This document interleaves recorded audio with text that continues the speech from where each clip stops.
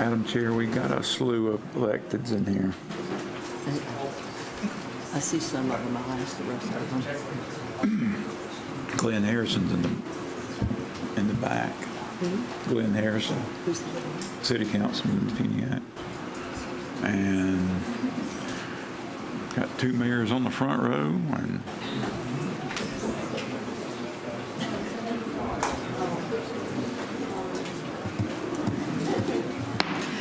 Good afternoon. Welcome to the August 12th, 2025 BCC meeting in Funiac Springs. It's 1 p.m. All commissioners are in attendance, and I'd like to welcome everybody. It looks like we have a full house, so we're going to try to stay close to our agenda, and I appreciate all of you being here. Thank you for taking time out of your busy days to join us, so thank you very much. Would you mind giving some information, and then we'll do the invocation? Yep. Good afternoon, everybody. My name is Brian Kellenberger. Thank you for coming today. We appreciate your attendance, and we thank you for your participation in our meeting. A few items before we get started. If you have any devices that make noise, if you'll put them on vibrate or silent so as not to disrupt the meeting if you were to take a call. We'd appreciate that. If you would like to have a conversation with your neighbor, we ask that you take it out in the hallway. And if you're going to get loud, take a little bit further down the hallway. And then there is more than likely going to be difference of opinion in this room today. So I ask that we all respect our fellow attendees today. It's appropriate to have difference of opinion, but we should all treat everybody with respect. There's a couple of areas in our meeting where we have public comment. I'd like to remind people that public comment is exactly that. It's not a question and answer period. The first one is if you would like to comment on an agenda item. And so if you can't stay for the whole meeting, that's the time to come up and give your comment. The second period is at the end of the meeting, and that's where you can talk on whatever you would like to talk. We have a 3-minute rule to kind of help keep the meeting moving along. We ask that you try to get your comments within the 3 minutes. As you get close to it, wrap up to get your point across. It'd be much appreciated. And so with that, let's have a good meeting today. And if you will join me in the invocation and the pledge, I'd appreciate it. May the Lord be with you. With your spirit. Let us pray. Dear Lord, thank you for this opportunity to serve the people of Walton County in the capacity of elected officials and staff employees. Watch over and guide us as we consider these items on the agenda today, and help us to understand all the issues that surround them so that we can make the best decisions for all concerned. And as always, help us to treat everybody with patience and fairness and kindness. In Jesus' name we pray. Amen. Amen. I pledge allegiance to the flag of the United States of America and to the republic for which it stands, one nation, under God, indivisible, with liberty and justice for all. Madam Chair, Yes. could we move my agenda item to the front? I knew you were going to ask that question. Yes, but we're going to put you right after Commissioner Glidewell. That will be fine. Thank you, ma'am. Thank you. Okay. We have a lot of guests in here. I probably don't know all of you, but I see Mayor Russ Barley in the front and Mayor Bill Campbell. Excuse me, Bob Campbell. Who else in here is an elected official? Am I missing anybody? Who do you see, Mr. Councilman Harrison's back in the back. Councilman Harrison? Harrison. Hello, thank you for being here. Anyone else? Am I missing anyone? Thank you very much for taking the time out of your busy schedules to be here. We do appreciate it. Thank you. Okay, we have Mayor Ann Sexton from the City of Paxton. Is Mayor Sexton here? Nope. Okay, I think she was going to invite everyone to the City of Paxton's annual festival. Does anyone have any information on that? It's in September. We'll bring it at the next meeting. I'll make sure y'all get copies of it. I'll reach out to the newly hired city clerk. Okay, thank you.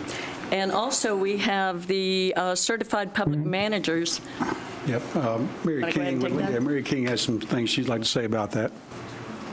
Good afternoon. Hello. Today, we are State your proud name. to, Mary King, Director of Administrative Services. Thank you. Can y'all hear me? Okay.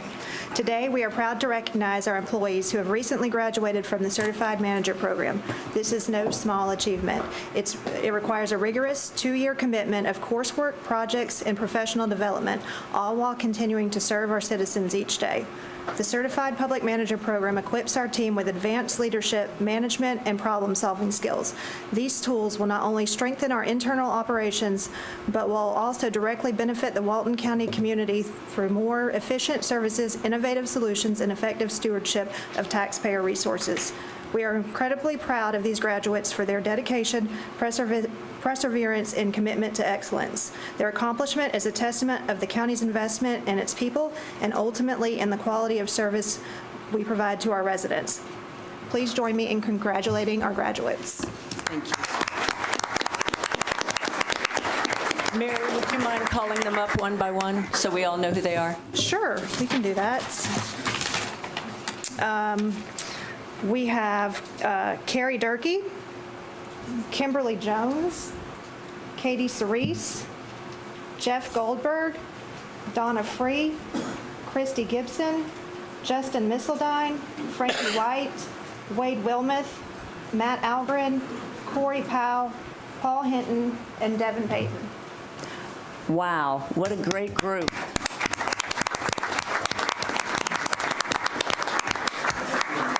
Let's get their picture.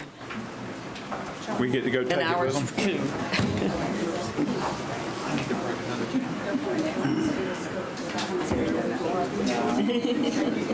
I'll be in the back instruction well. Y'all get right. And then they have people here in the hall from the commissioners. See, Frank always tells us what's They don't.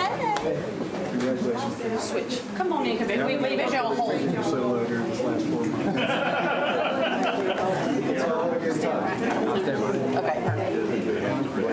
I get over here with the trouble behind.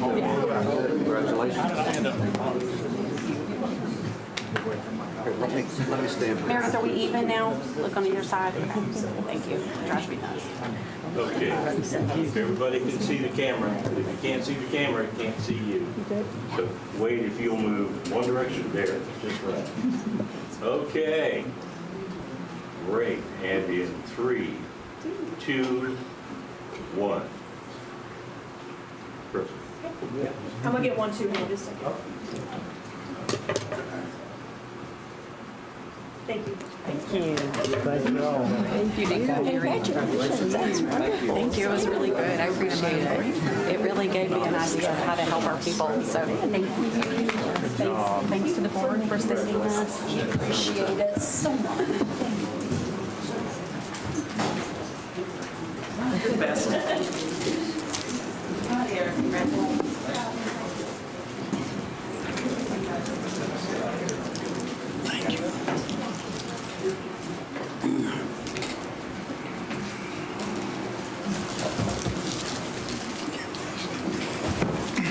What a great achievement. I think it's wonderful that they took the time to go through that course and prepare them for the future. So congratulations.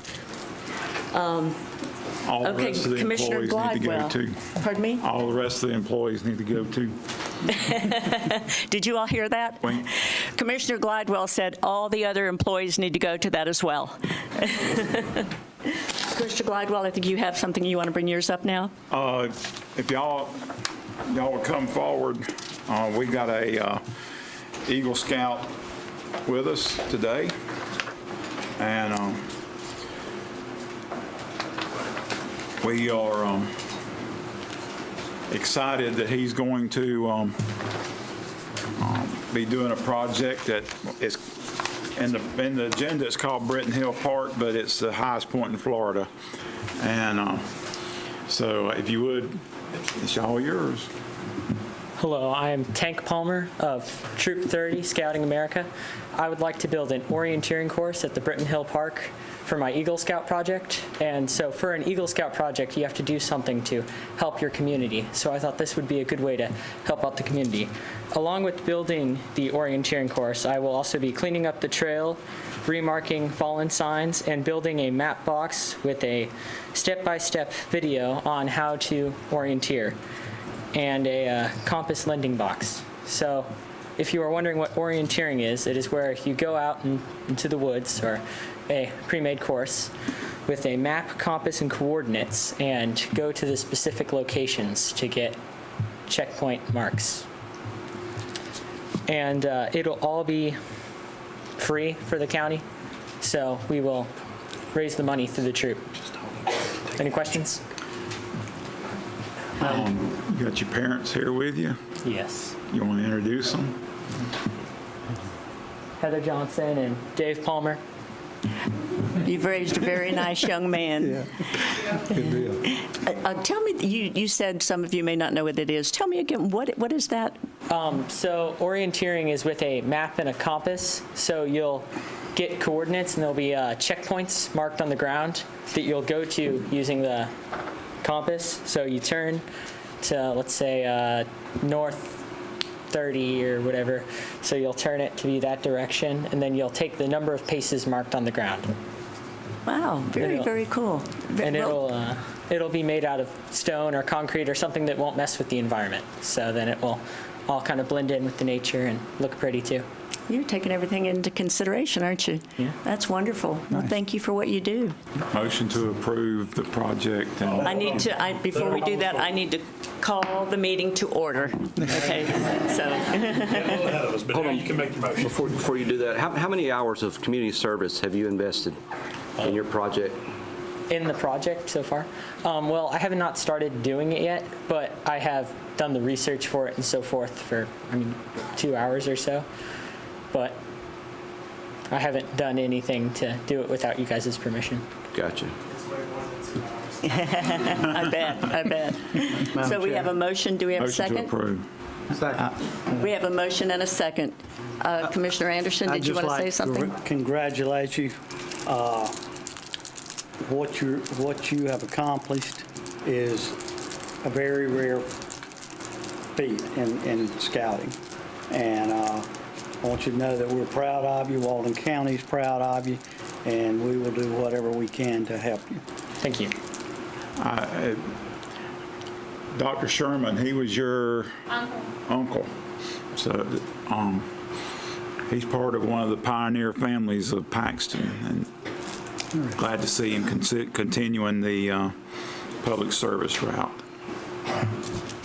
We have a motion and a second. Anyone in the audience care to speak to this? Seeing none, all in favor say aye. Aye. Congratulations. Thank you. And good luck. Thank you. Thank you very much.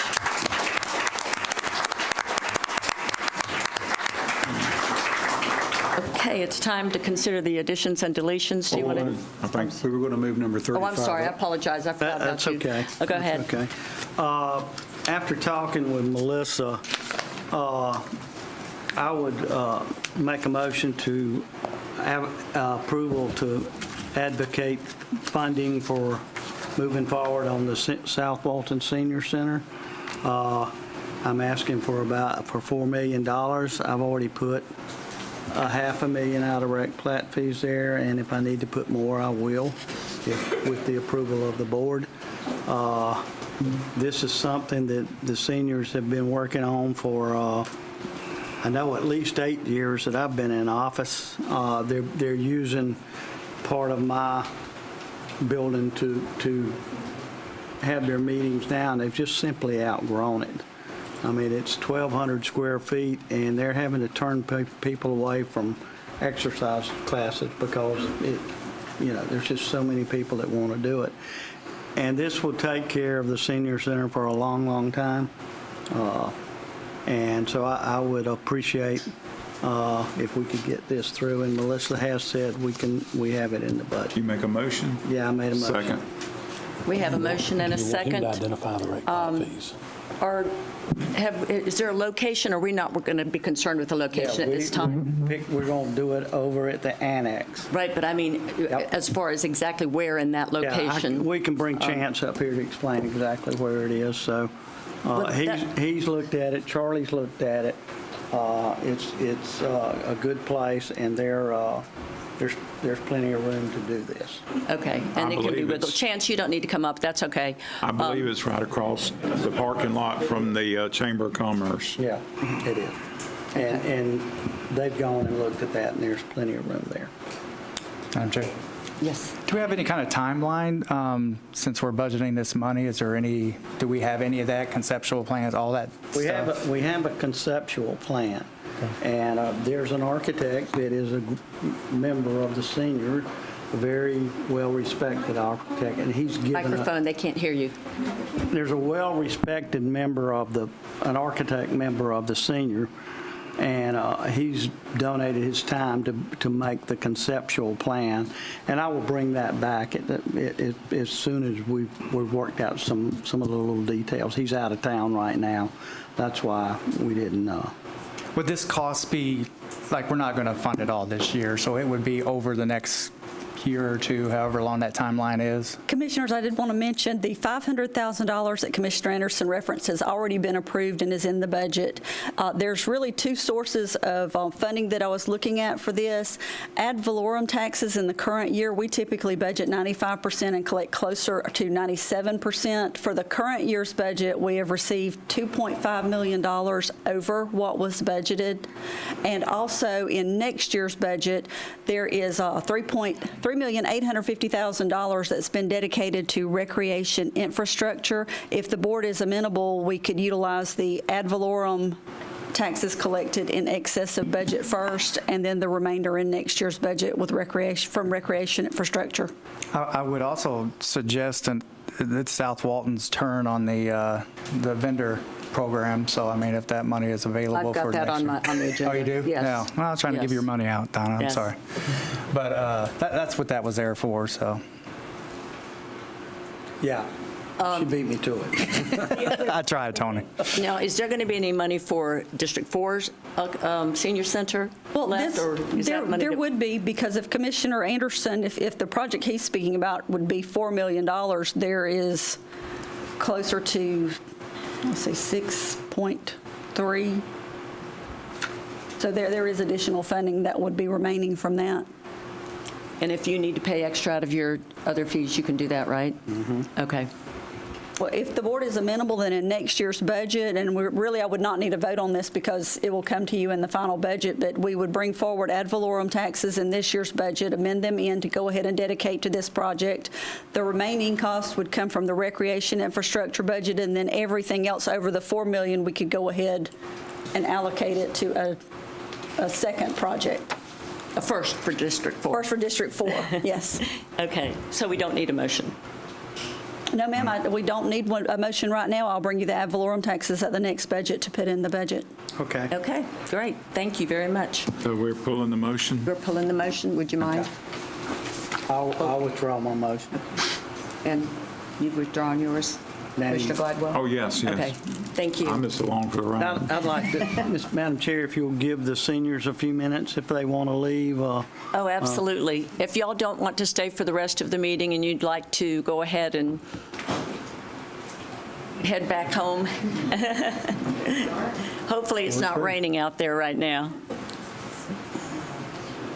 Thank you. Thank you very much. Thank you.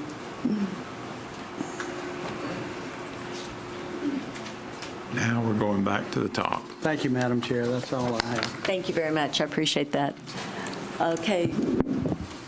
County Administrator, Mr. Yes, ma'am. Kellenberger, would you like to take over the additions and deletions? Yes, ma'am. We have one addition that we'll put under environmental services, and Linda Gates will give that to us. And then there's two deletions, number 16, which was a citizen's request, and then number 32 under Commissioner Curry's. So those two items will be deleted. Motion to approve the agenda with the additions and deletions. Second. We have a motion and a second to make the additions and deletions that were just mentioned, environmental services added, and also 2 deletions. All in favor, say aye. Aye. Motion passes. Okay. Public comments. Pardon me, public comments. Public yeah. comments. If you are not going to be here for something that's on the agenda and you'd like to speak to it, but you're not going to be able to be here when it comes up, you're welcome to come up now to speak to it. Barbara?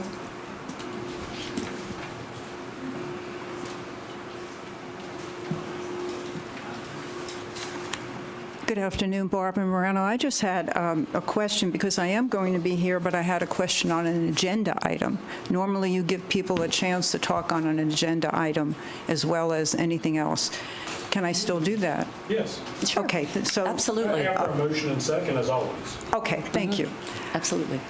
Commissioners, you are going to approve, I'm talking about Commission Agenda Item 6. Which one?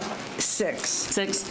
No, and you're not going to be here for this, is that right? Well, it's in the consent agenda, so. Oh, okay. This would be appropriate, yes, ma'am. Thank you.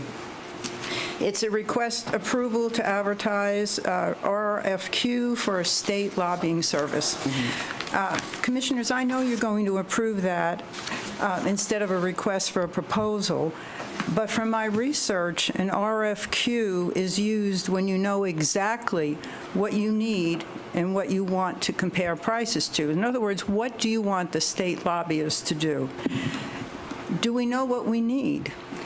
Okay, and what I was going to say is SB 180 has forced us to take a hard look at how we got into the situation that we did. So hiring this particular firm is extremely important. But how can we as a county, as commissioners, as staff, and citizens work together so we're not in the same situation again? How can we help government how can we help government with the pending state legislation? How can we monitor the status of proposed impact that's going to impact the county? And how can we provide a summary and updates of all the legislative activity that's going on in the session, not after it's passed? And how do we conduct research, analysis, prepare reports, et cetera? Commissioners, it's my hope that this RFQ and this company includes what we may truly want from our state lobbyist firm. I have something that I would like to pass out, if that's okay with you. Pass it to the clerk, please. Okay.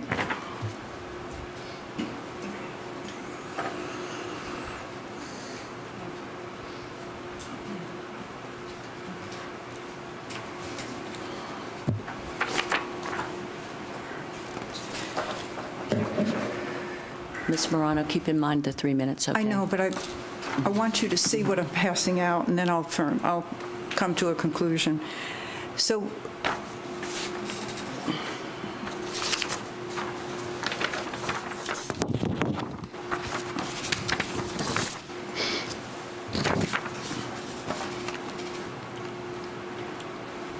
okay, so what I've passed out and what I just read to you was from the essential, very essential job functions of a position that we already have. The position that we have is a Director of Governmental Coordination, and I sent that to each of you on July 28, 2025. As a citizen, I'm asking how we can get updates from our Director of Governmental Coordination, as well as the state lobbyists that you are going to put out the RFQ with. And I'm asking this for really very basic but important reasons. And I'm just going to firm it up with one sentence. Because we need to plan appropriately, we need to advocate wisely, and we need to support our local government. So I'm hoping we can get updates from the position that we already have, as well as from the state lobbyists. Thank you. So thank you. Thank you very much. Madam Chair, let me just address the RFQ issue. So with an RFQ, we don't bid for price. Right. The advantage of doing an RFQ specifically for services like this is it allows the board to receive proposals that can define how they wish to do the job. The board has the ability as part of this to ask for certain services or ask for focus on certain things and ask ask for proposals about how they would do it rather than a proposal of cost. Once the board gets that back, the board would then rank each of those firms first to last, however many propose. At that point in time, the board then enters into negotiation to determine the cost. So when you're dealing with a specialized service like this, where we're trying to determine exactly what services we need, that's why it's being sent out as an RFQ this time, as opposed to an RFP where it may just be lowest bidder becomes an overweighted size of it. So by design, that was why it was done as an RFQ, to allow the board the most flexibility in its decision-making process. Thank you. I just want to make the board aware that we don't need to duplicate services when we already have a person on staff that can do many, many things. Thank you. Thank you. Mr. Osborne?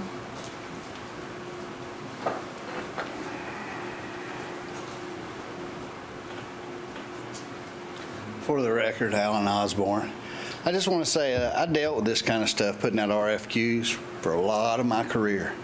And what we're missing here is a change, because we shouldn't be shocked that we do the exact same thing and expect different results. The first thing you should have done when you do an RFQ for this is this board having a meeting, a workshop, and decide what is the mission statement for our lobbyist, and what objectives do we expect the people bidding on this RFQ to obtain. And all of you have to be in lockstep with each other by at least a 3-2 vote of what those objectives should be for this contract. And without it, what are they bidding on? Never once did I go to the boss and say, boss, I want to put out a contract for bid. What do you want them to do, and what do you want them to achieve? So if you haven't done that publicly and told us how you're going to spend our tax money lobbying for supposedly what we need, maybe you need to hear from us or from each other of what you're going to hire this company to do. Because right now, you're getting a bid on what? Just being a lobbyist. Well, hell, anybody can bid on that. I can lobby right here like I'm doing now for you to think better of what you're going to present out there to be bid on. Really, I did this a lot. The federal government wouldn't do it this way. You would have a set of objectives, and then you would have measurements in there that measured your progress on obtaining those objectives. You would have performance goals and something called deliverables on the action. So I think this thing is the cart before the horse.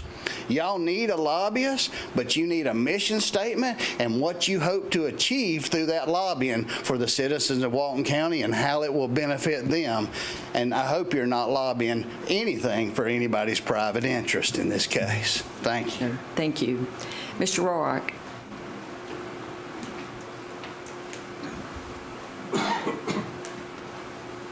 Todd Roark, R-O-A-R-K. So a request for qualifications is to go and find the most qualified candidate, either a consultant, vendor, supplier. It's a qualifications. You can't do that. You're putting the cart before the horse. I agree 1,000% with what Mr. Osborne just said. Coming from the corporate world, procurement, I've written hundreds and hundreds of requests for qualifications, requests for proposals, requests for questions, requests for information, hundreds of them for multi-million, billion-dollar entities. This is truly putting the cart before the horse. If you don't know what you're really asking for and you're looking for, how do you determine if you've got the best candidate that generates a request back to you on a request for qualifications? It doesn't make any sense. And I've been here for 10 years. I've got 9 tows out of Walton County. 1 tow is the sale of my house. So many of you probably will be happy to hear that. But until I do that, I'm still paying my taxes. And for 10 years, I haven't seen anyone get up here and provide an update to this board on that large job title that person has. I don't even know who that person is. But why hasn't he or she, but I believe a he, they should be responsible to provide you and the taxpayers at least 3 or 4 times a year, if not monthly, what the hell they're doing. I mean, what are we getting for this six-figure income that this gentleman is supposedly making, and where does he sit? Where does he office? How do we meet with him? What's he doing? Do you guys meet with him individually? I know you can't meet as a group for obvious reasons, but what the heck's going on? I mean, we don't know. And then, as I've said many times, when we get no communication, social media takes over, and people fill in the gaps. Communication is key. So we don't know what's going on. So crap's getting made up, and over time, crap becomes the gospel, and the gospel gets spread around the world and back. It just doesn't make sense. But it's a request for qualifications. Right. So how do you know what you're looking? If you haven't had the meetings to determine what you're looking for, and maybe Mr. Bryan knows, I don't know. Well, Thank you. I would like to add that this is to advertise. I'm sorry, your voice isn't coming through. So this is to advertise the RFP, and so we get approval to do, the RFQ. Purchasing works with our government liaison to put together the RFQ.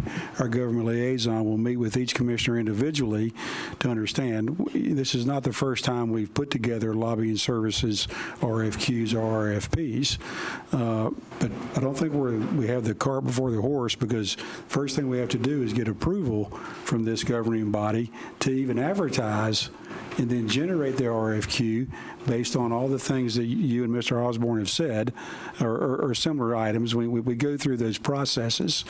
And so I think that while we understand where you're coming from, I think maybe y'all might be a little premature in your statements. We're not analyzing or reviewing RFQs that we have received. So we're at the very initial step, because the existing services contract will end in the upcoming months. So that helps a lot. So, I'm not that familiar with how this, I understand you have to get approval to go to the toilet.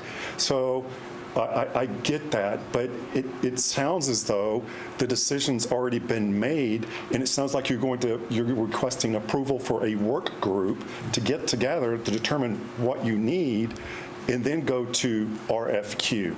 So, right, that's not the way this agenda item reads. It says approval for RFQ. To me, it sounds like you're getting approval to even discuss the potential. It says request approval to advertise. But why would you advertise something you haven't discussed and come up with that mission statement? We want to make sure that the county commissioners want us to do that. Okay. All right. If they don't want us to do it, we would be wasting our time. Okay. Your explanation, excuse me, sorry about that, everyone. That's all right. Thank you. Thank you. Yes, sir. Thank you, Todd. Appreciate your input. Madam Chair? And Mayor Russ is here, but I believe Elizabeth Brandon, Councilwoman Brandon, she gives a legislative update periodically, correct? Or does she not do that anymore? You can just shake your head if you want. You don't have to talk. Okay. Okay. Well, I mean, I've seen her in there before when she's talked about some things going on with the legislative with Tallahassee and everything else. So, Mr. Campbell, did you want to speak? Yeah, I appreciate the opportunity. I've got an annual conference the next 4 or 5 days in Orlando, so I got a lot to do. Okay. To get out of here early in the morning. I'm Bob Campbell, Mayor of the City of Phoenix Springs, and I'm here to just to speak on the item. I think it's 31 in regards to Walton County Economic Development Alliance. I was a vice chair on that board for 11 years. I have been mayor this is my 13th year, but I owned a business, contracting communication business for 24 years, had an office here, and I had an office in Montgomery, Alabama. I understand a lot of the needs and wants of people trying to start up business, do business, expand the business, and I've also been someone who drove 45 miles one way when I was an employee in places near Crestview or Panama City Beach and places like that, because there just was such a lack of those types of jobs that you could make a living on closer than that. There's a lot of jobs in Walton County, but most of them are pretty not very high paying. And so industry and include manufacturing, those type of things, I think would be a real welcome here, and that's what I think the EDA would be a real benefit for us as a county. I really like how Mr. Matthews has now kind of set the EDA up in a much more manageable way. He's brought in a lot of private sector. As most of you know that have been in government like I have, most people that hold positions in the government aren't business-minded people. And so you really need the private sector. He's got a good team out there to where he's not a one-man show like we did for about 8 or 10 years. And I think it's well-oiled, well-greased, ready to roll. There's a lot of things that are happening behind the scenes that you can't put any stats on right now. But I think this county is going to hurt severely if we don't support it, and I know that the county is the main supporter. So I am just encouraging you to support funding the EDA, continue funding it as requested. Thank you. Thank you, Mayor Campbell. Yes, ma'am. Yes, ma'am.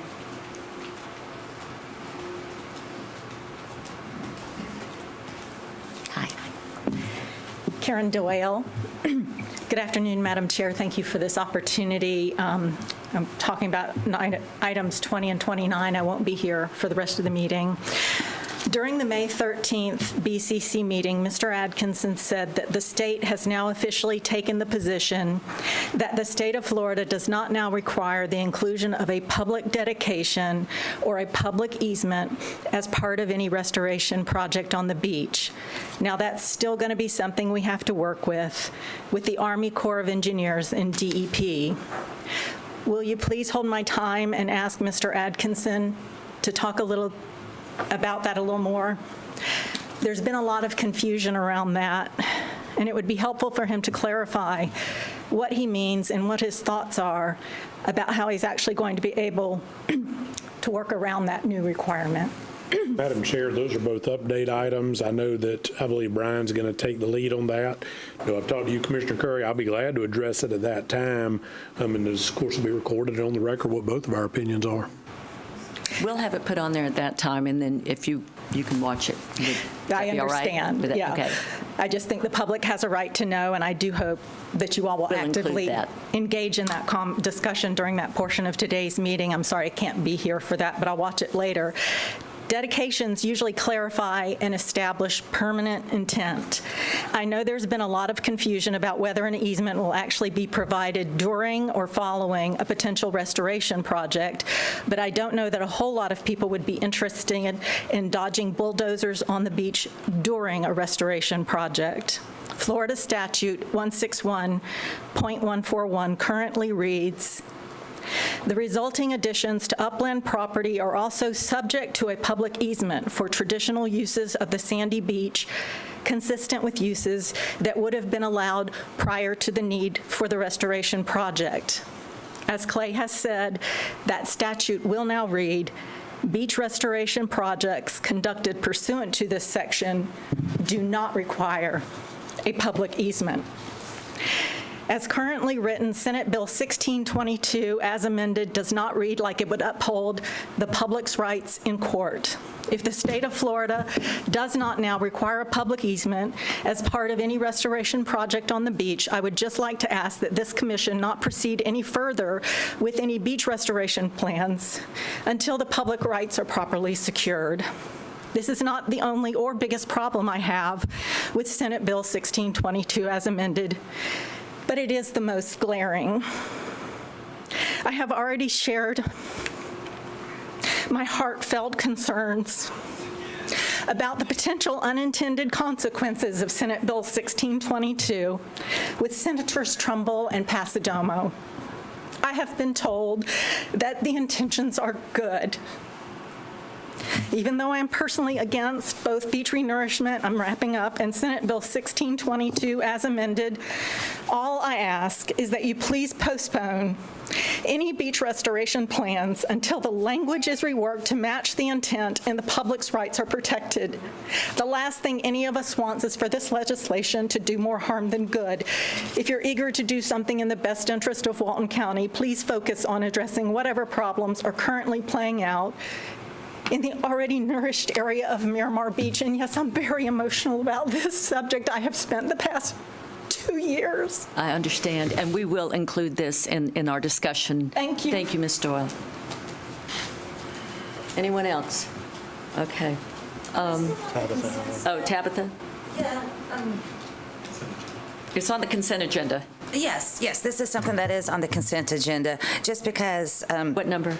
And state your name, please. I guess it's back to number 6. State your name. Tabitha Howard, Howard. I'm sorry. Back to number 6, just because several people had gotten up and spoke about it. Because with the state lobbyist, I guess...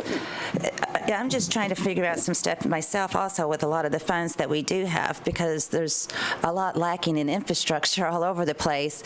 And like with the BP money, how I know that goes over 8 or 9 counties. I've just started digging into that, last night, and with some things, because there's a lot of that Triumph money that's throughout the county and stuff. And I had read, I guess, how Brad was able to help secure some things. Excuse me, Tabitha, what about the lobbyist? What are you asking? Oh, well, with that, just what he's connected with that, I hope that I'd like to know more about that and how that it does work. So, I would like to know what mission statement and, what it is that we're looking for in a state lobbyist. Okay, thank you. Yes, thank you very much. Can I address that real quick? Quickly. Yes. You can go ahead and have a seat. I think I'm the only person in the room, I've kind of scanned through, that actually has hands-on experience in dealing with the day-to-day of the relationship that exists between a legislator and a lobbyist and what the responsibilities are. So there's nothing new that's happened that is happening here. In fact, Mr. Kellenberger has articulated very carefully, very deliberately, and very eloquently that what we are doing is we're going to advertise a request to generate interest that it may exist between firms that are engaged in this type of work. If we so choose as a board collectively to enter into an agreement with lobbying services, there are a number of things that we have at our disposal. But here's how that works. Some requests may be fixed and obvious. Some requests are going to be fluid. You never can control what happens in the day-to-day of a 60-day session. And outside of the 60-day session, there are executive obligations and requests that exist, whether or not we have an issue that pertains to the Department of Transportation, the Department of Education, the Department of Health, you name it. So what happens is we choose whether or not we want to acquire this type of service. Each year, Senator Trumbull and Representative Abbott meet with Walton County in the form of a meeting called a legislative delegation meeting. That gives the public, the general public, and it gives our commissioners and staff an opportunity to go before Senator Trumbull and Representative Abbott and make our requests publicly known of what we want to ask for them to generally advocate on our behalf. We may have already articulated that we have certain transportation projects that we want work on. We have environmental projects. We have renourishment projects. We have a vast array of initiatives that we have interest in. It may be budgetary items. We may ask for $5 million for a transportation project. We may ask for supplementation for the Department of Health. We may ask an array of things, but we don't have to articulate every one of our asks. That's the beauty of having someone on retainer who can deploy those services. But here's where the power lies. The power relies in our state legislative delegation's ability to perform in Tallahassee. We have good representation currently with our state senator, Jay Trumbull, and our state representative, Shane Abbott. They were elected to go to Tallahassee and advocate on our behalf for Senator Trumbull at 7 counties, for Representative Abbott at 6 counties. Walton County of being one that is a shared county. Now, if we choose to retain the services of a lobbyist, what we're acquiring is supplemental services. Senator Trumbull and Representative Abbott already know they have a basket of asks that come from all different directions, from 6 or 7 different counties, including Walton County. By retaining a lobbyist, what we're doing is we're asking someone to provide supplemental services to the state representative and to the state senator. So that's the advantage that we have I mean, you don't always need the services of a lobbyist, but what they're doing is they're providing supplemental services for the state representative and the state senator when they already have a basket full of obligations that they're working on.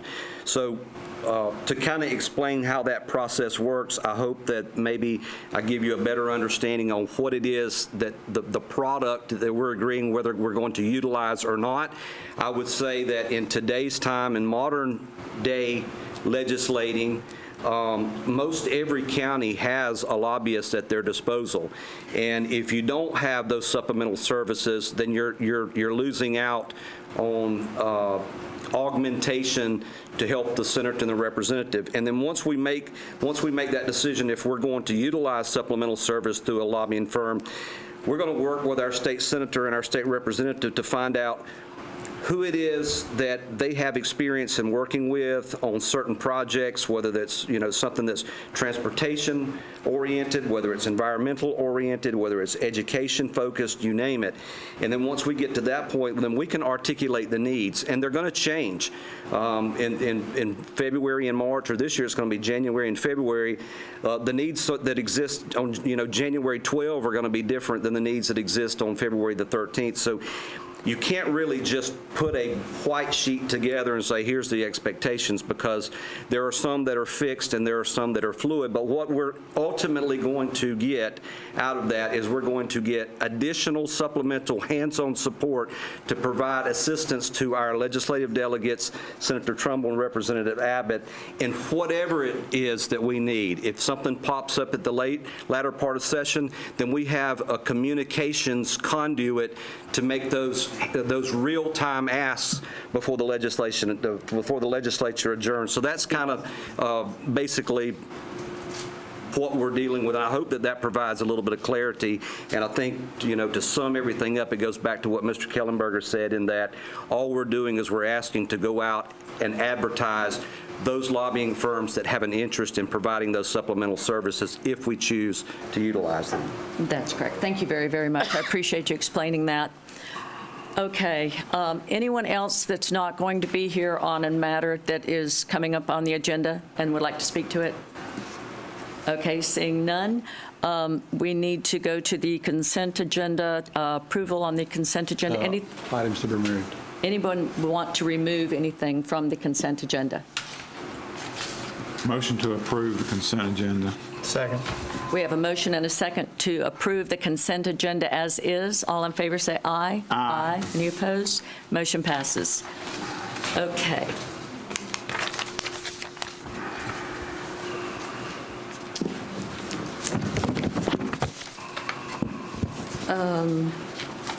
We are now at citizens' request. Uriah, would you like to step up?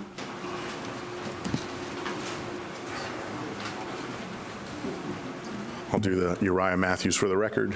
U-R-I-A-H Matthews with 2 T's. I have some folders for each of you. Okay. Would you, can you? I can, and yes. Can you please remember that we're going to keep it at 3 minutes, okay? 3 minutes. Okay. So real quick, Uriah Matthews, U-R-I-A-H Matthews, 2 T's. I've got some folders for you all. I'll send those over to you, and I've got one for Melissa as well.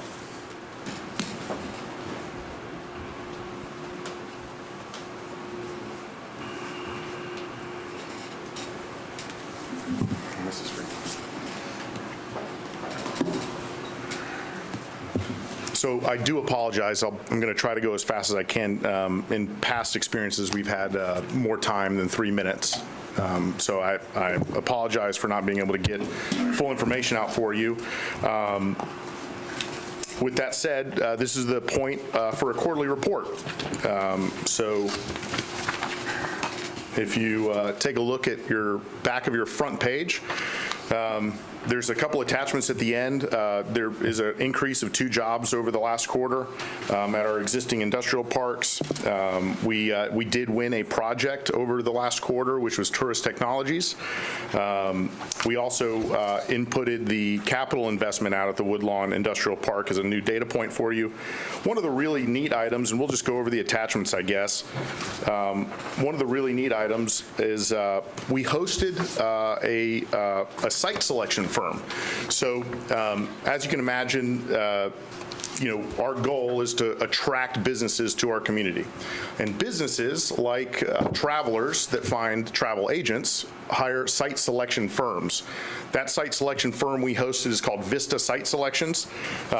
We hosted them for 2 days here in Walton County for a corporate retreat. It's through a relationship I established in my activities. And about a year later of nurturing that relationship, we were able to bring them into the county. They had their entire corporate retreat here. They paid for all their stays and everything else and conducted commerce here. But we had a business that is for the purpose of locating businesses across the country. Just in the past 3 years of their existence, they've cited 1,000 locations, $4 billion of incentives secured, and done business across 49 states.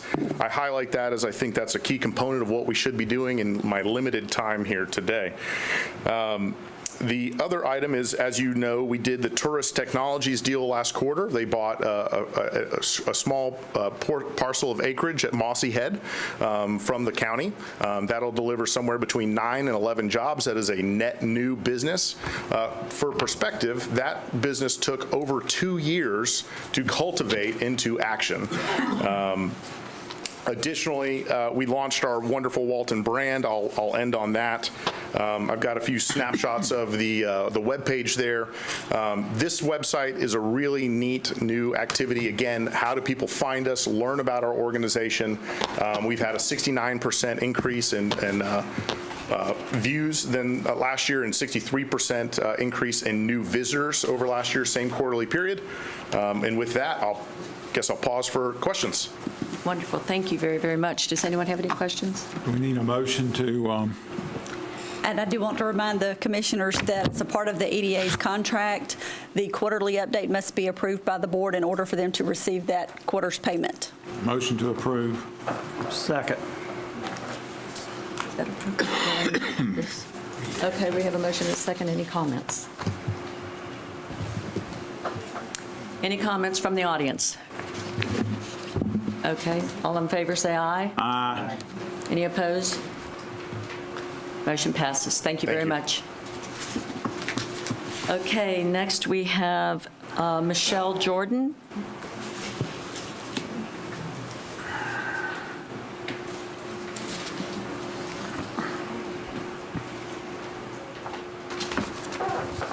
Good afternoon. Good afternoon. I just wanted to clarify before I get started. Would you please state your name for the record? Yes, it's Michelle Blankenship Jordan. I had requested to be placed on the, and I apologize, your meeting rules are a little bit confusing, but on the public comment on non-agenda items, it doesn't state that there are time restrictions on this portion of the meeting. We have 3 minutes is our standard policy. For this portion? Yes. Okay. Thank you.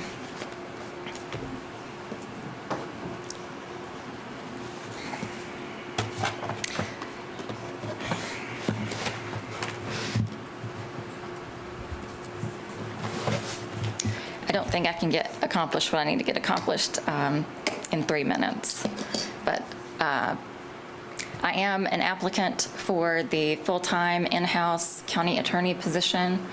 I applied after your last board meeting on July 22nd.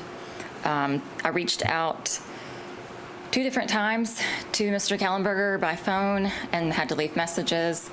I also reached out by email in the same time frame. It took Mr. Kallenberger a week to respond to me. He did respond by email. He never did return my phone calls. He advised that he did not think it was appropriate at this time to introduce a candidate to the board, even though this board, and I've gone back and watched your meetings, I have not seen this board take a vote to remove that advertisement. We don't typically take a vote to remove an advertisement. But I'm sorry, go ahead. I don't want to take you. So this is one of 3 positions in your county that answers directly to the board. So I'm here today to address some concerns that I had about what I believe to be hurdles that have been put in place in administration with getting county attorney applications to the board. And Madam Chairman, when you're aware of a specific issue that I had when I notified Mr. Kellenberger after he let me know that I would not be placed on the agenda because I wanted to present myself as the candidate and talk about my qualifications. I've been a county attorney for almost 14 years. I was the assistant county attorney in Jackson County for 2 years before I was appointed county attorney in 2014. I am the municipal attorney for 6 other municipalities across 4 counties. I meet all of your minimum criteria. I am here because I'm here to speak on behalf of Michelle Blankenship Jordan. I wanted to bring to light the issues that I believe are hindering your ability to interview or evaluate potential candidates. I spoke more than once in your past meetings that there are no other options, there are no other applicants, but I'm here. I assume that you all have my application and my resume, but I did bring extra copies if you don't. Again, I apologize, I was not expecting my comments to be limited to 3 minutes.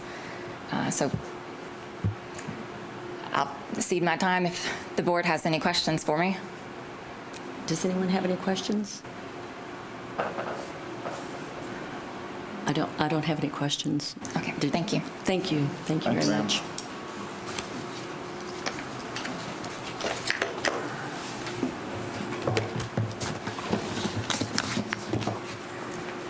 David and Sophia Carroll? Are they here? David and Sophia Carroll. Okay. Dan Scoopin? One more. That's it.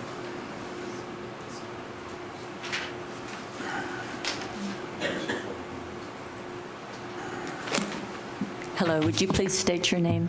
Dan Scoopin, a resident of Miramar Beach, and been near Legion Park, which I'm going to be talking about for 21 years. Now, You have 3 minutes. 3 minutes, I know, man, that's going to be a problem probably. But I was trying to gain some commissioner support to save Legion Park from what I consider overdevelopment. Now, we have a quiet, peaceful, old Florida type park that we want to not be turned into a Disneyland type park. Now, I wanted to find out how does Walton County go about doing any of this stuff? So I talked to a bunch of commissioners, and I said, if you had the same situation that Legion Park has, what would you do? And every one of them said the same thing. We would talk to the people that are involved and see what they want. And, you know, that makes perfect sense, I think, to anybody.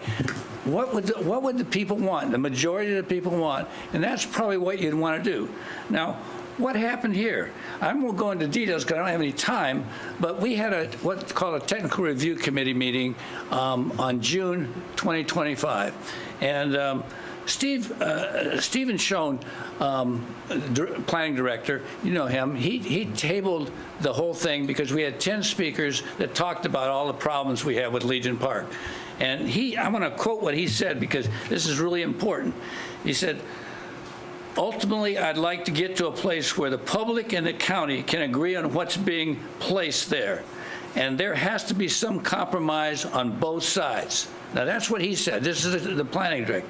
So we had a meeting on July 9th, and at that meeting, about 70 people showed up. And you know it's very hard to get 70 people to do anything, but these are very motivated people. And they all came to this meeting. And you'd think, okay, what would be the first thing if we had a meeting that they would ask for? They'd say, well, what do you guys want? What do you, 70 people here, what do you want? We had a compromise plan, 15 points. never asked us. They basically said, here's what we're going to do. This is a TDC. We have this plan. This is what's going to happen. So very, very unfriendly meeting. I would say it was estimated by a lot of the people who were there, 95% of the people were unhappy with the plan. Okay, now we said we don't really trust the TDC because they're going to come up with minutes that say, oh, this is a great plan. We wanted to do it. So we recorded the whole meeting, 2.5 hours worth. We all got together and said, okay, what's really going on at this meeting? Let's put what we think happened. And so we had a 6-page document that I can give you as an exhibit as to what really happened at that meeting. All right, that meeting, we're in a situation where they're telling us now that, the American way would be the people like us would have a say, and we have a lot of proof of what we really want, what the majority wants. They're always saying, well, somebody wants this, somebody wants that. Skupin, watch your time. If you're 95%, 5 people, of course, would want that. Mr. Skupin, Yes? your 3 minutes is up. Okay. I had some more things to say, but I'm very unhappy with what's happening. I hope that when this comes up for vote or anything else, that you guys realize that this is a dictatorship. It's not the American way of doing things. Thank you. Thank you. Thank you.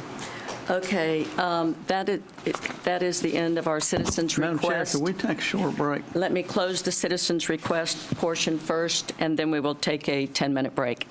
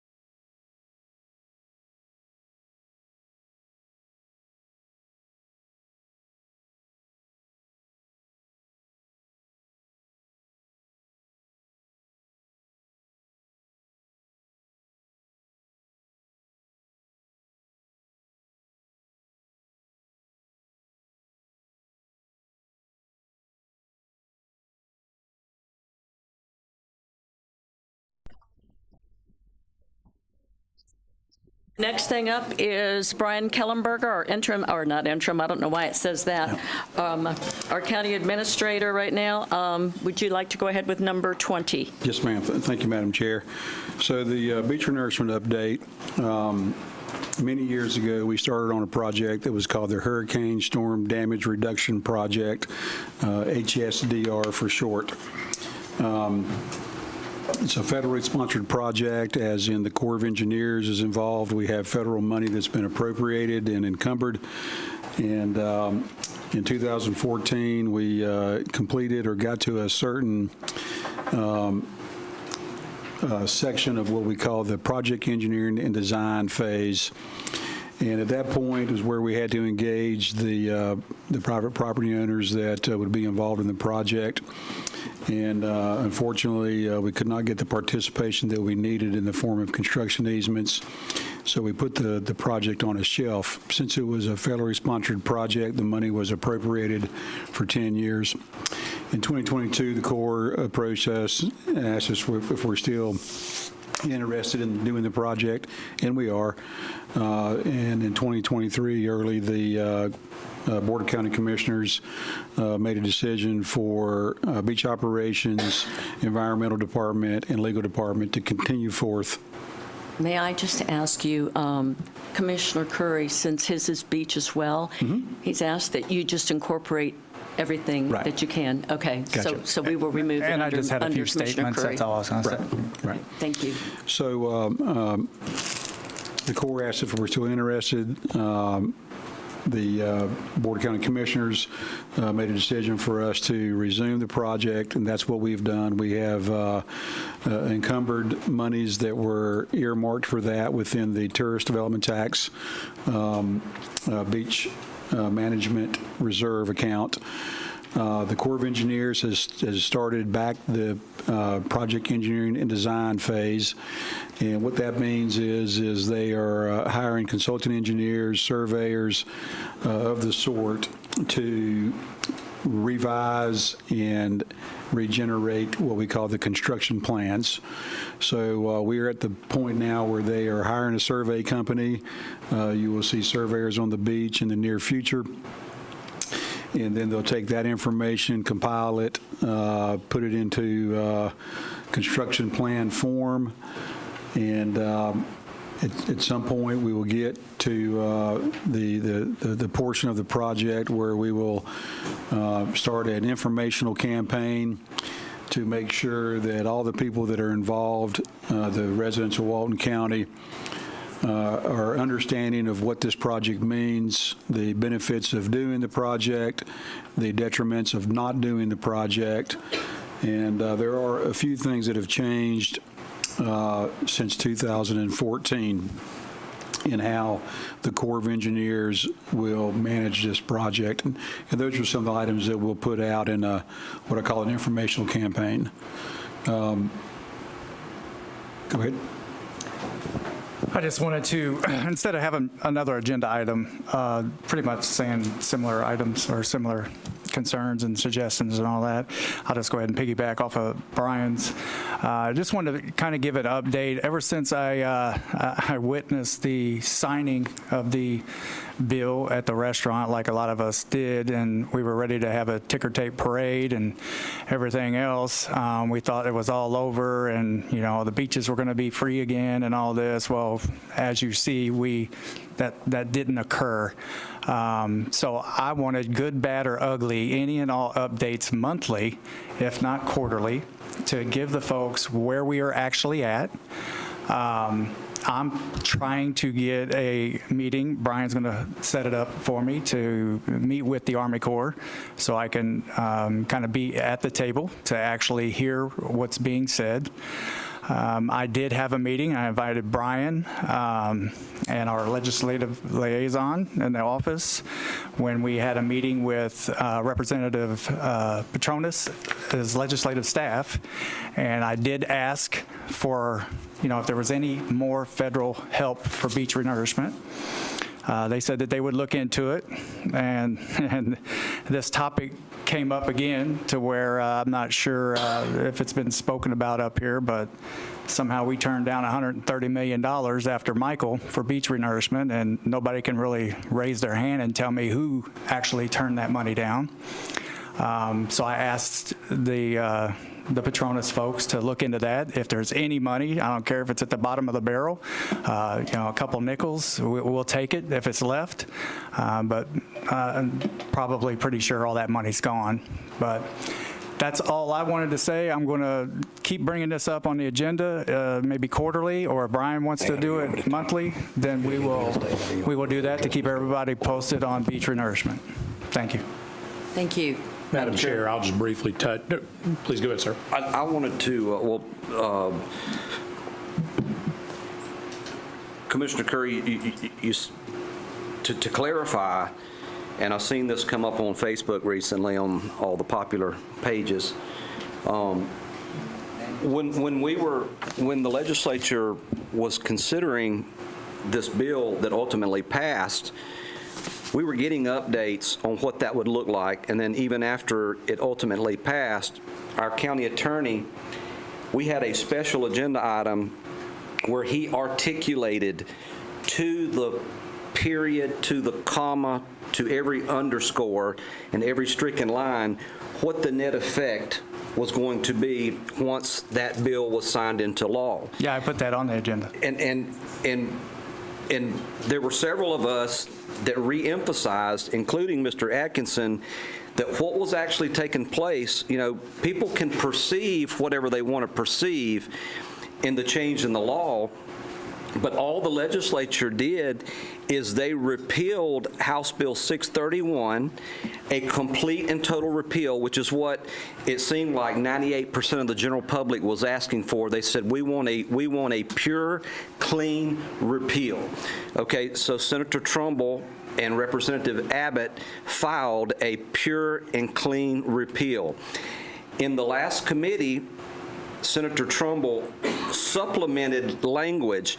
He raised the stakes a notch. He not only met the ante of the pure and clean repealed, but he raised it an amendment and created a more defined process for renourishment. Okay, so let's get that to where we are today, or when you brought it up to get us all kind of up to speed on what that was going to look like in simple terms as far as people being able to traverse the beach.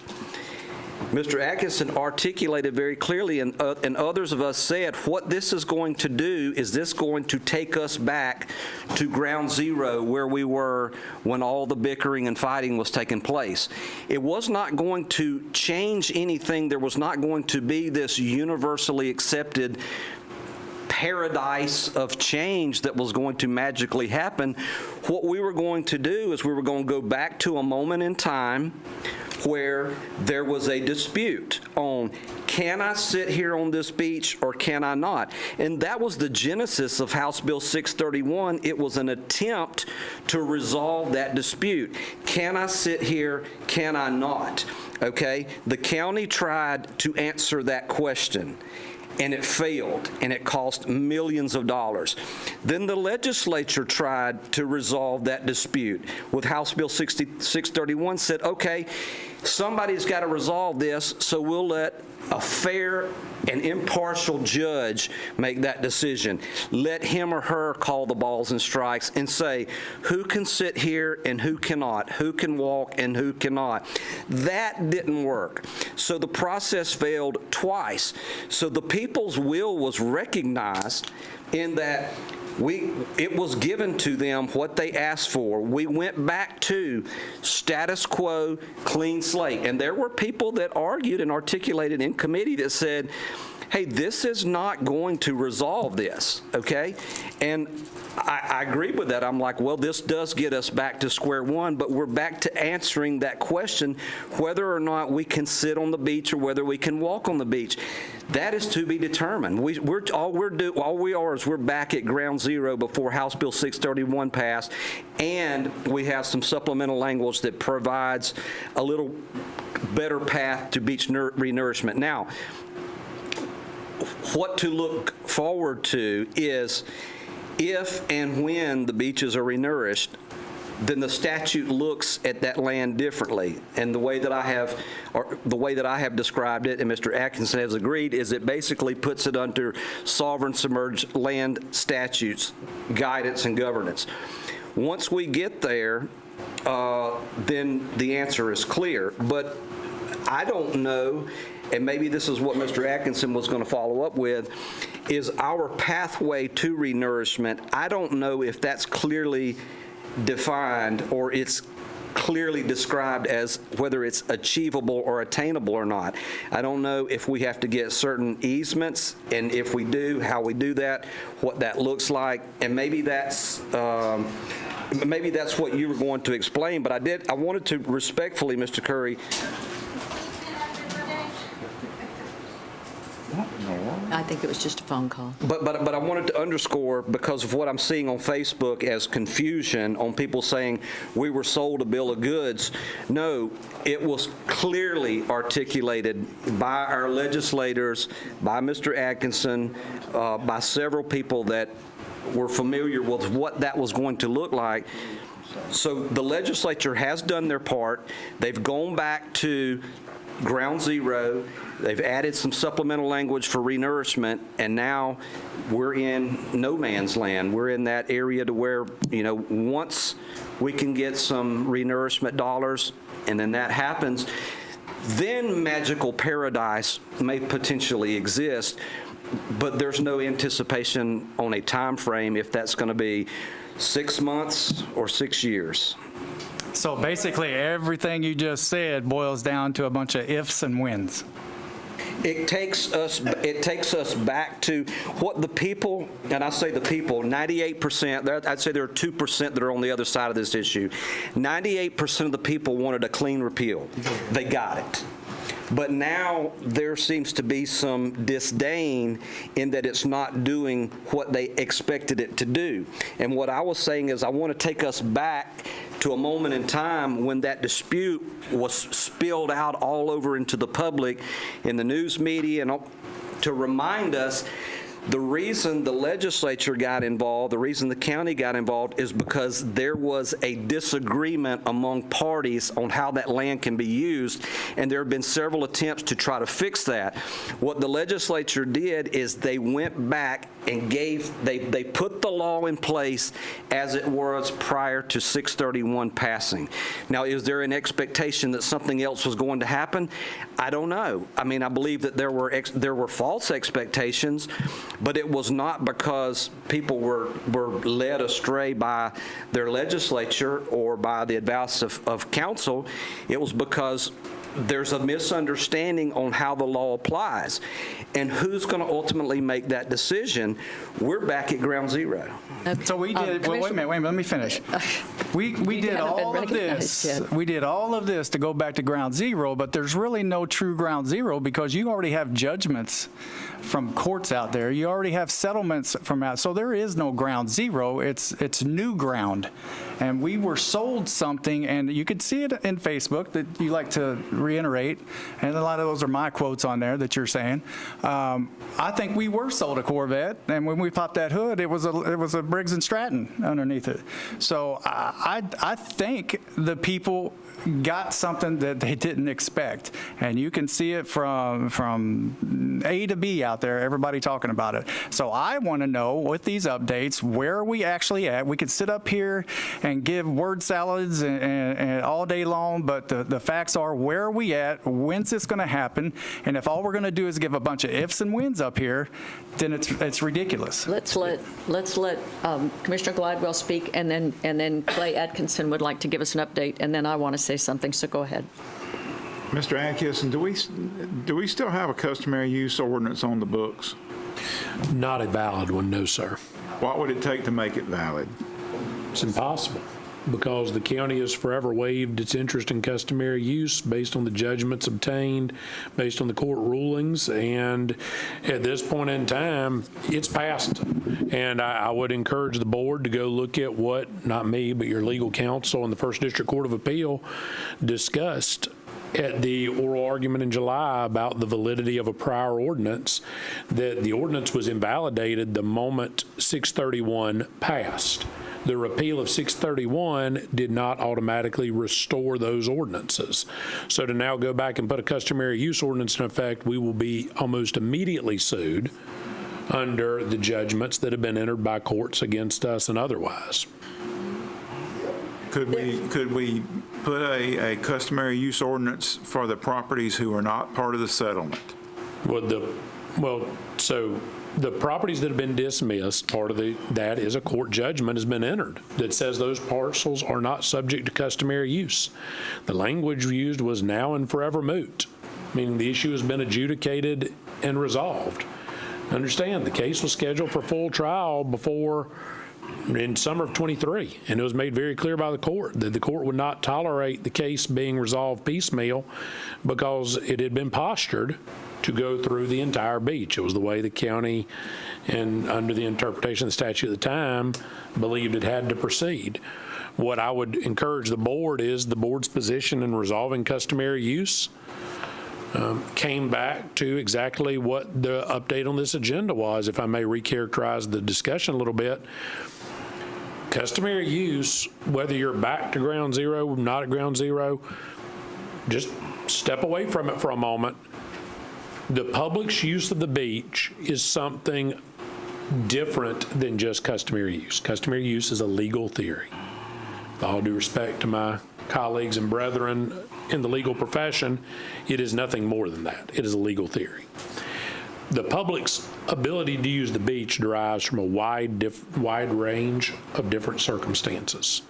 And I will simply note that the county's termination of its customary use claims under the former statute in HB 631 and the claims related thereto still to this day do not stop any member of the public who is able on their own to assert their own customary use, be it as an individual, a collective, a neighborhood, or otherwise, from asserting it.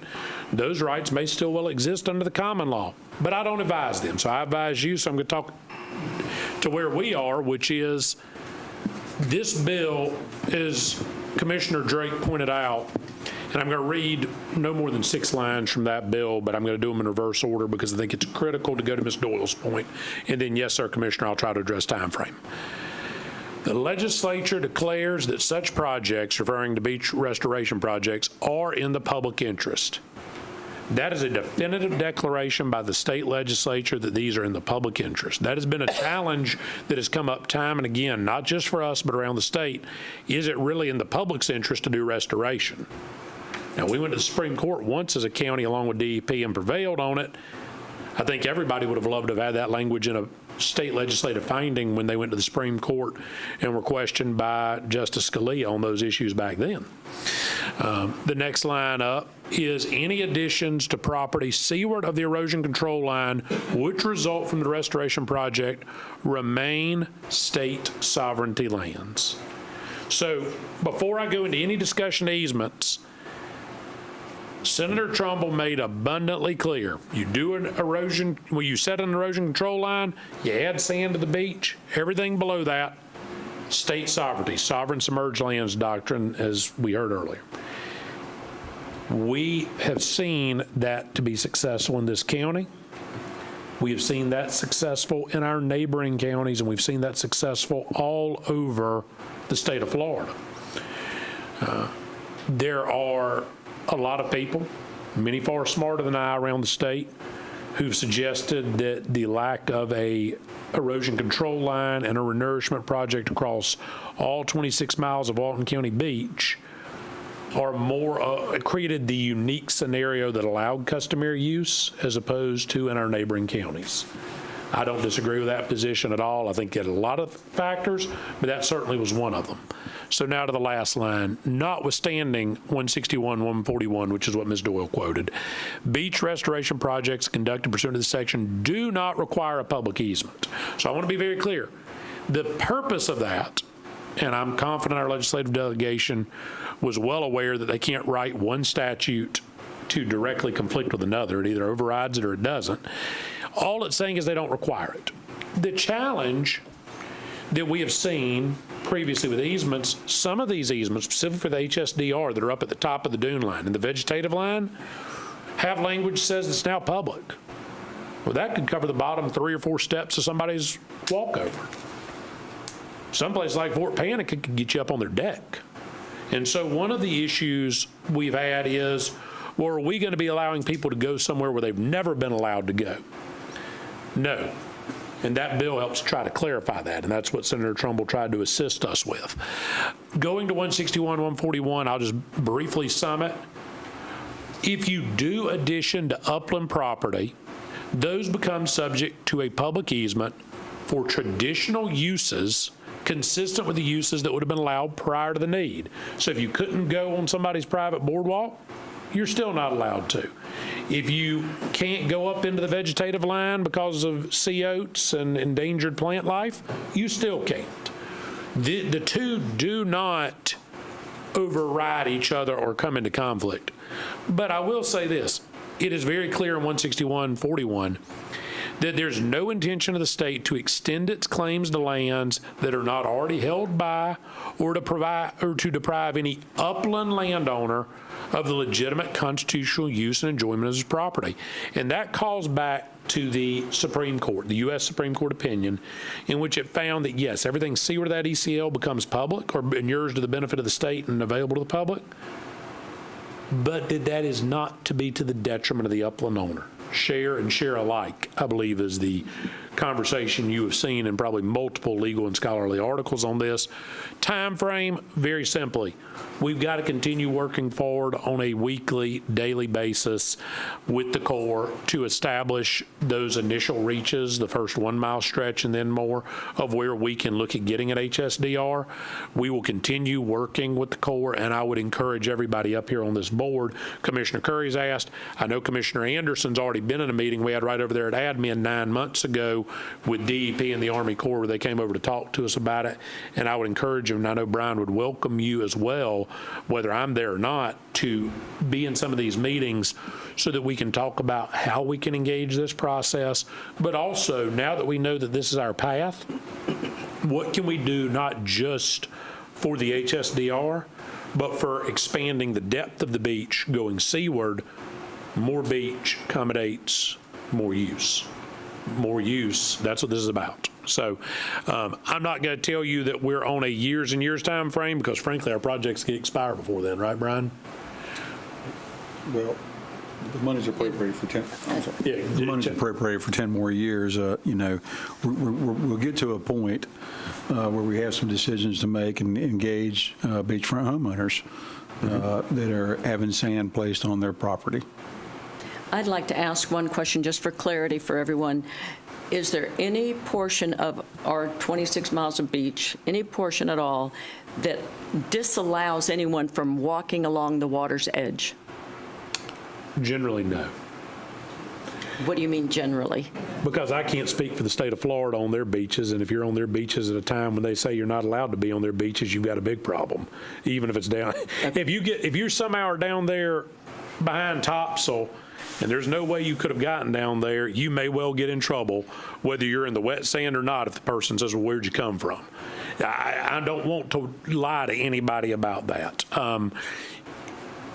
But as a general thumb, the wet sand area is for traversal east and west on the beach, and it is something that the upland owners are not able to stop you from doing. Okay. Now, I hate to even envision scenarios where that gets challenged, but what I'll say is our position of the Walton County Sheriff's Office, our position to code enforcement, has been unequivocally clear. The public can traverse the wet sand area of the beach. They don't have to be in the water itself. They don't have to be ankle deep. They're on the wet sand. They can walk east and west. And to my knowledge, nobody has been arrested or cited in Walton County since all this has happened for being in the wet sand. Okay, thank you.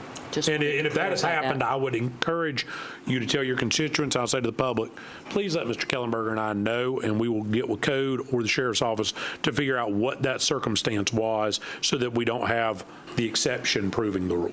Okay, thank you. Madam Chair, I have a question, and Clay, you can probably answer this, but I want to know, this is the question. that probably answers everything, and it's never been asked or answered publicly. But this was a problem in Okaloosa County just as much it was a problem and is in Walton County to the degree that it is now. The chaos and the confusion that exists in Walton County regarding beach use was this much in chaos in Okaloosa County at one time, and they just said, stop. Here's the line. Homeowners, you get this. Public, you get this, and we're tired of talking about it, and everybody's just going to accept it. And now they have that in place to this day. There are no problems. Nobody's talking about this. It's working. Why did we not do that in Walton County? I wish I could give you that answer, but I will say this: it predates every single person at this dais role. I mean, it goes back before 2016. Commissioner Anderson came here. The county was talking about looking at trying to do customary use to address issues going back into 07, 08, 09, even in the wake of a Supreme Court opinion that should have allowed just that. I cannot tell you why those prior boards took that route rather than wrapping themselves in a U.S. Supreme Court opinion that gave us a lot of authority, but it put us down a pathway that unfortunately triggered that. And then from there, it seemed to be, I don't love the expression slippery slope, but I think it actually describes what happened here. Whenever we missed that first foothold, we kept going down a bad path. Last thing, Madam Chair. I want to go back to what you were talking about when you began this discussion on the concept of customary use being a legal theory, common law doctrine. It derives from 4 elements that were established in a lawsuit way back, what was it, in the 50s or something? The Tonorama case, I'm sure. Tonorama. So there were 4 elements that had to be met for that theory to exist or apply. In House Bill 631, it was actually prescribed into that bill those elements of customary use.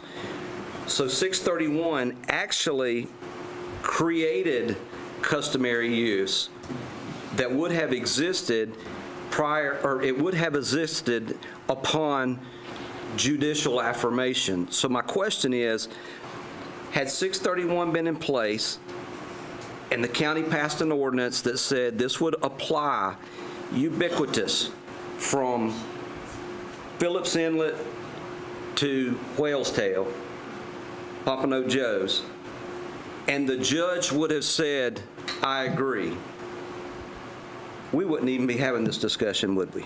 Absolutely right. If the court had agreed, this would have been done. And to be very clear, the court was clear in numerous public court hearings that anybody could have attended that this was never going to be a one-size-fits-all solution for the landowners or the county. And that was one of the biggest challenges of the case is, do you apply so maybe 3 of the elements exist on the parcel and you can't prove that specific parcel, but the one next to it, all 4 does. Those are some of the challenges. And that's why I say public use and customary use are overlapping rings, but they are not the same thing. The public's right to use the beach, the public's ability to use the beach is something different than the pure legal theory. I would just like to say that Commissioner Drake, you're absolutely right. If we had applied the same standard Okaloosa applied at the same time, we wouldn't be talking about this either. I concur. But none of us were here. Thank you. Brian, are you still? I'm done. Okay, you have your next one. Oh, yes, ma'am. Number 21, this is a request to appoint a representative to the citizen appointee seat on the Value Adjustment Board. I believe all of you have in your packet the applicants that we had for this. And our format is we will rank them individually and tally them up. Okay, be sure and sign it. Once you decide, we have a document in front of us with 3 names of potential candidates for this board, the Value Adjustment Board.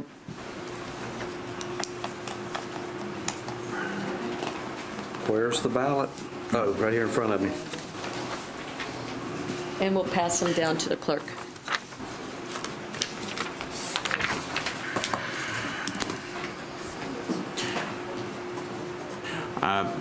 Madam Chair, while we're voting, this is a statutory board that is required, that we are required to have. It's got 5 members, 2 are commissioners, 1 is a school board member, and then we appoint 1 member, and the school board appoints 1. So, and it's to adjudicate disputes about property tax values. The property appraiser sets the value. If a property owner disagrees with that value, he or she can challenge that, and then it goes to a magistrate, and basically this board, validates or invalidates the decision of the magistrate. And didn't our person that we had on the board, they resigned? I don't think they resigned. I think she became physically unable due to health issues. Okay. I see Tabitha's here. Are the other 2 people here that are interested in this position? Are they? I don't think either one of them's here. Can I ask Ms. Howard a question? Sure. Mr. Warner was one. Warnicki, I'm sorry, and Mr. Walker. Those were the other 2 applicants. Mark Walker, and if I butcher this, I apologize, Jeffrett Warnicki. Those are the other 2 names if you are here. So if there's a property tax dispute, what would be your frame of reference in order to, how would you use the laws that are on the books to make a decision of whether or not that person indeed has a contested complaint against the valuation of the property appraiser? Well, I guess, from the property tax assessor's office, we would go over what their neighbors and everything, what there is and what the just value is there in the neighborhood, and step back and assess it as to the fairness in everyone. But yes, that's... All right, well, the other 2 aren't here. You at least showed up, so you got my vote. Thank you. Thank you.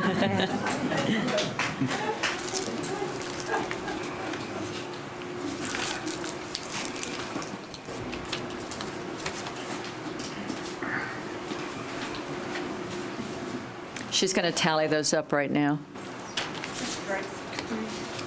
Mark, please. Thank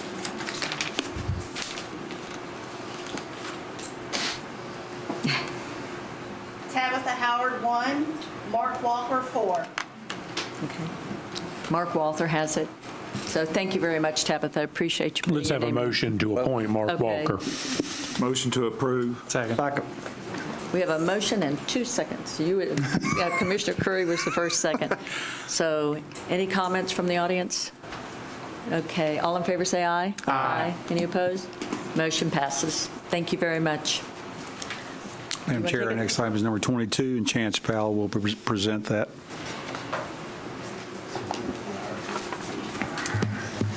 Good afternoon, Chance Powell, Walton County Engineering. Item number, I'm sorry. May I ask the audience a question? It's pretty honest. Okay.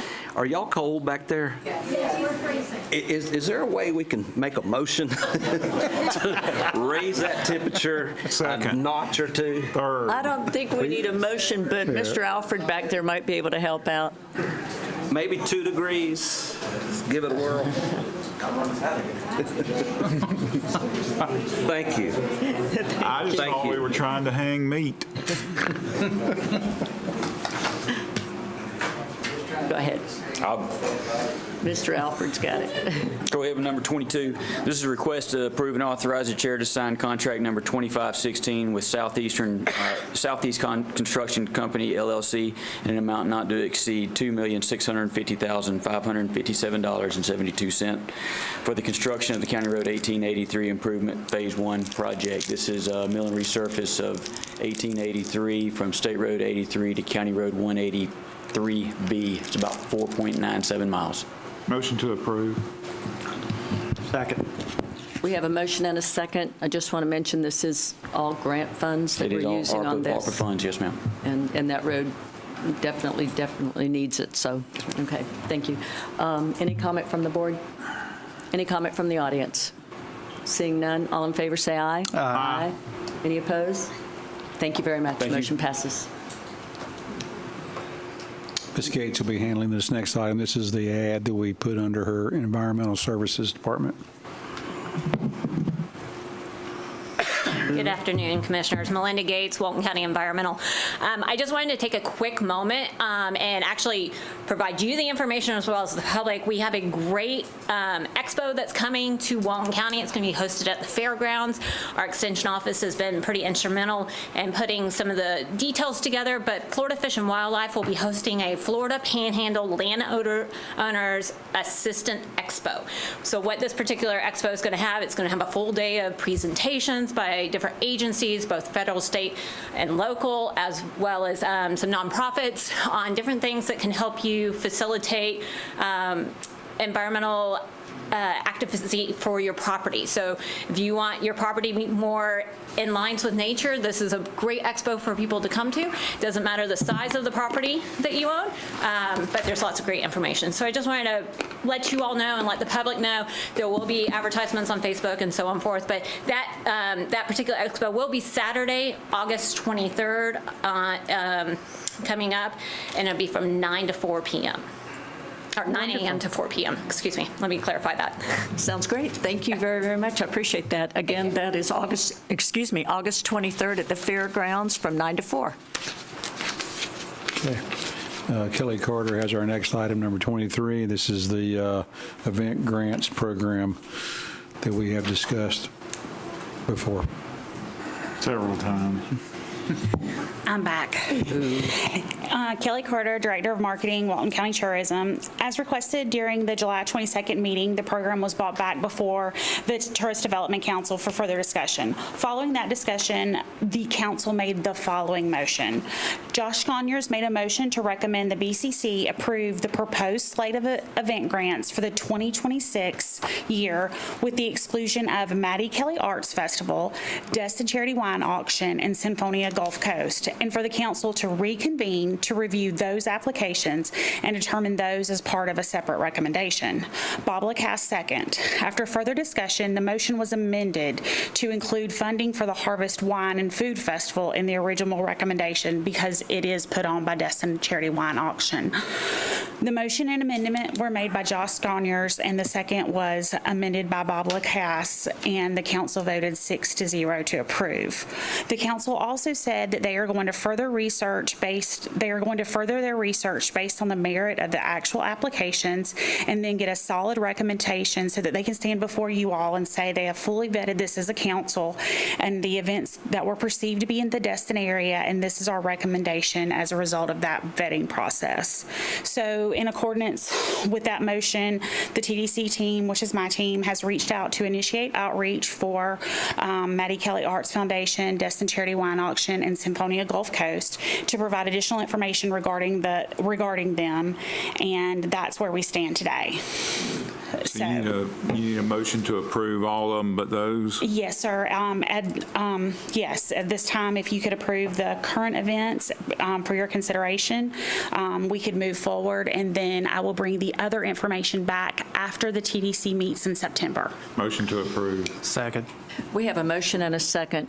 I would like to say that the Destin Charity Wine Auction is held in Walton County, and it's been going on for many, many years, and I believe it does bring a lot of people to the area. I would like us to include that on this one, but I think that the ask is that they maybe include the beaches of South Walton in their name. Is that possible? I can always ask. That has been bandied about for many years, as Mr. Adkisson knows. Again, that's their brand, and I can always ask anything that you would like for me to ask of them. That's basically what the TDC asked to be considered. I think the inclusion of Harvest was meant to be a consideration of the fact that that's coming up sooner, and they would need to start advertising it sooner.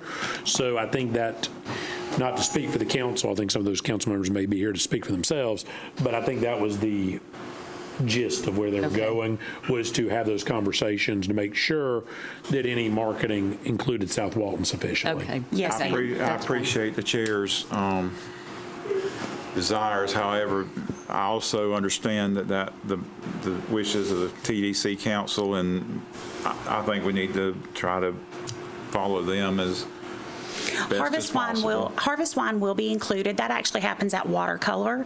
The one that they're talking about is the actual auction that happens in April. So we have some time on that one as requested. And I've also put together all of the information to get out to the council before they have their next meeting so that they can get all that done before then. Yes, ma'am. That sounds great. Thank you. So we have a motion and a second. Any more comments from the board? Does the motion include your addendum? No. No? No. You don't want it? They're going to look at it. It's part of it's already included in it under the harvest, so that I'm fine with that, and then they can look at it in the future. Okay, because I mean, I don't care what it's called if it's meeting if it's meeting the intended purpose of which we would give any of these fundings to any of these clubs or organizations. If they meet the criteria, I don't have a problem with it. I mean, you don't want to just knock it out. No, But, let the TDC Mr. Atkinson, if I'm not mistaken, the proper way to do this, and I don't have a problem with it, the proper way would be for Kelly to take that one request back to the TDC Council, and then whether they approve it or disapprove it, bring it back to the board. At this point, that would be exactly how we need to do it. But certainly, they're not in danger of missing the funding deadlines. None of these are. These events that we're talking about that we held, that the TDC held out, they're much later in the year, so they have time to do that. I was specifically asking about harvest wine because it does happen in mid-October. So at this time, they're already trying to advertise for their event, and so they would want to know whether or not they had some reimbursement money. Are they included on what you're asking? Yes, ma'am. They are part of this. Okay, that's good. Okay. But I would like that to be brought back up. Yes, sir. And that is the plan, yes, sir. Okay. And I don't have a problem with that. I was just trying to be expeditious. I appreciate that. I appreciate that. Bureaucracy is just something I just don't enjoy. Exactly. Any comments from the audience? Seeing none, all in favor say aye. Aye. Any opposed? Motion passes. Thank you, Kelly. Thank you Appreciate it. so much.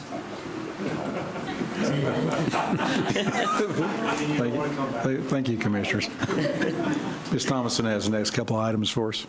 Commissioners, number 24. Excuse me, I turned my microphone off. Number 24 is an update and request for direction regarding the Planning Department's operational audit. If you'll remember, it was a few meetings ago, we did receive directions to go out for quotes regarding getting a recalculation of fees for the Planning Department to include prop fair share, sidewalk, preservation, recreation plat fees, and mobility fees. We have done that. We had several responses to come back. The cost, as we looked through those, we saw in the proposals of work, many of those included sampling. And from prior discussions with the board, I do not believe that sampling is what you were looking for. Y'all can feel free to correct me if I'm mistaken, but I believe you wanted to see all the fees recalculated for accuracy. So I do believe we're going to have to go back to some of these firms to negotiate on the fees. So what we did was take the list and looked at experience, especially within Florida. We looked at the references, the timeline, the technical proposal of work, and on-site availability. And we did come up with a short list of those firms, and one that has stood out to us that I would like to move forward if the board is amenable in negotiating a price with is MGT. They are out of Tampa, Florida, but if you will remember back when the board was looking at going out for a referendum on the transportation sales tax, OPAGA contracted with a firm to come do the transportation audit, and that was the firm that was utilized. So we were actually a reference in their documents, and our experience with them was very positive. They, one of their lead auditors had just retired from the Auditor General's office, and I noticed in their proposal she is still with them. I do believe even after we negotiate with them, the cost will come back under what would be what would need to go out for a formal solicitation. But I would like to put a cost out to the board of between $85,000 and $99,000, just to give some room for negotiation and not pin them down too much. But I do believe this will come back under the amount that would need to to go out for a formal solicitation. So if you have any questions or would like any additional information, I'd be happy to provide it. Madam Chair? Yes. Is there any way we could exclude the prop fair share and mobility fee calculations, seeing as those have been repealed and no longer exist? It's completely up to the board. I mean, I don't see why we would audit something that don't exist anymore. But Well, I'd kind of like to see what has happened in the past. Yes, please. Madam Chair, I will, the board, it's obviously your call. I would highly encourage you to consider the mobility fee be included. It is a much more limited window, commissioners, but also should this board get the legal ability back to impose an impact fee, understanding the processes involved around the collection, since that was your first true impact fee, there's probably a lot of information to be gleaned there if that's something you ever do want to try to do again. So I would encourage you to consider that. I also say that from the fact that your mobility fee has been stopped and is scheduled to be repealed in full. 2 other jurisdictions in the state just caught lawsuits under Senate Bill 180 for trying to increase their impact fees based on their annual increases. So knowing that, I think it would be very helpful. Okay. I was just trying to save a little money. If it's under the amount, can you just take it from here and go with it? I hope so. If they will accept a purchase order, we can just take it and get them started. If they need a contract, it will have to come back before the board. Okay. And I would say that as they get doing those recalculations, I was kind of looking at a timeline, and it would end with a report of findings, benchmarks, and recommendations for efficiency.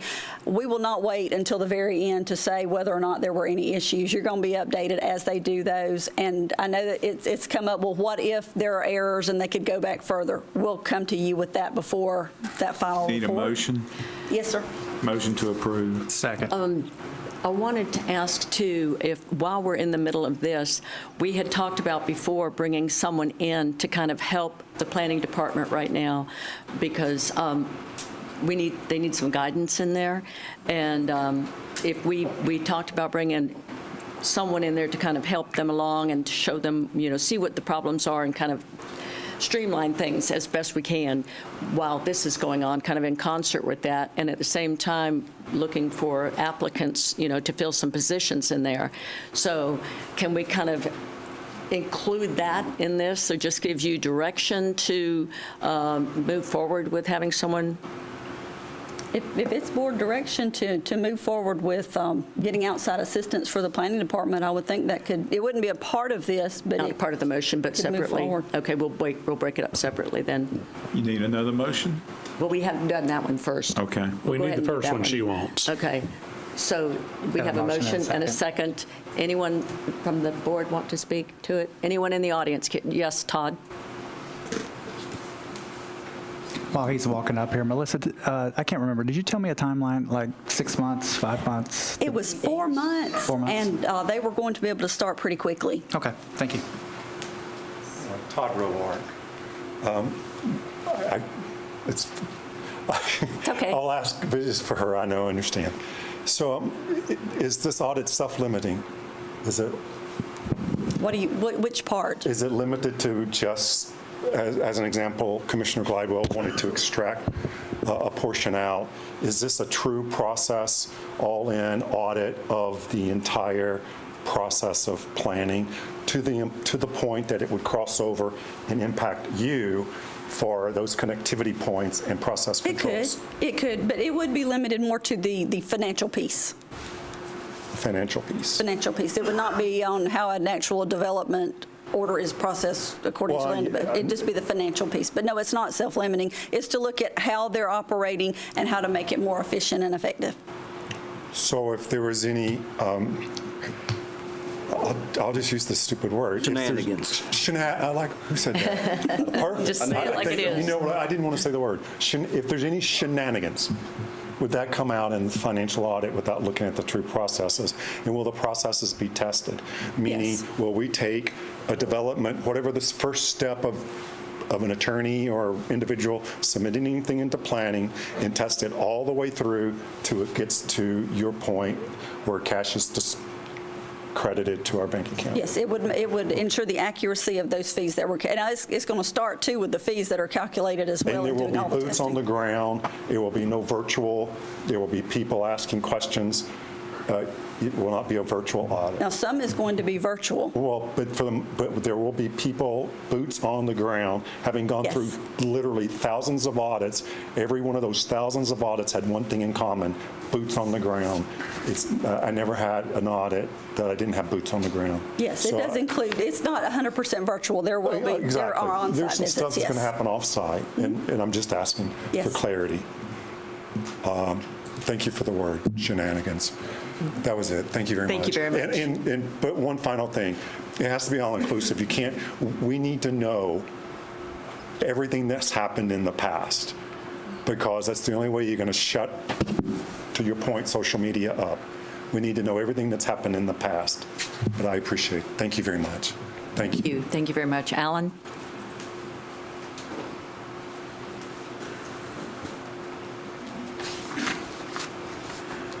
For the record, Alan Osborne, I'm just going to tell you, I disagree with how y'all are doing this.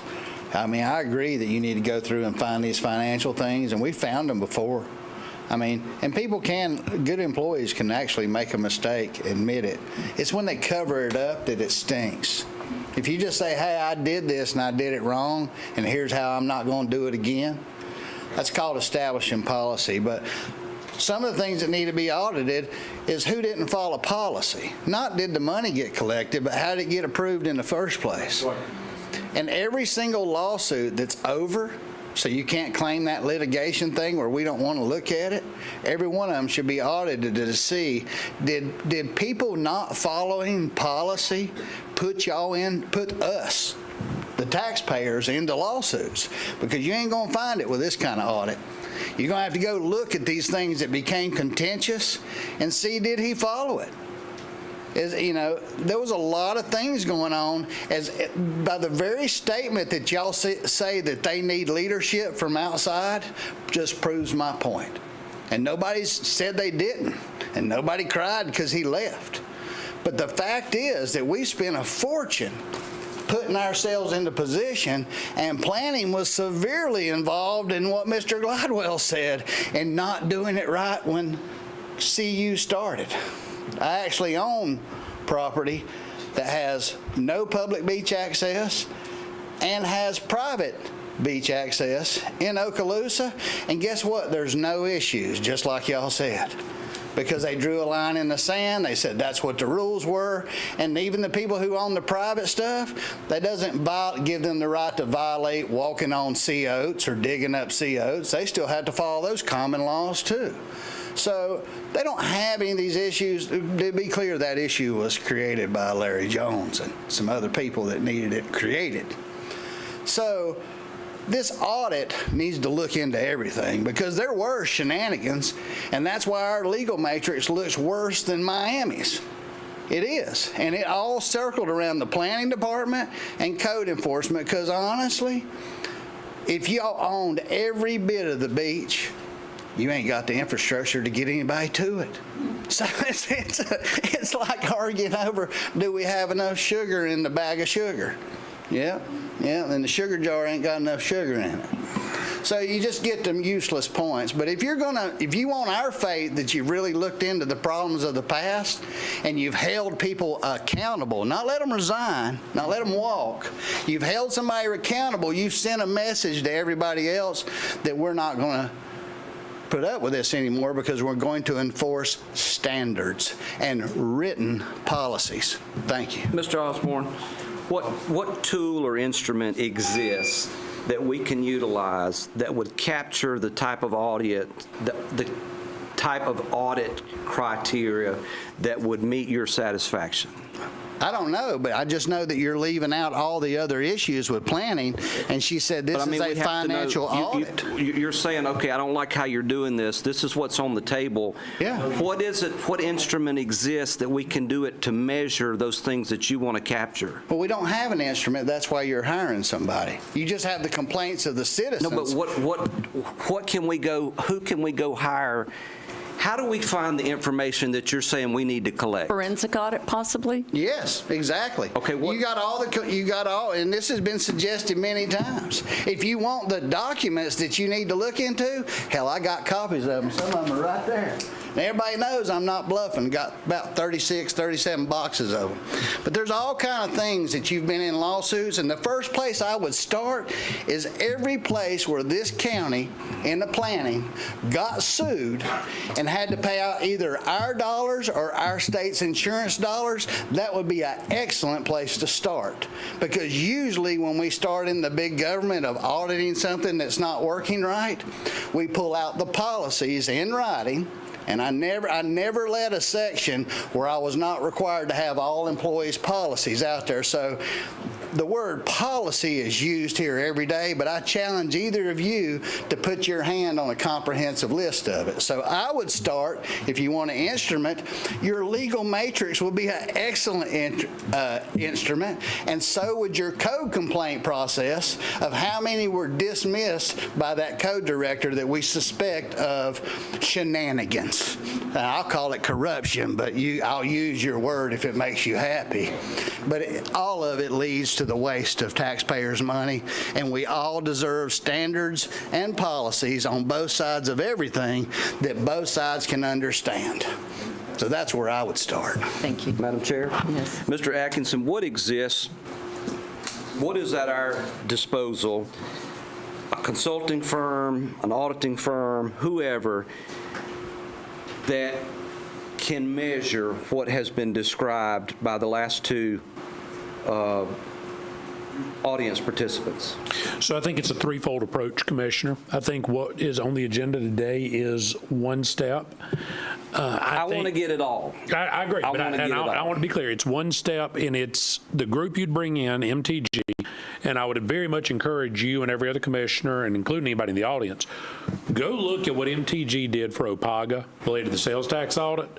Now, I'll tell you right now, you look at that, you're not going to necessarily love some of the findings they made about how the county does business. They were critical of things the county does, but that's what you want them to be. Constructive criticism is a real thing, but you want them to be very, very critical.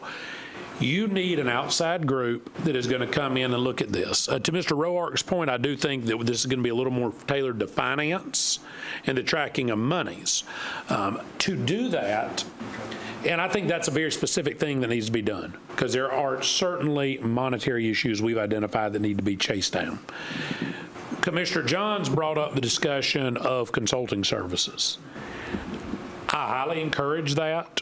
If somebody is asking me, if I was in a private sector discussion, I would say, okay, you like the guy who is your CFO, you like the guy who's your comptroller, been with you for 30 years, you trust him implicitly. Go find the best comptroller from your rival who just retired and let him come in and do an audit of what he's doing. That second set of eyes is not going to hurt you. You're not bringing that person in to replace the comptroller. You're bringing that person in to look at what they're doing.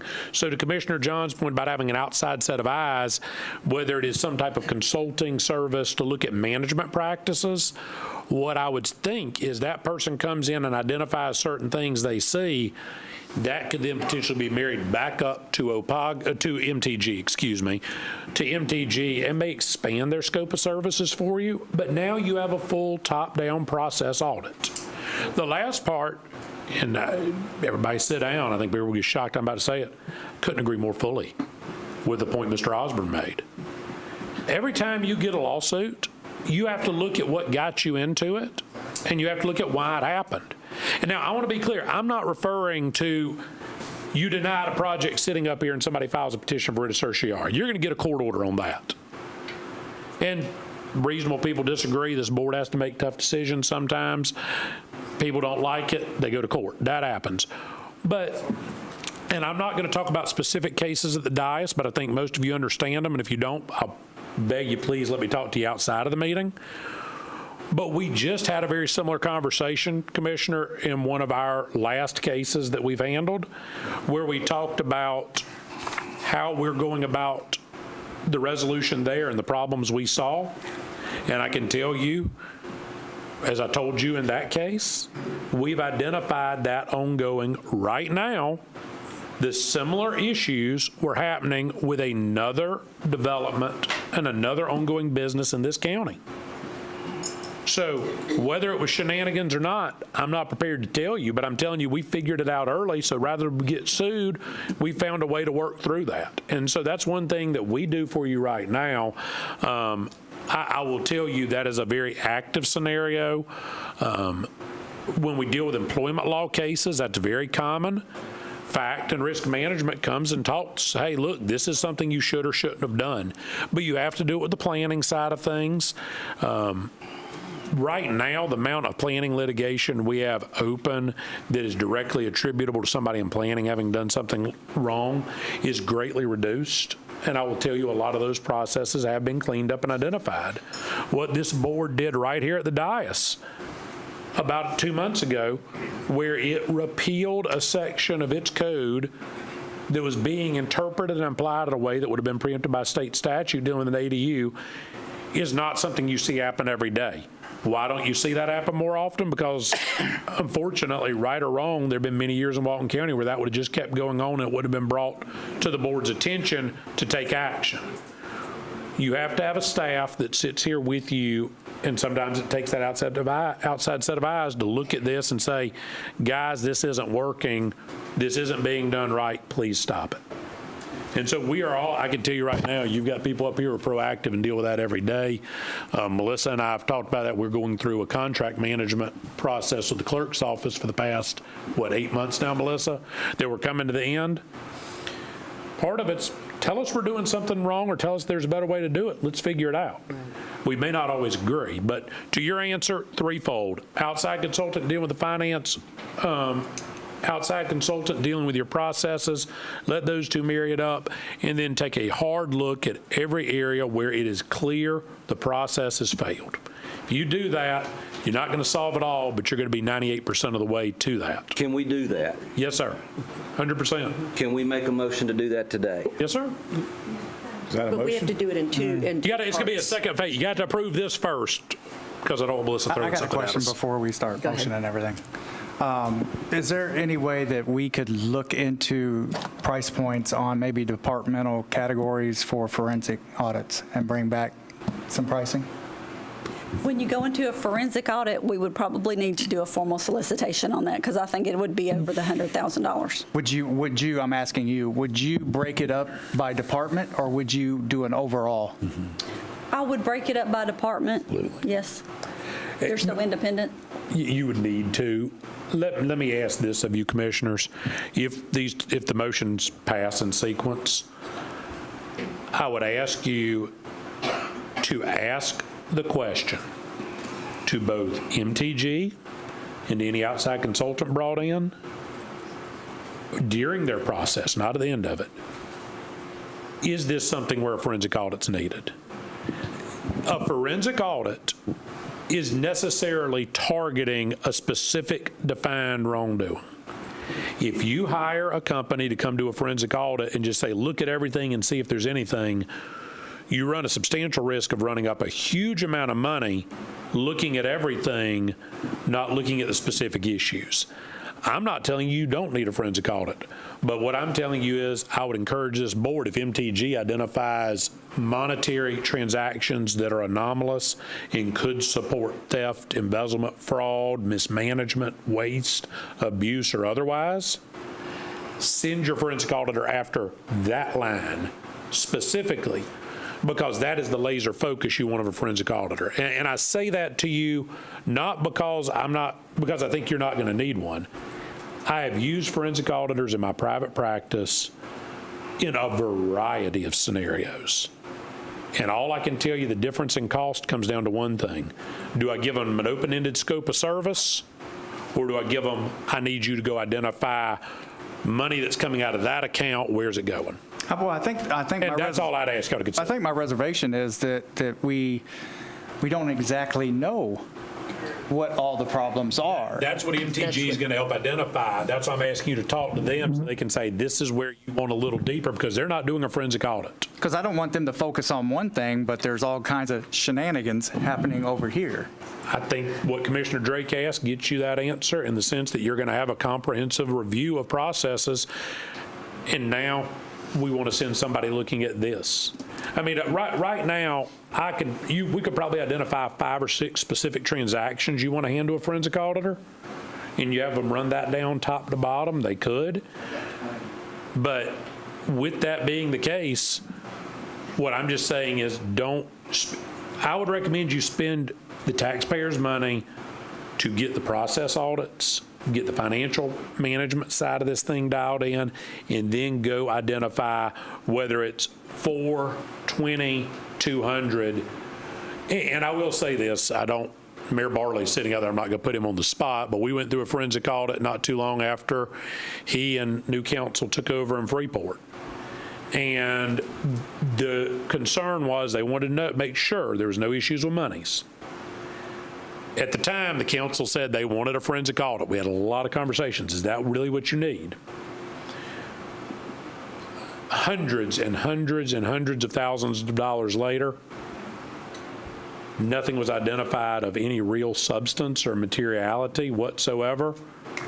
However, everything they did identify could have been picked up in a process audit for 1/10 of the total amount of money. I mean, I think the biggest thing they found was that the city didn't realize there was a credit card that was issued in the old clerk's name that was still locked in a filing cabinet somewhere, and we didn't know it because it was showing up on a bank statement and nobody was using it. That's the kind, that was the degree they went to, and I hope ours is that clean. But if it's not, I'd rather them be shooting at defined targets than taking a year of time and halfway in, we're $300,000 in, and we need another $500,000 to keep digging. And turns out, nope, we didn't need to keep digging, guys. Turned out it wasn't a problem.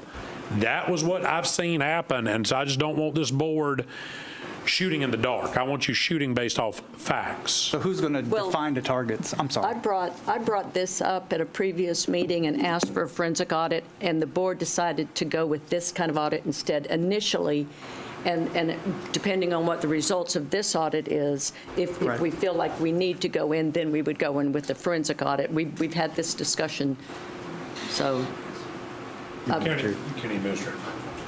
Do you want to chime in? Yes, ma'am. I appreciate. At the last meeting in this discussion where we were talking about a consultant to help the planning department with basic processes, you agreed for Stephen and I to review a 2022 process assessment and come back to you at the next meeting. It was 4 weeks from last meeting to give a report on what that assessment found, what had been applied to the planning department, and then offer up a recommendation as to the actual processing of what I call the paperwork.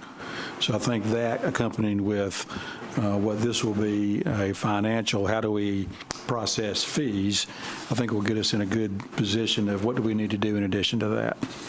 But two weeks ago at the last meeting, you agreed to let Stephen and I demonstrate that there was a assessment and a report. Let's review it, report back to you on what was done in that department. The other thing is there's been a fundamental change in management, and I think that is also helping us along the way to a department that is functioning as it should. Thank you. Okay. We have a motion and a second on the floor to have Melissa move forward with. Okay, hold on a minute. I'm just letting everybody know where we're at so we're all on the same page. With the MTG. With the MTG, is it MGT, the name of the company, MGT? MGT. Okay. Anyone else in the audience want to speak to this? Randy?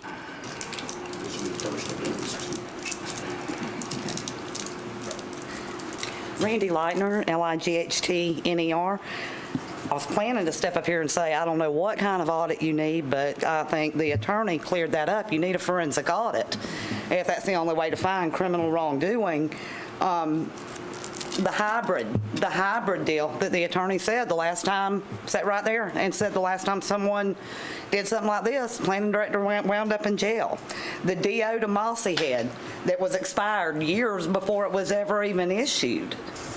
That's going to result, we all know how that's going to go, that's going to result in over 2,000 homes in Mossy Head. They're going to win their lawsuit. Whereas if it had been done correctly from the beginning and not issued years out of date, maybe there would have been something that could have done to slow it down more or stop it. There's the Sandestin green space that's really fenced in sacred Indian land that's really a cell tower. There's the greenhouse tilapia farm that never was, but all of this grant money has gone towards it, and I may be mistaken, but my understanding at that time was the planning director had to sign off on some of this stuff for some of this money to go out. These are just a few things that I just sat here and recalled off the top of my head. So whether we're under, all due respect, whether we're under new leadership, new management or not, I don't see how there's not criminal wrongdoing that's been going on. Like I said, just off the top of my head, these are a few things. Other people know a lot more than me, so I'm not going to try to tell you what to do, but I'm going to tell you I'm never going to believe you until you get a forensic audit. Randy, can I pick up from what? So that's my issue, and it's not I think anyone's trying to cover anything up. I'm never going to believe it until a forensic audit has been done. I think it's worth the money. Sure. Madam Chair, may I? Sure. What you're doing is you're providing empirical evidence as examples of what needs to be looked at.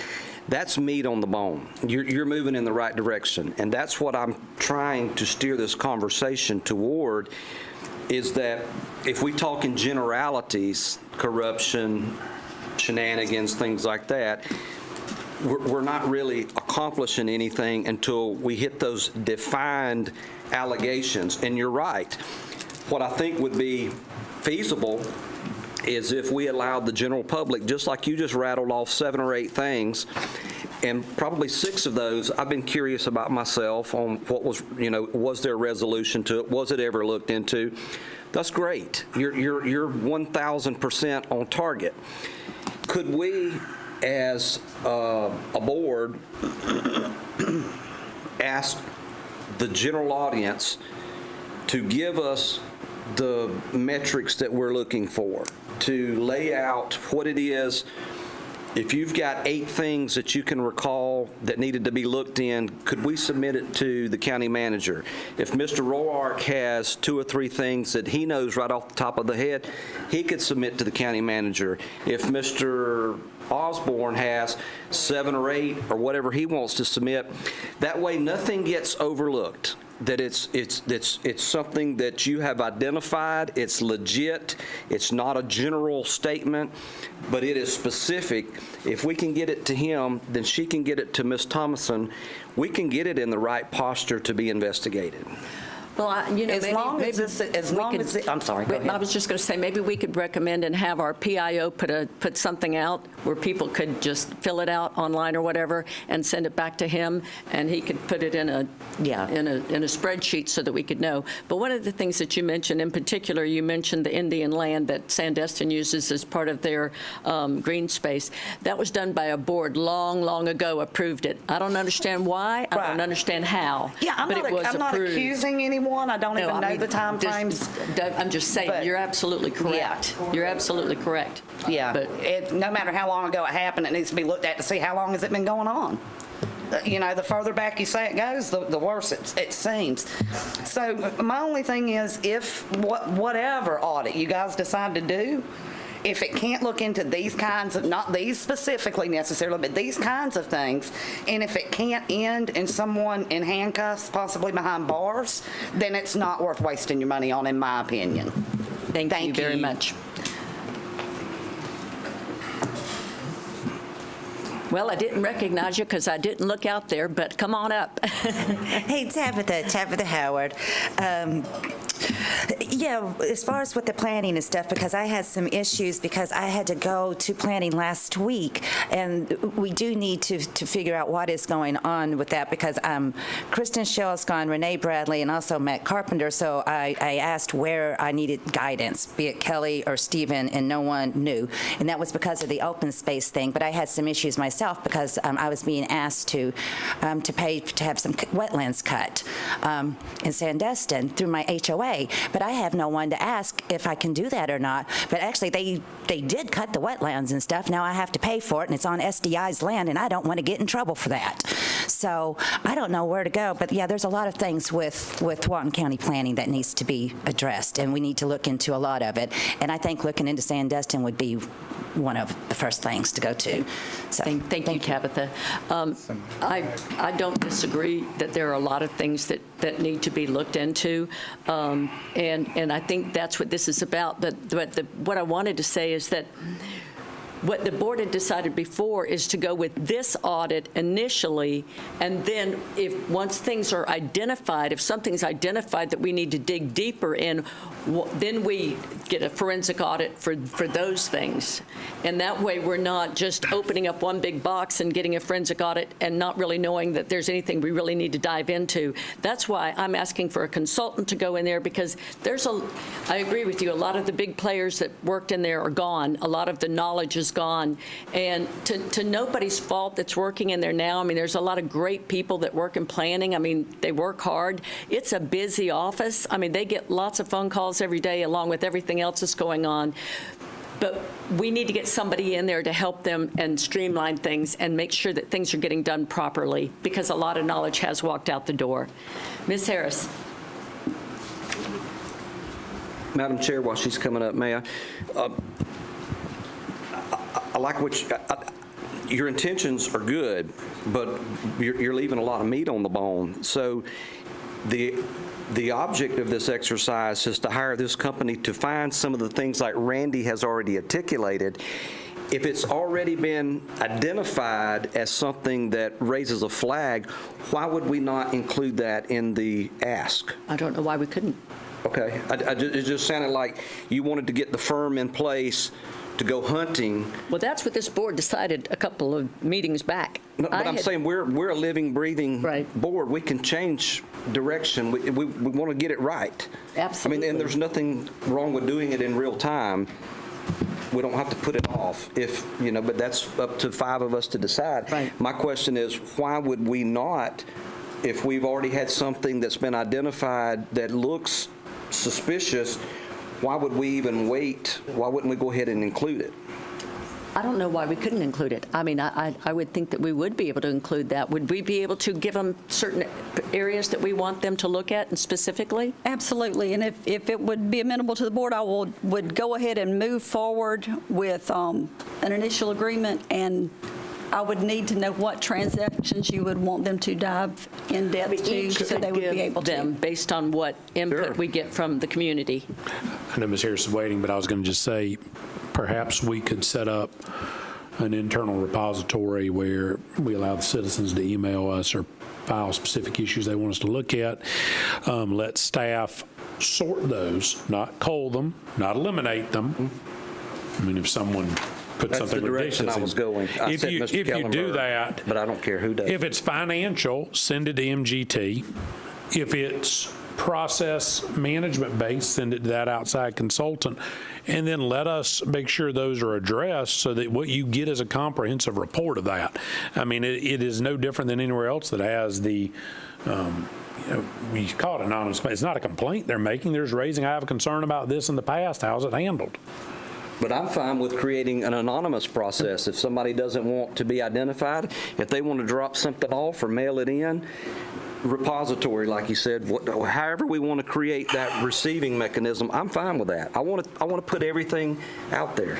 Would that be a second? Ms. Harris has been standing there. Why don't we let her speak? I'm going to be real quick. First off, I'm going to be the one, when you find the air conditioning system got destroyed, just come arrest me, because I destroyed it, because it's getting colder and colder in here. It is imperative that y'all hire somebody to come in, please, I'm begging you, to oversee and guide the planning department. It's not fair to them not to have some intelligent person who knows planning to go to ask when they have a question, rather than going, I don't know, or going, oh God, if I don't tell them something, they're going to go back and say, she's stupid, she doesn't know the answer. And I've been up there 3 times, nobody can tell me the answer. I'm begging you. You've got 2 motions. I thought we were going to discuss one motion and then the other, but it's gotten all congregated up into 2, so that's why I wanted to come instead of waiting to see if it ever broke out under her. But you have got to hire somebody to help in planning. They need it very, very desperately, Danny, and we just need that. It's really important to this county, because people that go to planning and can't get an answer, believe it or not, I have people calling me at Edgewater and through my switchboard that don't even know me and say, help, how can I get an answer from planning? We can't get an answer. That's not fair to the citizens. And y'all have qualified people, and I know y'all can make the right decision on this.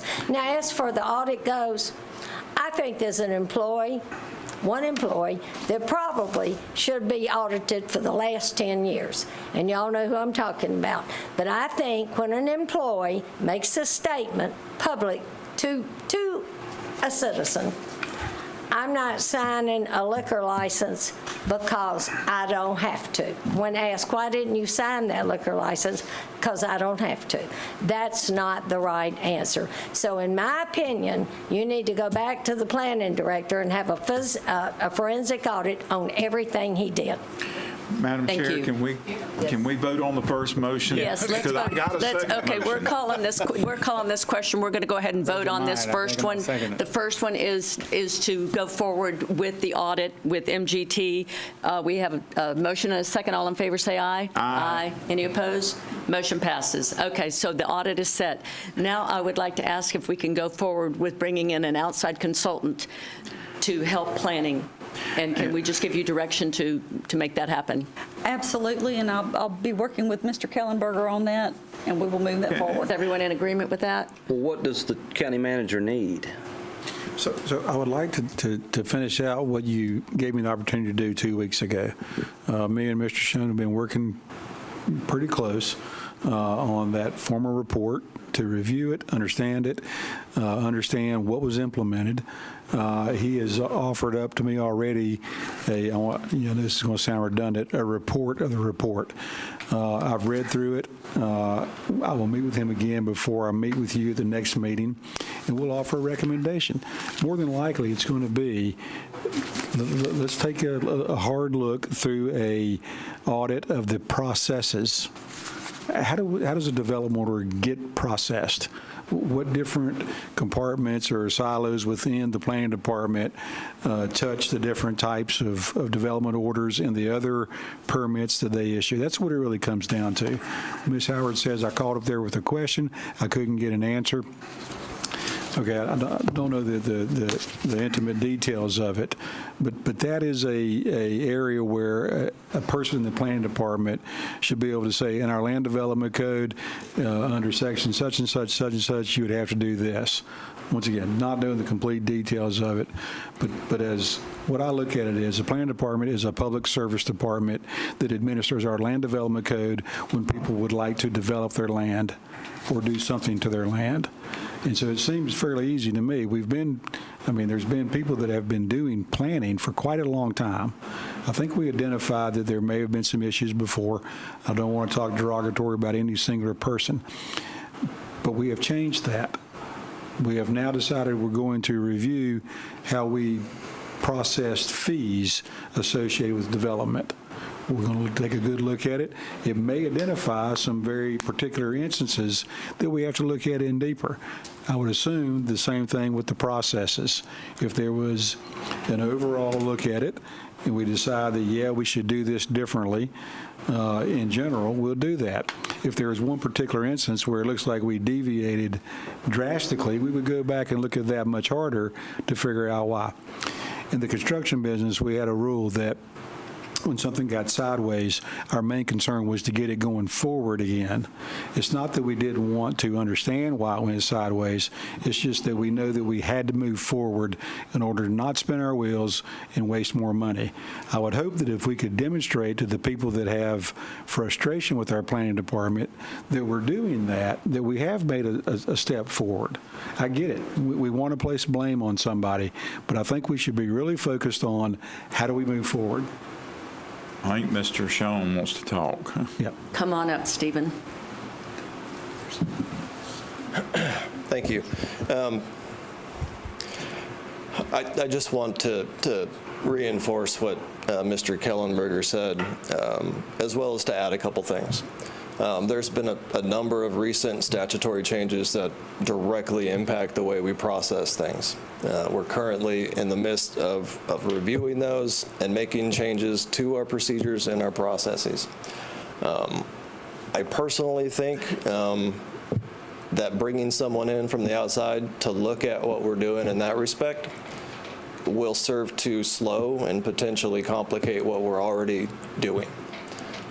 I would like to ask the board for some additional time to work with Mr. Kellenberger to review what these some of the perceptions from the public and potentially speak to the public themselves. I mean, I know that there's questions. There's always questions.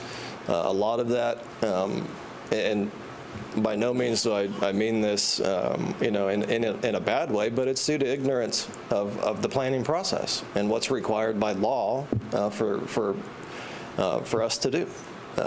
And especially when it comes to the life of DOs and final orders and planned unit developments, there's a lot more to it than just simply, oh, that's a couple years old. So I just think maybe some additional education, some opportunities to speak to folks that have these specific questions.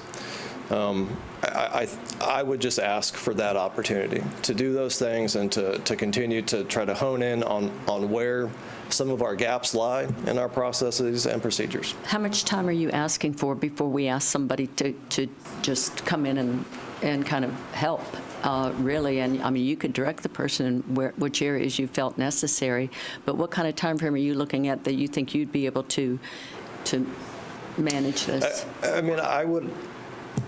That's at the board's wishes there. If it's 90 days, if it's 6 months, we've got a lot going on.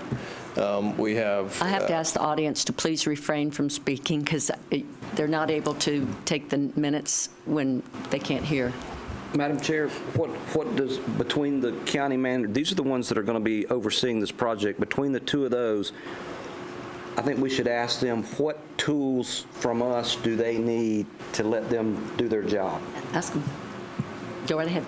Yeah, I mean, at this point, I don't know that we need any tools. It's resources and in particular time. Realistically, we have a lot going on, the least of which is not the EAR that is due by March. We're currently moving that through the process. That takes a lot of staff time. We're still busy, despite what some folks think the economy's doing.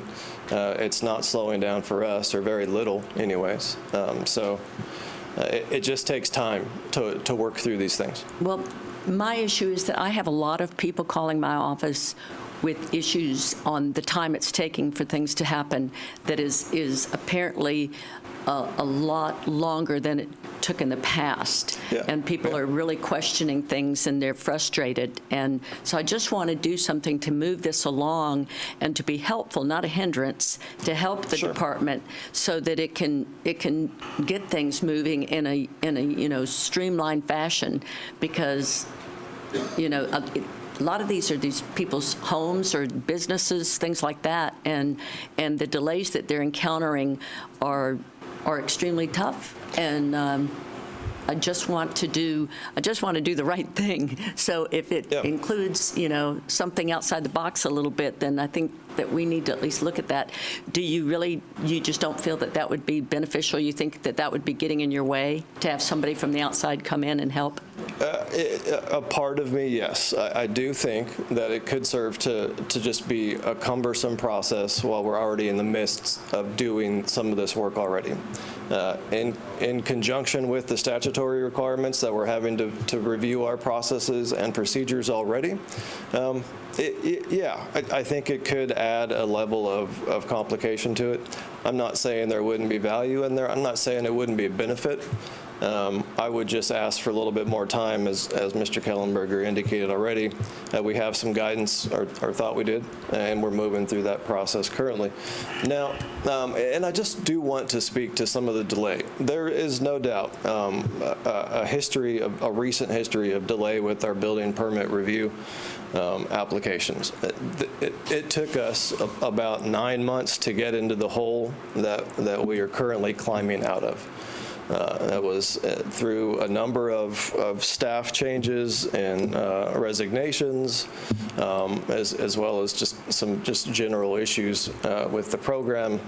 But we are making progress. Our BPR team is doing great work. They're working overtime when they can, doing everything they can. We've got seasonal labor hired to help with the technical and administrative side of it, and there's absolutely light at the end of that tunnel. So I just wanted to put that out there. How many employees short are you right now? Do you know? So we have, currently, we just lost a senior planner. So we are short a senior planner. We're short two planners. We're short one planning tech. And depending on budget issues and what's approved, we may have another FTE or two to fill in the next budget year. So potentially 4 to 5 positions down. Now, every time we lose someone and bring someone on, there's obviously a training period where things are going to tend to slow down and get a little bottlenecked with that respect. And that was honestly one of the biggest issues we faced with the slowdowns and the delays we're currently now involved with. So, Madam Chair? Yes. I think we need to bring someone in also, but I think we need to give Stephen and Brian some time to see what they come up with. And the reason being, if we bring somebody in before they're finished, they may have already settled the issues that we have. So I think we need to give them,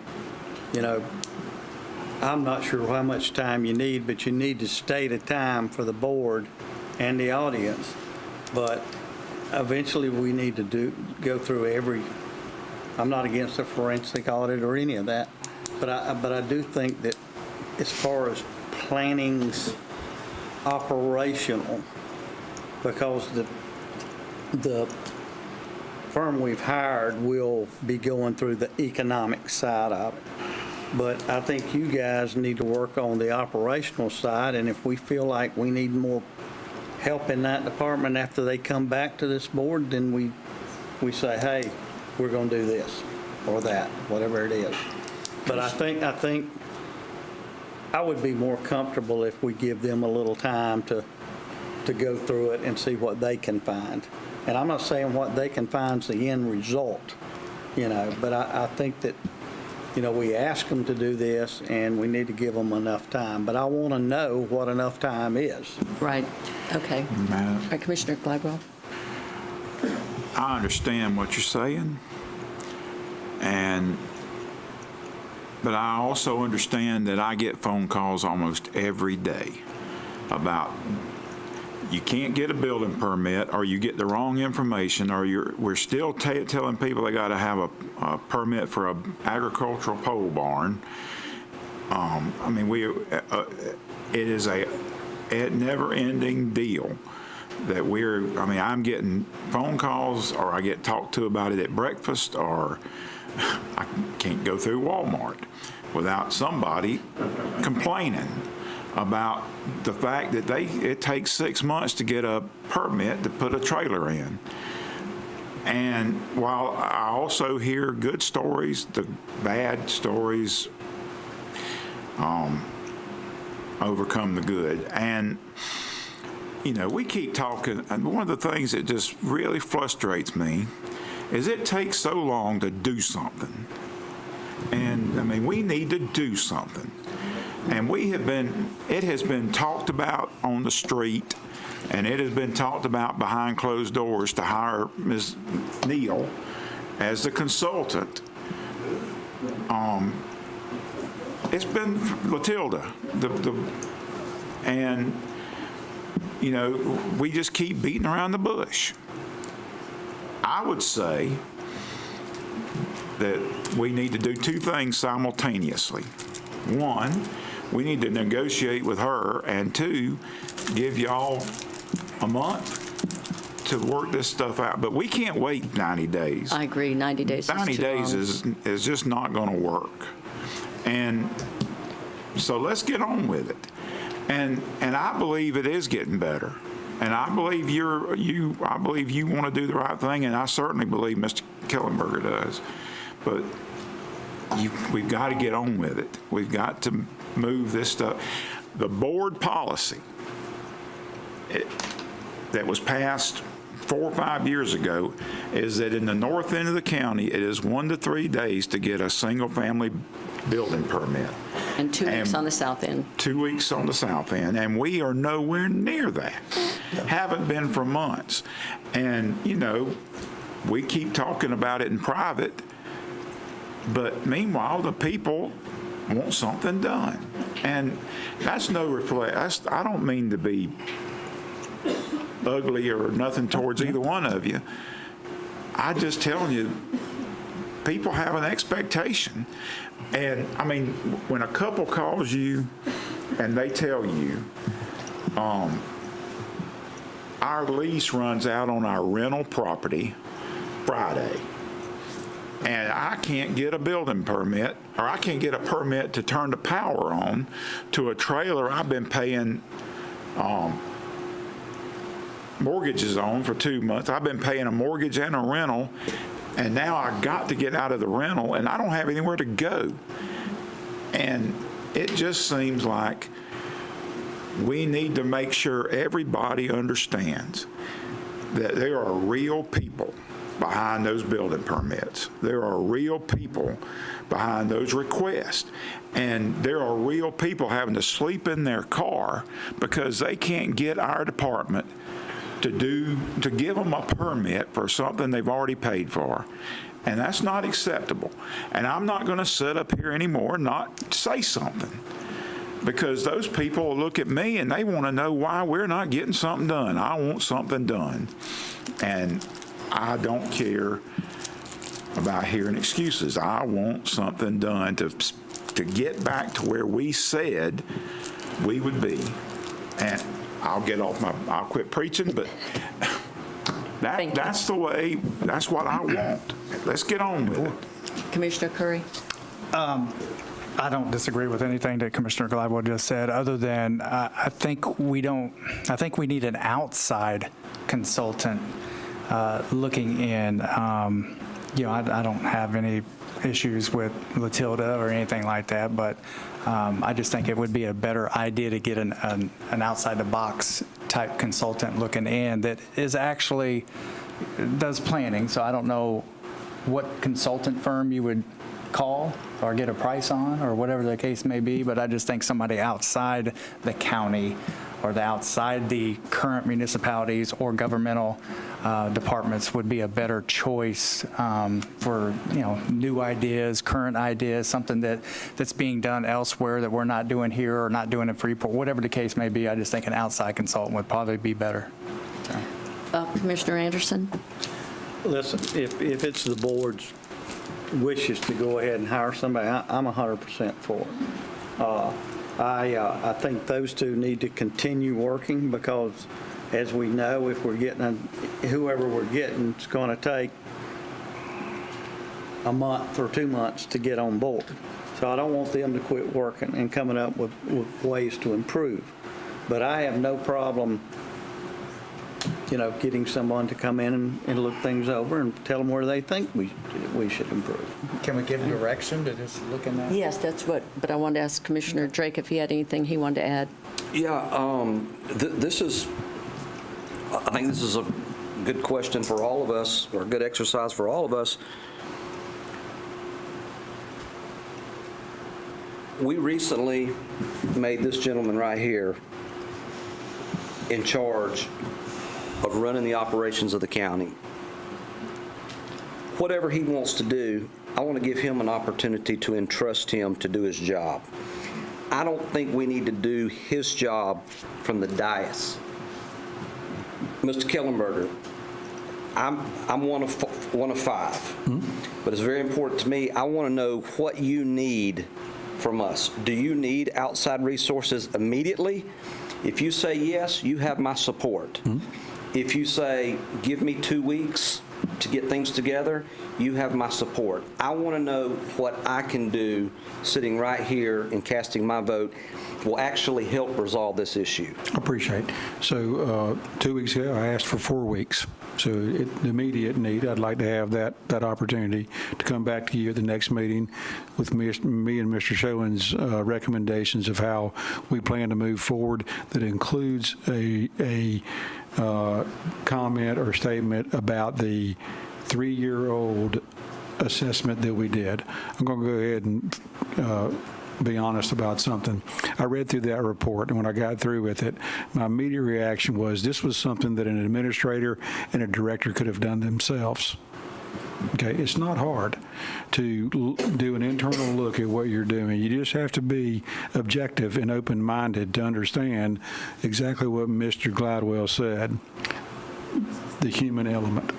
I try to help everybody understand in our public servant decisions that we don't get caught up in policy to the point where we forget about the human element. So all I ask for right now is 2 weeks to come back to you with what we learned from that, in those things I've said. What did the report say? What did we implement?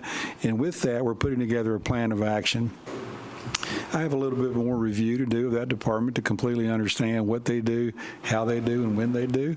But I think that within 90 days that we could have the time to process and deliver the various permits, particularly the single-family dwelling permits, the temporary power pole permits, which is what a mobile home permit is. I think that we can reduce those times a lot less than what they are now and get close to where we are. The other thing I would like for everybody to understand is that when somebody comes to us with, I can't get this permit, it's not all on Stephen's fault, okay? Our land development code is a very thick document. We have told them that you have to do it this way. The state says you have to do it this way. The other agencies that they deal with says you have to do it this way. One of the things that we'll look at is the comprehensive checklist. If you go to get a permit now, you get a checklist of the things you need. I do it all the time with the beach operations department, and there are times when I don't fulfill that requirement because my set of plans didn't contain one component that is necessary to be on those set of plans. And so that's one area that we're going to look at is, are we communicating to the applicant exactly everything they need? So when they get there with their package of information, it is complete. And we can quickly say, it's complete, we're processing it, we're going to have your permit in a few days. But yes, give me 2 weeks. And then after that, we'll have a more accurate assessment of the time. But I feel comfortable that in 90 days that these areas that have trouble can be drastically reduced, and you will quit receiving phone calls. I can live with that, but I will say, I think in the past we have put way too much emphasis on big stuff, big developments, all this stuff. And we have almost ignored the little guy who's just trying to get a permit for his house. And I think one of the steps should be that we put emphasis back on helping the little guy and not so, I mean, the big guys will take care of themselves. They can hire lawyers and engineers, and the more lawyers and more engineers, they're going to take care of themselves. But the little guy needs, I mean, if you're living paycheck to paycheck and you're trying to put a trailer in to put a roof over your children's head, that they don't have the money to go hire. And too many times what is told to these people by our planning is, 1, hire an engineer, 2, hire a lawyer, or 3, call your county commissioner. That's the 3 things, instead of helping them. And we're not supposed to be an attorney job program or an engineer job program. No offense, Clay, and no offense, Chance. But we're not supposed to be doing that. We need to help the little guy. And if anything else comes out of this, I hope it's that we worry about the little guy instead of the big guy. The big guy will take care of himself. So he got plenty of money to go get him an attorney and go to court. Right. So let me comment on that. You know, Florida state law requires that plans be signed and sealed by a licensed architect engineer. And so if Stephen tells somebody that they got to have that, when they come in with a drafted set of plans, that's not an inaccurate statement. And it's not meant to be mean. It's just simply that that's the requirement that we have set forth. You know, like I say, we're going to look at the process, and I think that's where we have an issue that we can correct. Agree? And I think there's improvements that can be made. Yes. Yeah, and then if there's other issues that we can make it appears that most of this is centered around single-family dwelling, individual people's projects. If there's things that can be done at this local level, we'll certainly introduce those to you and say, can you consider this change that would make it a little bit less burdensome? At the state level, if Florida Building Code requires that, then it's our state lobbyists that we're going to hire. Okay, so what do we want to do? We want to give them 2 weeks to, is everybody in agreement with that? That's what we said to start Okay. with, 4 weeks. Give them your Thank 2 you, ma'am. weeks, come I back appreciate at it. We'll be next back. meeting, and we'll go further. Thank you very much, Stephen. Appreciate that. Okay, Madam next. Chair, can we take a break? There's no motion, it was direction. We already voted on the motion. We motioned, but we did the other before.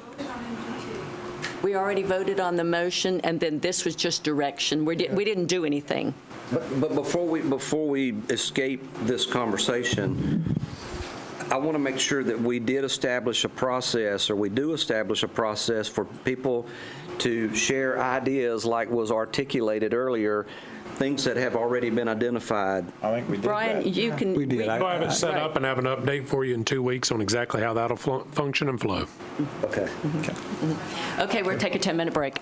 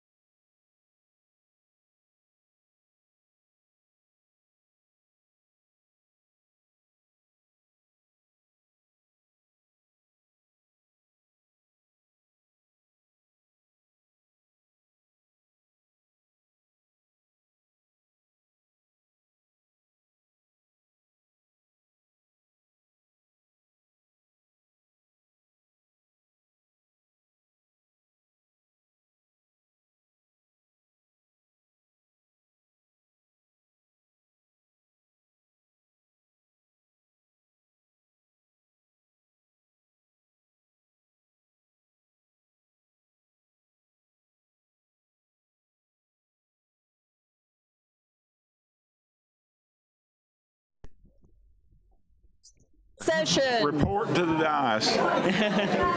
The meeting is back in session.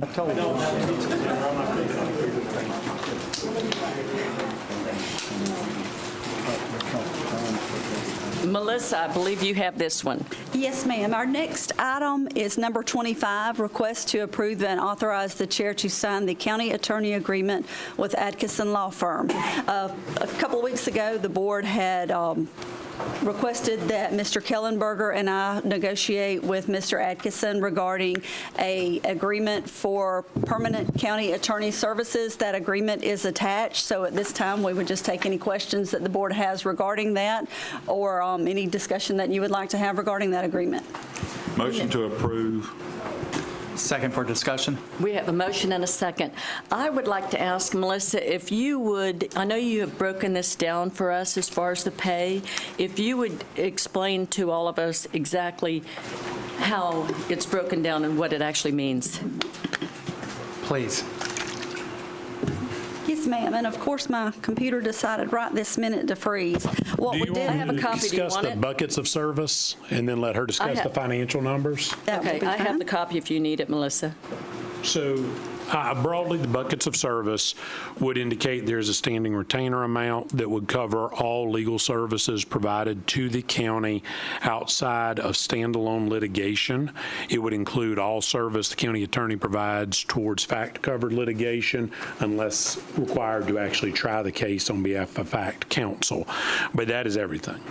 Tenants at meetings, review of all documents for the meetings, meetings of commissioners, every phone call, 1 minute, 1 hour, whatever it is. If it's a fact-covered mediation, 12 hours, it's all in. So that is an all-encompassing flat fee, which Melissa can talk about what the numbers look like relative to if you're doing in-house versus out-of-house and what that looks like. The second bucket is litigation. My proposal is that if there is outside litigation that's non-insurance covered that I handle for the county, it would be at $400 an hour. Those would be billed on a case-by-case basis. Melissa will be setting up project codes in the system for every piece of litigation. Right now, I think as the board is aware, it has no ability to track case-by-case what you're paying to an attorney, inside or outside. Now, right now, we've eliminated all outside. I mean, we just, after summary judgment in the Brook Development case, the only outside litigation counsel you have are on the lingering customary use case, and that is, of course, coming to an end. But prior to that, there was no way to track that. So that would be handled on a case-by-case basis. Beyond that, real estate closings are the simplest. They function exactly the same. I am extending the same policy and practice I previously did, where I charge you no closing costs, no legal fees, charge you actual cost plus the promulgated title insurance rate, which is the same regardless of whether you use an attorney, a title insurer, or anyone else.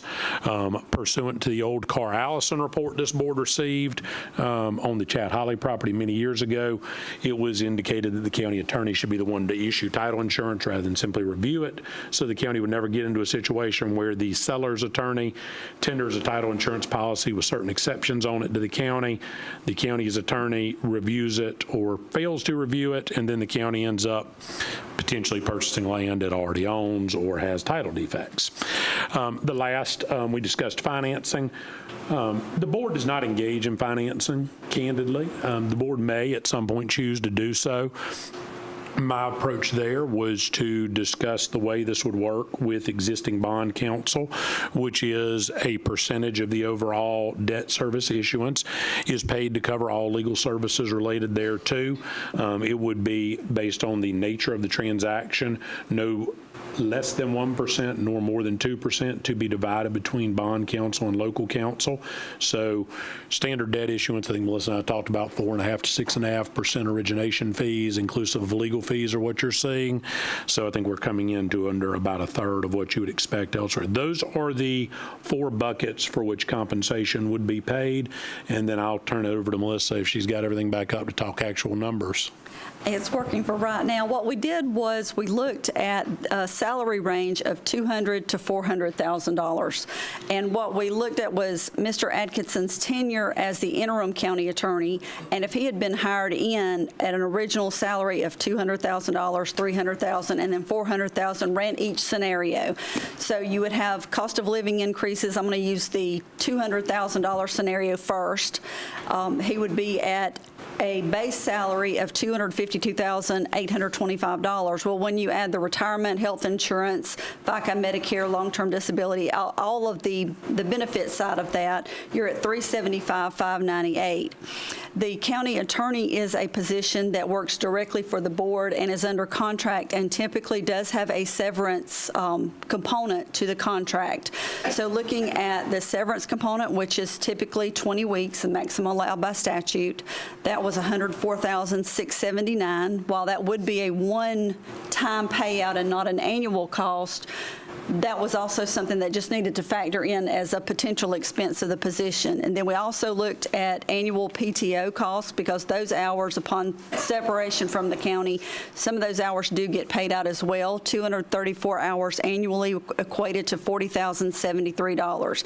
And that was using the low end of the salary range at $200,000. If you go up to $300,000, that equates to a salary and benefits portion of $537,714, severance of $152,159, and annual PTO of $58,249. And then if you go to the top end of the salary range, a $400,000 salary in 2021 would equate to total salary and benefits of $732,905, $209,359 for severance, and annual PTO of $80,146.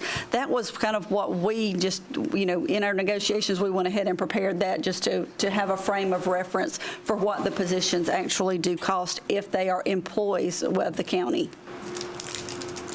Okay. How about out of outside counsel for litigation? I did look at outside counsel. I tried to go back to before customary use because the customary use skewed our numbers. So I went all the way back to 2016 and saw where outside counsel, we had contracted out, the county paid $761,728 to outside counsel. And just for comparison, I did pull the current fiscal year, and currently we're at $64,297.87. And then I took customary use out of that because there are a few straggly invoices that are still coming through for customary use or were coming through. I don't know if we have any more coming in the future. And when you take those out, we're at $21,107. And Melissa, that also includes the magistrate and the service for the magistrate on appeals, correct? It does. Melissa, you brought up the outside counsel at what, 700-something thousand? What were the in-house attorneys' costs at that time? I would have to go back and pull it. I know we had a county attorney, and I believe we had an assistant county attorney back in 2016, but I would have to go back and pull it. We did. Would it be a conservative number to say maybe 300,000 between both of them? That's possible. I would have Base salary, somewhere just shy of that, probably. And it would be base salary. So we were $1 million at 2016, technically.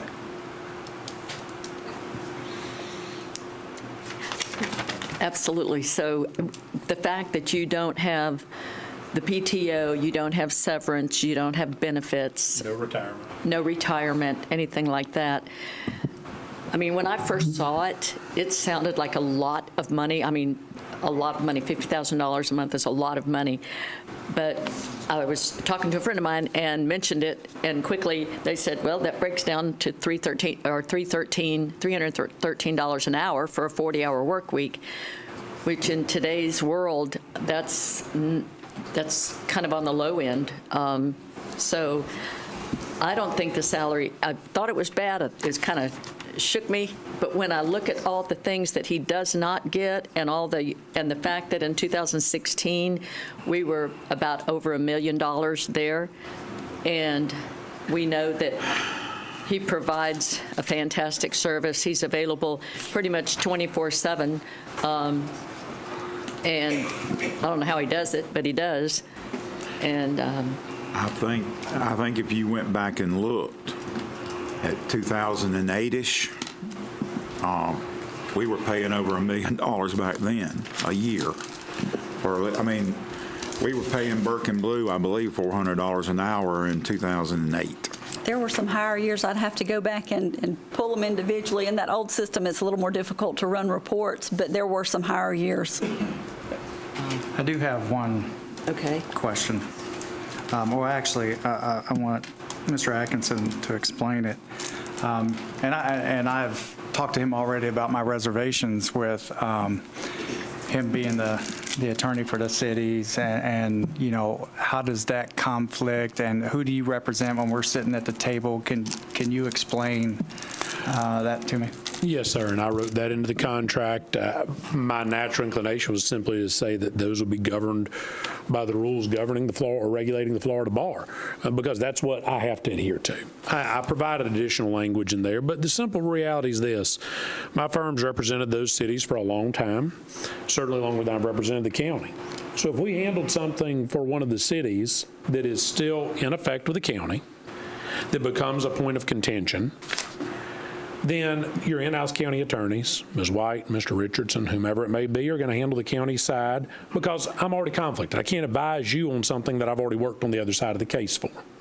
Flip side, if I do something for the county right now, and then one of the cities decides to challenge it for some reason, and I've not represented them on that, I obviously couldn't represent them. So it's a matter of the original representation. I've built that in, that's how we would handle conflict counsel, which is incredibly common in any legal representation scenario. I will stress that it is very difficult for governments to get into lawsuits under most of the issues we have, because interlocal agreements are fully terminable just upon written notice. And it's a cooperative agreement. If you don't want to cooperate, it stops. So the likelihood, and it's been many, many, many years, at least 40, I think, since we've had a true lawsuit between any of the local governments in the county in this case. I further addressed to make it clear, technically the Florida bar would not stop me from having a client who I'm representing in other matters, who then shows up and comes before the board on a wholly separate, unrelated issue. It's not the same subject matter. I've built into this contract, Commissioner, to make sure everybody understood that it's not just I can't have one of my clients suing the county. I'm not going to have any of my private clients coming before the county on projects or attempted projects. I'm not going to accept those representations. I won't continue those representations. Of course, if for some reason those cross up, the contract makes it clear. I've got to notify Brian in writing, let him know we've got an issue, and we'll make sure all of you know as well, so that there is no risk of some type of apparent impropriety or any question about the loyalty or duty owed. Bluntly, I'm not going to lose my law license over a conflict of interest scenario. Madam Chair? yes. Well, first of all,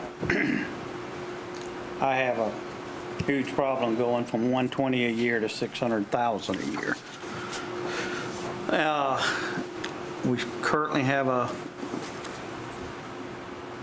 3 other people contracted with the county, and their total salary is $405,568. Do we know how much you've charged us outside for this year? Since we don't have invoices. It would exceed, at this point in time, it would exceed $40,000 a month. So ballpark $450,000 is where you are year to date.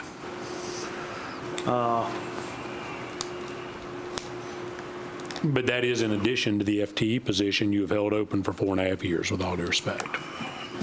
I think unless the county attorney works for us and us alone, that he is a vendor. And so I'm not in favor of, and this is my opinion, y'all have a right to disagree with him, but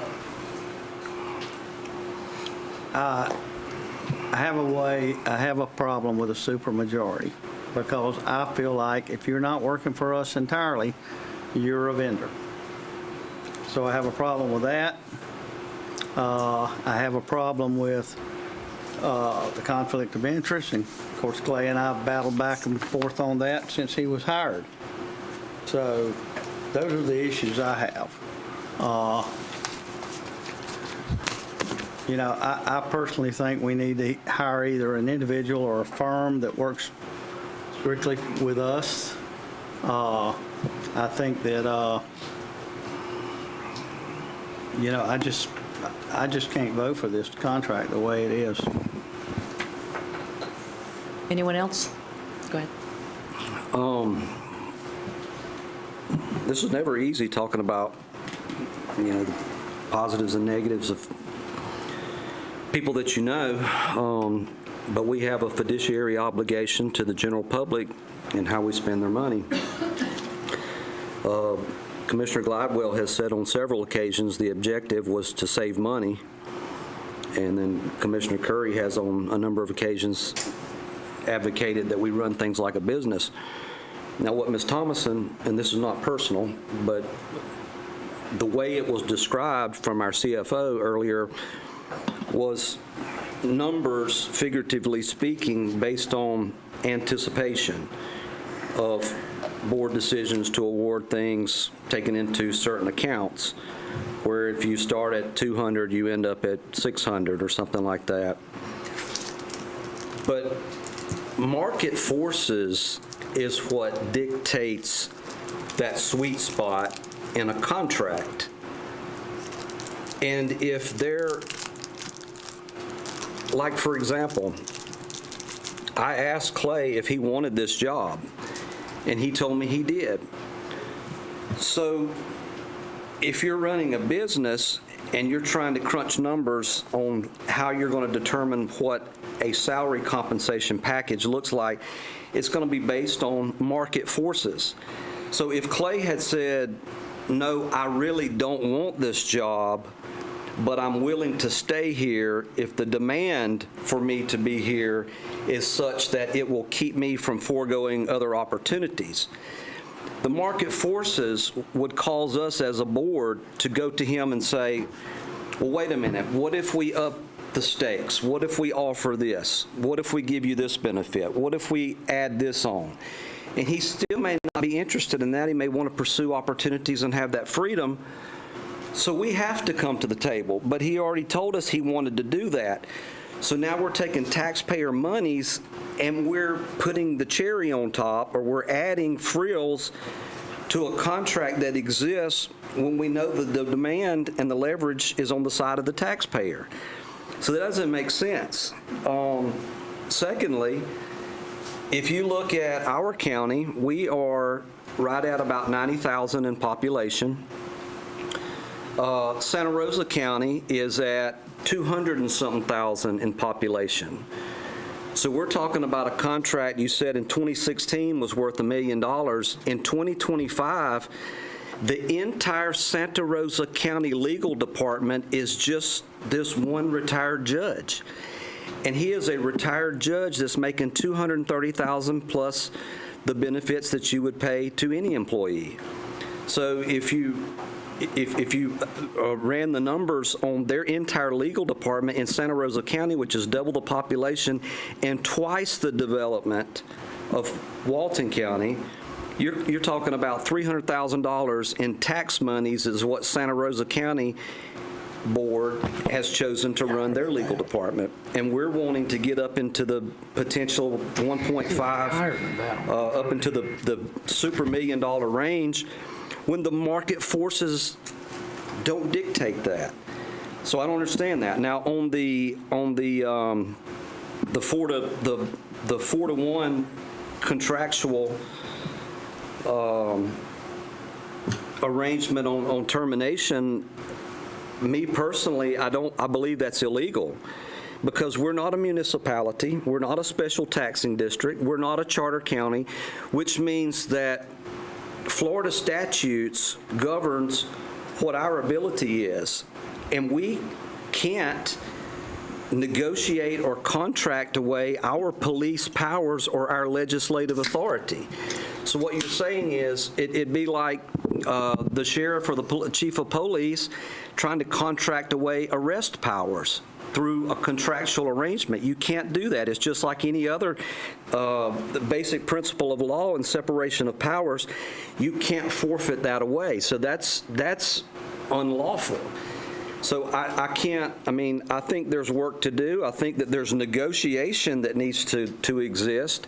I think we're on the high end of that range when we don't have to be from a negotiating standpoint, and anything outside of that is not exhibiting the fiduciary obligation of which the taxpayers put us here. I think is why they put us here, so that we can make these decisions. So today I can't support it either. May I respond to the commissioner? Certainly.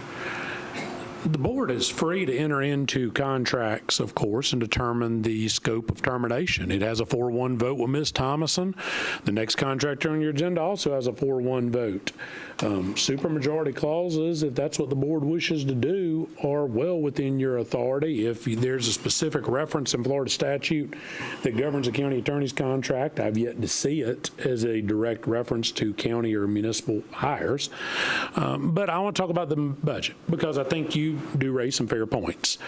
What Ms. Thomason has done by talking about that is not speculative. It is literally a baseline that this county advertised an in-house position between $200,000 and $400,000. Now, if you add up all those numbers she gave you, at the low end of that position today would cost the county $43,000 a month. At the high end of it, almost $86,000 a month. The midpoint is around $64,000. So when I sat down with Melissa and Brian, I had some numbers in mind, and candidly, the retainer was higher than this. They negotiated in good faith on behalf of the county, as I told you I would. That being said, the contract I presented against the high end of that salary range, if you'd gone and hired somebody, and I would note, and I don't mean to be disrespectful when I say this, but in 4.5 years, nobody took that job at $400,000. So with that being said, I'm saving the county a hard number, guaranteed over that FTE, which is in your budget, by the way, right now, $552,000 a year. On top of that, your outside litigation, outside of what's going to that magistrate, which is the vast majority of it, is now under $25,000 a year. The last time this county had 2 in-house county attorneys that Melissa could track, you're paying 2 in-house and you're farming it all out. I don't know how much Santa Rosa County farms out, but most in-house county attorneys farm out business. If you look at that $230,000 number, my guess is when you do the math off what you're talking about, Melissa, the real budgetary equation for that county is probably in excess of $34,000, isn't it? I'm close. Spitting distance at least. So you're talking about that position cost them $34,000. Now, if he truly doesn't farm out any litigation, outstanding. I would be shocked if they don't have farmed out litigation, because that's traditionally the model. So I looked at those numbers. I said the midpoint of those contracts to negotiate to comes in at $63,000, $64,000. I looked at your 2016 outside litigation when you had 2 in-house attorneys, and that was over $60,000 a month at $761. Candidly, when I said I would come to the table to negotiate in good faith, Commissioner Drake, I meant it. And I'm honored to serve in this position. That is the truth. And I told you, yes, if this board wants to negotiate a contract with me, I'm not going to close my private practice and go in-house. Mind you, if I went in-house, I wouldn't do it for $400,000 either, by the way. I'm not going to take the pay cut. And that has nothing to do with what this board pays me, in all candor. So with that being said, in 4.5 years' time, you'd be spending well over $1 million a year to fund that one position. I'm giving you something with no escalators, no cost increases. I believe that is good faith. With that being said, I do note and understand the concern of, well, what if I'd said I wanted to go elsewhere? I can do that. And if the board doesn't want me here, I can choose to do that. I'm here because this is where I live. This is my county. This is where I was born and raised, and this is where I've chosen to raise my child, and my family is right here. I don't plan to go anywhere. If I'm not here at this dais, it doesn't mean I've gone anywhere. But that being said, I am here to help this county. I believe I should be paid a fair wage compared to what my prices command, and in private practice, the numbers I'm quoting you are far below. The $313 an hour Commissioner John says is nowhere close to what I bill private clients. It is far below it. So with that being said, I'm not going to play a game and tell the board, well, fine, I'm going to go somewhere else just to hardball negotiate you. When I said I'd negotiate in good faith, put aside all the tire kicking and otherwise, I'm presenting you a proposal to be your county attorney, to put some certainty to this acting, non-acting, whatever title you want, continue building the in-house law firm model that I have worked very hard to put in place for this county. And what I will say is, if you eliminate customary use, Melissa, from what you know, am I wrong to say that our litigation has been nowhere close external to $100,000 a year, anywhere approaching that, has it? No, it hasn't.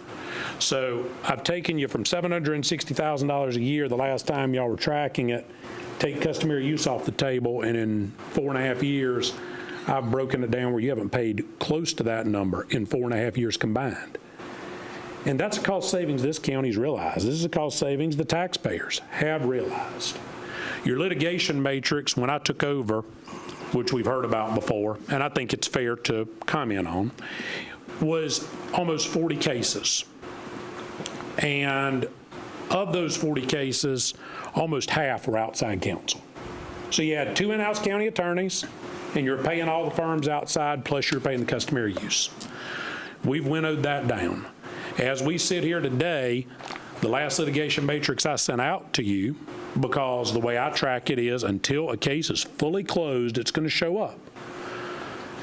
I showed you we had 28 active cases, and of those, as I believe I've talked to most of you about, we can eliminate ones that are waiting on judicial orders and are otherwise complete, 11 of those. We're under 20 cases. I don't know the last time this county was under 20 active litigation cases. And I will say part of that, and part of the ongoing obligation that retainer is meant to address, is to keep you out of litigation. The goal is not to have more litigation, it's to have less. It's to address just what you talked about an agenda item ago. Address problems, identify problems, implement processes and solutions to help this county. I have done that. I'm glad to do it. That being said, I don't know why I wouldn't be worth the midpoint of the salary range for an in-house county attorney. I candidly believe I'm worth more. I certainly don't know why I would not be worth the outside litigation fee in 2016, and I would like anybody to tell me what costs less today than it did in 2016, because there are not a whole lot of goods or services that do. Both of those are over $60,000 a month. So the way I look at this, any way I'm presenting this, I am presenting you a legitimate bona fide cost savings. And I would note, and I would ask Melissa and Brian to fact check me if what I'm saying here is inaccurate. You have kept an FTE on the books for 4.5 years because you operate an FTE-based budget. So that FTE carries whatever range in there you want, be it at $43,000 or $86,000. You have to account for that on a monthly basis in your budget. That is money that this board cannot spend on parks, roads, projects, audits, other employees. And on top of that, you're paying me my fee plus $300 an hour for everything over 15 minutes I do. I'm being very honest with you. That is not a smart financial practice. Now, I should probably go right along with what I'm doing.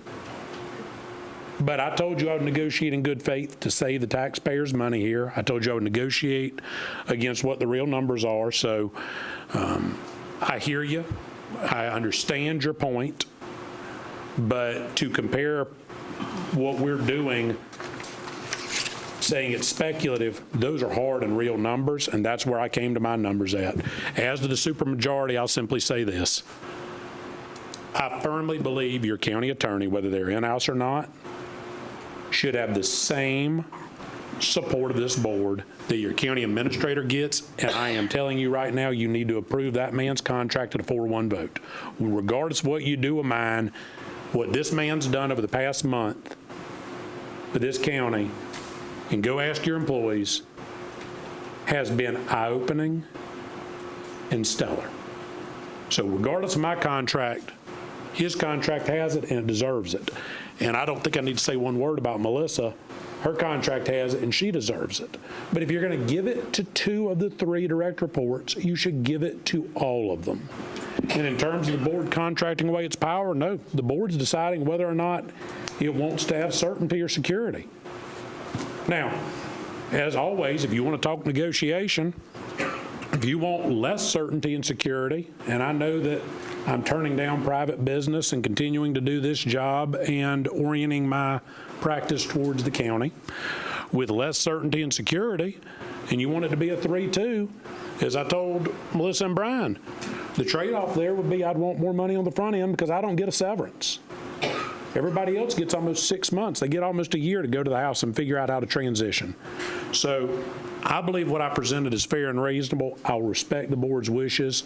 And Commissioner Drake, you did make a point at the start of this that I want to acknowledge and say thank you for. It's not easy talking about people up here. I want this board to understand. I'm here to serve this county. If this contract doesn't pass muster, I'm still your acting county attorney right now. We'll keep figuring it out. If the board does pass and it doesn't pass unanimously, I'm not going to look at one of you votes against it and say, well, I'm not going to talk to you. I represent the majority of the board. I serve the county. So I appreciate the board's time and effort. I don't know if I have much more I can add, though, so I'll defer to any questions. I have one thing I'd like to add. Let me just really quick, because it kind of goes to what you were asking. I just want to say that when I first came on board, I too questioned why and how our county attorney could be the county attorney for everything. So I called the Commission on Ethics, and I asked them the question. I said, how can this be? How can he be the attorney for Freeport and Defuniak and all this? And they said to me, does he have a firm? I said, yes, he does. And they said, well, then it's perfectly legal. And he's not the only one in the state of Florida that does it. There are several that do the same thing, and there's absolutely nothing wrong with it. So there you go. So if it's legal and you can do it, and I think the money, as far as I can tell, it sounds like an awful lot of money. I agree with you 100%, but I think it's well worth it. We're saving from back in 2016 when we farmed out the work for $761,000. That's more than he's asking for. So, yes. Ms. Thomason? Right now, we're having to hold that money for the FTE. So, and to the point that was made, that's parks, roads, and things that can't be done. If we execute this contract, does that FTE go away? And does that money become unencumbered? That would be up to the board. I would say that the county attorney position would go away because we would have a county attorney, but as far as the FTE goes, if the board wants to get rid of that FTE or move it somewhere else, Could we just abolish it and put the money back in the kitty? That's what we would do. We would essentially, if you want that the FTE to go away, it would go away and the salary would go away with it. So that's, what are we basing that on? About $500,000 or $600,000 right now? It's a little bit less than that because honestly, to try to get the budget to balance and make it as conservative as possible, we realize that we haven't gotten a lot of applications, so we try not to type any more money than we really have to. I think we've got it at about $400,000 for salary and benefits just as a partial year. I got $400,000 worth of roads I need to take care of in my district. Me too. I got a bigger district. I get more money. But Mr. Atkinson we'll get done quick. Mr. Atkinson's absolutely correct because we budget the contract over in the board's budget, and then you've got the salaries budgeted over in the legal services budget. But opportunity for rebuttal. I mean, this is a shell game. A lot of pontification is taking place, but this is moving money around.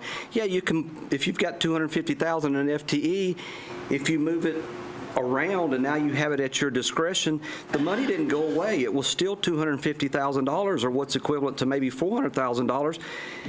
But if your cost savings on the other side is to do away with it completely, you still have it. If you reallocated it, you still have it. If the cost savings were triple on the other side, so you gained 3 units on one side and you lost 1 unit, your net gain is a 2. What I want to go back to is that right now in 2025 in Santa Rosa County, they pay a retired judge, 1 man, to run the entire legal department, $230,000 plus benefits. Commissioner, if I may, the 2025 adopted budget expenditure for Santa Rosa County under General Government Department 0012 Attorney is listed out of the general fund at $548,973. Is that one position? It says attorney is all it says. It doesn't say So that. then that means if they have budgeted $500,000 to run the whole shop, then that means that's $230,000 plus benefits, and then what's left over is to do outside counsel. I don't know that because I would say the Board of County Commissioners and other BCC obligations is. So you would, that doesn't come out of the county attorney's office here or anywhere else. It would basically be a financial decision on $500,000 versus upwards of $2 million. What is our legal, what are we funding the legal department at entirely? If you count the county attorney's FTE, it's about $1.6 million. If you drop that, it goes down to, like Melissa said, whatever the actual number is, 1112.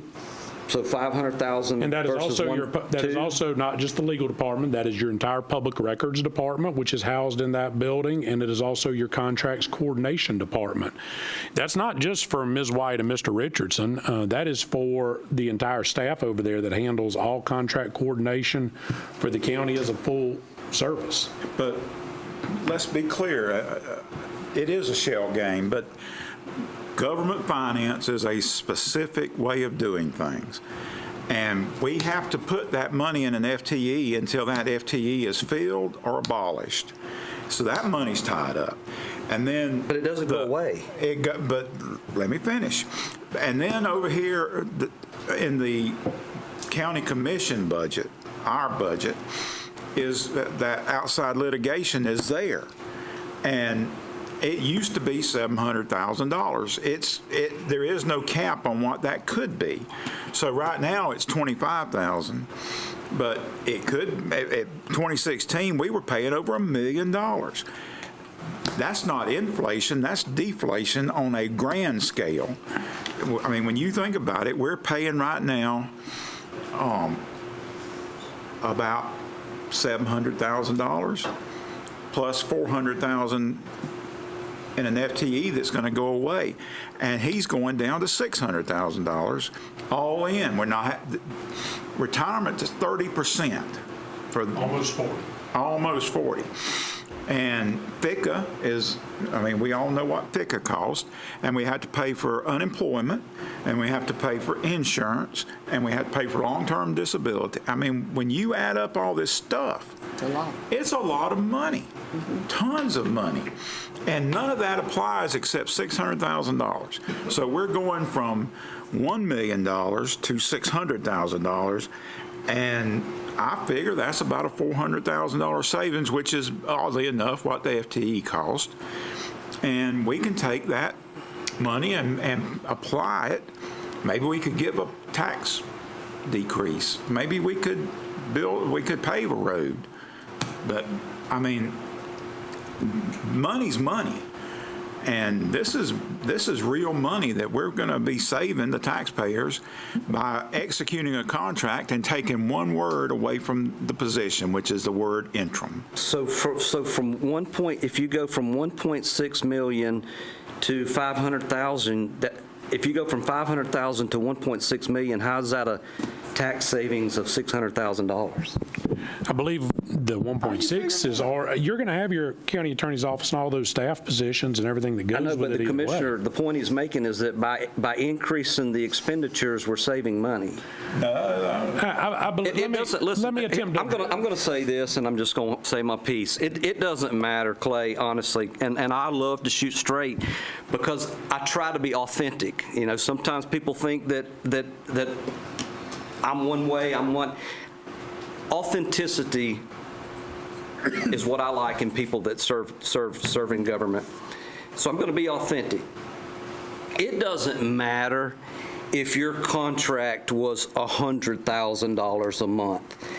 The same narrative is there. It's going to be defended with a narrative, and I get it. I understand it. It is what it is. Public service, there's a process to get here, and it's very political, and I understand it. I'm taking one position, colleagues are taking another. It's just very interesting, like how that animal morphs over time. But I've always been consistent. I've always been straightforward in what my expectations are. That's not going to change. So I guess, but I do want to ask though about the 4-to-1 vote. I don't understand how that. I mean, with the legal and ethical relationship that exists under the Florida bar, wouldn't we be? How can we be denied the opportunity to legislate termination under that ethical relationship that exists? You're not. The board as a whole. No, it's being limited. Well, the board would choose to limit it if the board wishes to. The same way the board's choosing to do so for Melissa and Brian. And what I would say to that. But how do you get rid of the police powers? You still have your police powers, but you choose what vote of this board is necessary to carry it out. There's a wide variety of issues that require some form of supermajority vote. And that's up to this board if they choose to impose a greater restriction on themselves. And I would encourage you, whether it's me or not, Commissioner Drake, whoever your county attorney is, in-house or out-of-house, deserves that support from this board, because the last thing you want to do is put any of the three of us in a position where we're trying to navigate a 3-2 telling somebody what they want to hear. Everyone involved here has heard me say it before.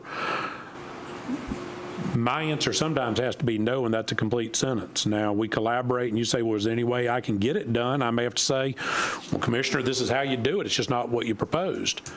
But so I think it is perfectly appropriate. I think that is because I don't work for one of you. So any other client, any other corporate client in America, you determine what the terms of engagement are.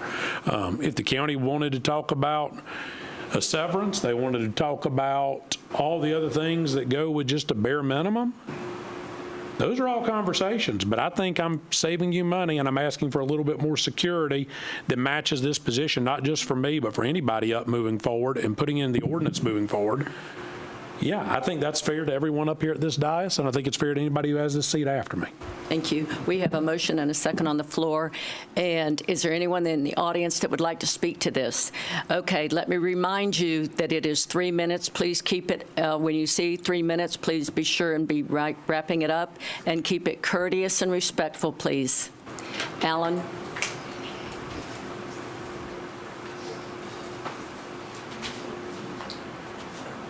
For the record, Alan Osborne, I'm going to address two of the things.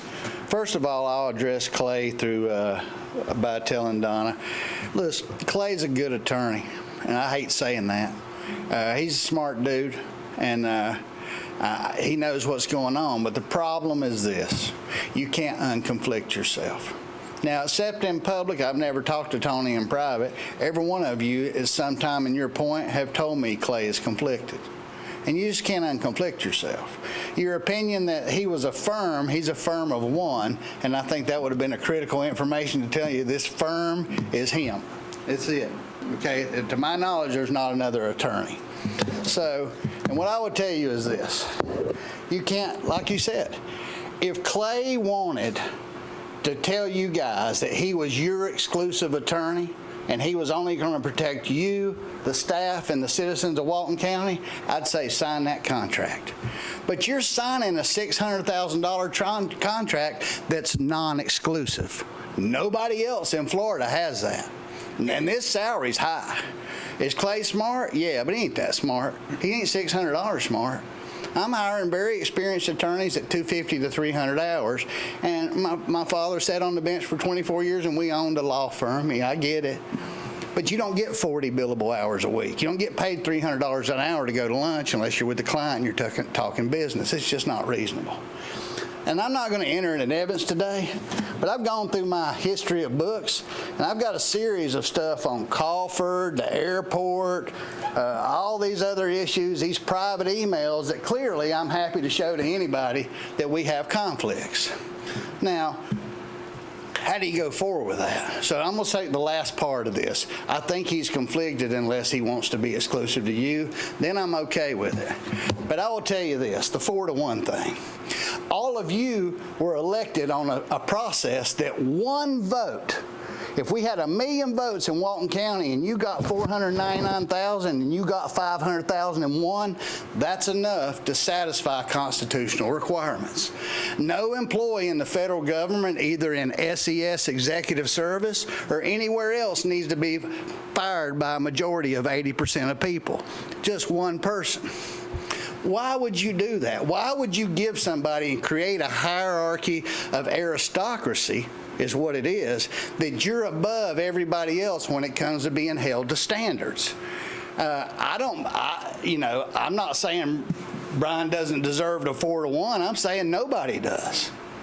His performance, just by what Clay says, will ensure that that man keeps his job by doing just what y'all said. You seem to be happy with him. But the chance that only one of you would have to be dissatisfied with him to get rid of him stands against every other federal employee, every other system of accountability. In fact, a general officer can be fired by one person. And I lived under the fact that I served at the pleasure of my appointed commanders, and they could fire me for one simple term. I've lost faith in you. So this 4-to-1 stuff is different from everybody else, and you should consider how that appears, because the appearance of a conflict Thank you, Alan. is a conflict. Thank you. Randy.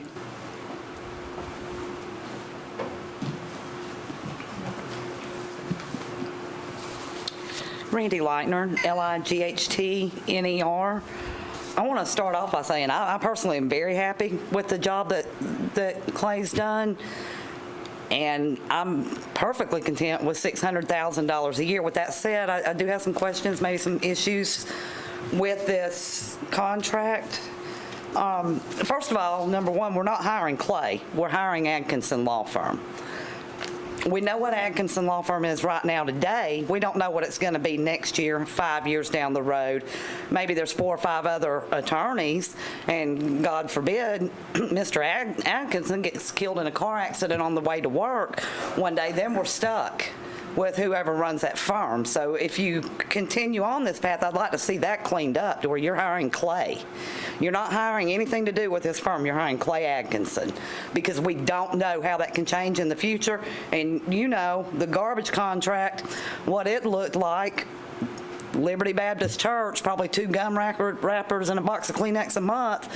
Now they have to pay extra for their garbage because they're a church. You know, so you just never know how things are going to change. That was in the garbage contract. You're looking at me crazy. Yeah, it happened. It was just the way the contract was worded. And after years, Waste Management said, well, now we're gonna do that. So I'd like to see that cleaned up to where it's just Clay. I'm going to skip over some others. Another question I have, do any of you know who Stephen Todd is? Nobody knows who Stephen Todd is? Stephen Todd is the Assistant County Attorney for Hillsborough County, Florida. Population about 1.7 million people, beaches galore. And apparently, he did not have the qualifications to act as attorney for Walton County, because from what we were told, there were no qualified applicants and he was one. So I think you all should just know that moving forward. Maybe something needs to be put in place so you guys do know who your applicants are, because that's absurd. Things work out the way they should. We still got Clay, so maybe that's a good thing. I have an issue with the $400 an hour for litigation on top of the $600,000. I'm hoping I get a few extra seconds. Good grief. I'm hoping that can be negotiated in some way to where over a certain amount of hours maybe he's paid extra, but I think some litigation should come along with that $600,000. Also in Section 3 of the contract, I don't have time to read it out loud. Section 3 sounds like a possibility and opportunity for even more billing. I don't know if it is or not. That's my uneducated reading. Section 5 it says council will seek to have other attorneys in the employ of the county or act on behalf of the county in handling legal issues that are disputed between governments, blah, blah, blah, basically saying using attorneys within the county with any current disputes. But isn't Clay their supervisor? It's still a conflict. So I just think something needs to change there, but overall, I'll stop there. I don't have time to say everything I want to say, but I do want to reiterate, I'm happy with the service that Clay's provided. I think you get what you pay for, but I think there's room for maybe a little bit more negotiating. And in light of things that have happened in other contracts, maybe change it from Atkinson Law Firm to the person you're hiring. Thank you, Randy. Appreciate it. Thank you. Anyone else? Todd?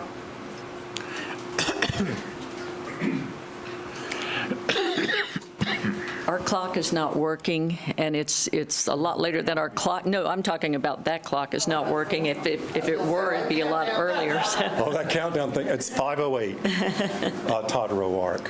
I just want 2 points, but first is just clarification. When Melissa was going through the prices, I heard it sounded as if you, Melissa, you were breaking out paid time off as a separate expense in addition to an annual salary?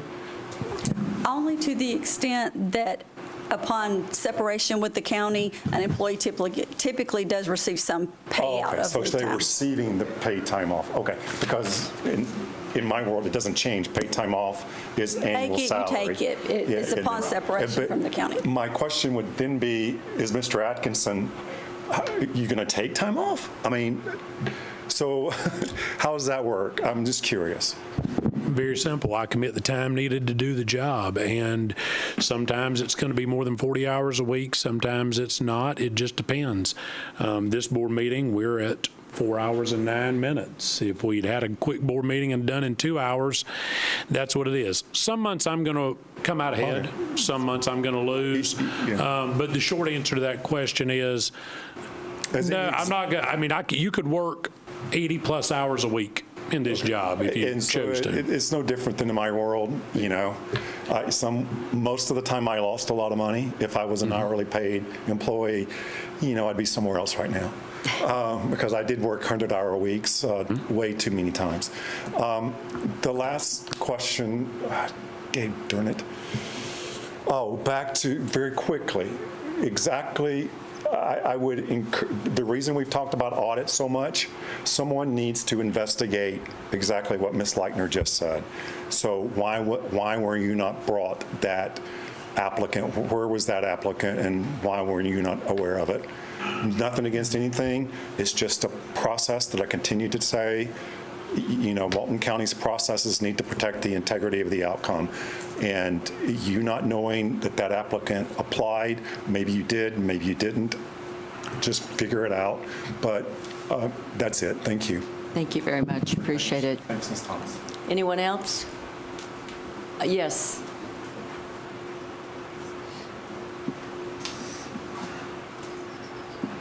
I didn't recognize you back there. Good to see you. Matthew Morale here. Thank you for the time. I just wanted to say I know how important it is to have a good attorney working for you. I know what it is to go from one that's not so good to one that's great. Let's just say that. So I do have a question. As far as outside counsel being used, is that when that's deferred for future, for example, would you have that, would there be a justification as to why the outside counsel was used to the board when you use them? And or does that take away from the $600,000? The contemplation is not to use outside counsel. If this board wants to use outside counsel, they're going to do it.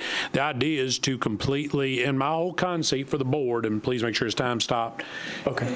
For anybody who's heard me say this before, I believe having an external law firm, 20 attorneys, 50 paralegals, staff, come do the county's work, puts the county into a position, the moment that firm's not here, all your institutional knowledge walks out the door. And now you've got to start from scratch. I believe this county, as big as its budget is, as many employees, as many departments, it needs more than one or two in-house attorneys. I do believe that. With that being said, the concept I had 4.5 years ago that I stand by, Mr. Morale, is that the county should develop an in-house law firm. It should recruit talent. It should cross-train attorneys. It should allow them to specialize in certain areas. If Brian needs to talk about an HR issue, in all likelihood, he's probably going to talk to Frankie before he talks to Matt, but he can talk to either one of them. If code needs to talk to somebody, they may call Matt first, but it doesn't mean they can't reach Frankie. The idea would be to have an in-house firm to handle this, and that is how we have been able to take so much of the litigation in the last 4.5 years in-house. So the short answer is there is zero contemplation that we are farming out litigation. Okay, and if there is any conflicting occurs, that would be done, forwarded to outside counsel that maybe had The determination would be what the conflict is. Okay. In all likelihood, the conflict would be if one of my existing clients should have a matter that requires them to come before the board, I would simply not step into this position. And as to the concept of am I somebody's boss, law firms deal with this all the time. Ms. White and Mr. Richardson have their own ethical obligations. They don't, well, Clay told me to do it. That's the Nuremberg defense. It doesn't work. Gotcha. Okay. And just the last couple of things, and I believe Commissioner Drake, in the past, you referred to Mr. Atkinson as brilliant, was a term that I believe you used in the past. One thing, last I'll just say is one thing I know from my own case is good work ain't cheap, and cheap work ain't good. So Thank you very much. So I support it. Thank you. Yes. What's his last name? Morale. How do you spell it? Morrall. Is that right? Okay. Thank you. You're welcome. Let's It'd be, oh, you want, I'll Okay. wait till after citizens. Okay. Come on, Lisa.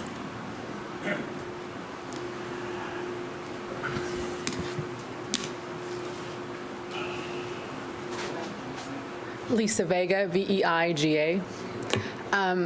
One of the things, I'm in support of Clay. I'm actually in support of the finances as someone who was a global technology executive for years. I hate to tell you, it's actually not a lot of money. Madam Chair, Yes. can you get them I'm to sorry. quiet? In the audience, I need you to either She not deserves talk respect. or take it outside, please. Thank you. So I'm in agreement with the funds, the 4-to-1 on everything. I think, and I don't understand this, but maybe if everyone has a 4-to-1, couldn't there be a vote on changing an employment agreement back to 3-to-2, and then you could have a vote to remove somebody with a 3-to-2 vote? Because you can always vote to change an employment contract, I do believe, separate than termination, and then terminate. Just to throw that out there, I do believe that's capable, I'm not sure. But one of the things, and I forget the items because I would bring it up, but we've had a few things where I've asked questions to some commissioners and said, where are we at on this? Where are we at on that? Well, it's been in legal. We're waiting for legal to return it. So could we have things now, if we have Clay officially, that we have things returned back to the board in a timely fashion? Or put some... Anything of that nature, I would ask the board to please send me anything you think has not been done in a timely fashion. I will gladly take you there.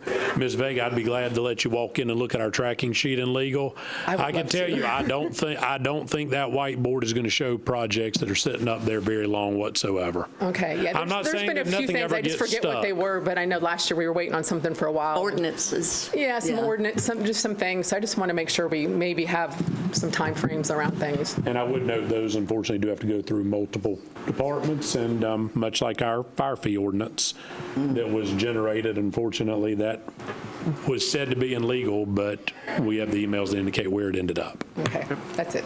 Thank you very much. Appreciate it. Ms. Harris. Madam Chair, real quick, I just have to, I mean, this is an honest process, and we have to hold people accountable. You're fine. I'm sorry, but Commissioner Curry's been trying to talk for a I'm while, sorry. and I've been making him wait until the I audience think he would is done. enjoy what I have to say, though. Well, I was going to wait till after the That's- citizens comment, that's all. But let me go ahead and put this in there, if you don't mind. Is Mr. Morale still here? Yes. All right, so you just intrigued the heck out of me, brother. I thought I remember reading on the gossip page last night that you were entirely on the other side of this issue. In fact, you said 3 votes in, 4 votes out. Excuse me, I don't think that's appropriate. Well, sure it is. It is not appropriate It's to my bring in social constitutional right. media. There's nothing that prohibits it. Am I right, Clay? Whether the citizen wants to answer the question's a different story. Correct. Do what now? He can make whatever comments he wants. Now, whether Mr. Morale wants to answer those is But a why separate wouldn't you story. want the honesty? That's what I'm begging is like, if I'm being dishonest, I want somebody to call me out on it, but I just want people to be honest. And Mr. Morale said yesterday on this blog, he said, 3 votes in, 4 votes out. It's unfair to future commissioners to get a 4-vote removal. $400 an hour for extra on top of the $600K. Incentive structure is to litigate more. Incentive structure is terrible for county taxpayer in every way. And then he just came up here and addressed and said, everything you're doing is correct. Now that is bizarre. May I speak? Yes, you may. All right. Well, now that the financials were discussed of how the monies were distributed, is it fine? Alan, you can't make this stuff up. Well, you let me talk? Well, you're the one that referred to him as brilliant. And I don't discount that. So, with 3 to 2, 4 to 1. The other folks here have 4 to 1. At least this woman here does, and he's working on 4 to 1 potentially. So that's not new. So that, yeah, I changed my view on that. Last night? Yeah, when I find out that she actually has a contract that's 4 and 1, and you guys apparently approved that in the past, did you not? We did. Oh, okay. Well, that sounds good. That's new For an information you employee, find yes. out. And when you find out how she runs the matrices on pays for people, when $600,000 really is actually, like he says, it's kind of a deal, which I didn't kind of a paper clip. It's sort of it makes sense when you have all the value added in there as far as the benefits and pay, and you're not paying the state retirement program either. There's a part of it. There's everything added into it. Factors. You find that funny, or what's going on? Thank you very much. I appreciate that. Ms. Harris. Hold on, I know I'm getting thrown out, so I've got all my stuff with me, but I thought you were doing a real good job. You are a piece of work. You are an elected official. Okay, thank you, Randy. Thank Randy. It's not your place to call a member of the public up here and humiliate, embarrass, and laugh at them. You are disgusting. I hope the governor sees it, and I hope you're thrown out of here. Goodbye. Bye, Randy. Ms. Harris. Okay, come on, guys, so you can throw me out. Listen, I'm not up here to talk about Clay's contract. You can read whatever you want to. I've said on Facebook, I don't give a shit. I'm telling you the truth. But here's what I am going to tell you. I've lost count of how many times I've sued this county. And every time I sued them, I got all my attorney fees paid, and I got just what I wanted. And I use pretty high-dollar attorneys. I don't use $200 an hour or $300 an hour attorneys. I haven't always liked Clay. If you can read, you've read everything bad I've ever written about Clay, because I've got a lot of guts. And I posted it in the Defuniak Herald in full-page ads. But since Clay got up here, my attorneys had to deal with Clay 4 times on code things. And guess what? I hadn't been to court one damn time. You hadn't had every time I did go to court, though, Walton County hired Bill Warner, or I've forgotten all their names, but they got paid by y'all, and I always won. So I want you to hire outside attorneys, because then next time code enforcement runs over my beach chairs, I'm going to sue them again. Now, I'm just telling y'all, this is getting ridiculous, and what all's gone up here is ridiculous. But I hope we don't have to sit here through Ryan Kellenberger in this stuff. But actually, Brad, to call somebody back up here, if you want to call me, jump on me right now up at the podium. This is all coming unglued. We're an embarrassment, and this needs to stop. Take a vote and end this mess. Thank you. I think that's a good idea. Okay, we'll close public comments, and we have a motion and a second. I call the question. Oh, you call the question. So to call Okay. the question, we need so now we need a second to call the question. Was that? Second. So now we vote. We need to have a vote to close discussion. If we're actually calling the question, we got to do it proper. Okay, we have a motion and a second to close this comment section. And all in favor say aye. Aye. Any opposed? Let record reflect that's more than 2/3 of the board. Therefore, comment and disclose. You move straight to a vote, Madam Chair. We have a motion and a second on the floor. All in favor say aye. Aye. No, wait. What was the question? To approve the contract. My vote is nay. Any opposed? Nay. 2 nays, 3 to 2. Thank you, board members. And again, as I said before, no hard feelings. Thank you, commissioners. Thank you very much. Madam Chair, I just wanted to say Yes, that I'm sorry, you Commissioner did. Drake answered my question for me. I was on the fence on 3-2, but he made me go to 4-1. So thank you, Commissioner Drake. What was it that convinced you?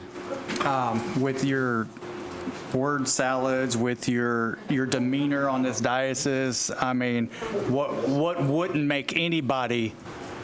Yeah, I mean, do you find your behavior responsible and accountable? Are you kidding me?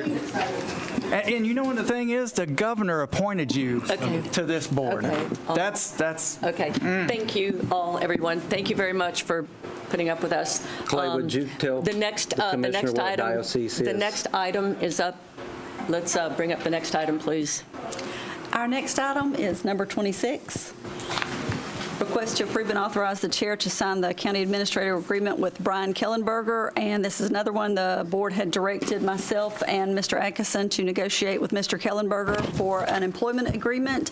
And I would put this to the board for any questions or comments.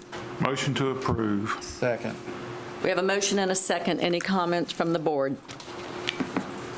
Mr. Commissioner Anderson. Yeah, I have no problem with Brian being, excuse me, I've got kind of a sore throat, so I have no problem with Brian doing this job, but this is a $12,900 raise from the last county manager, and I'm not opposed to him getting regular raises through the thing, but he agreed to the salary of $193,000 plus, and I just think it's a little early in the process to jump him up $12,900. Again, that's my biggest concern. Thank you. Anyone else on the board? Anyone in the audience like to, boof? Barbara, I'll let you come up first. Come on.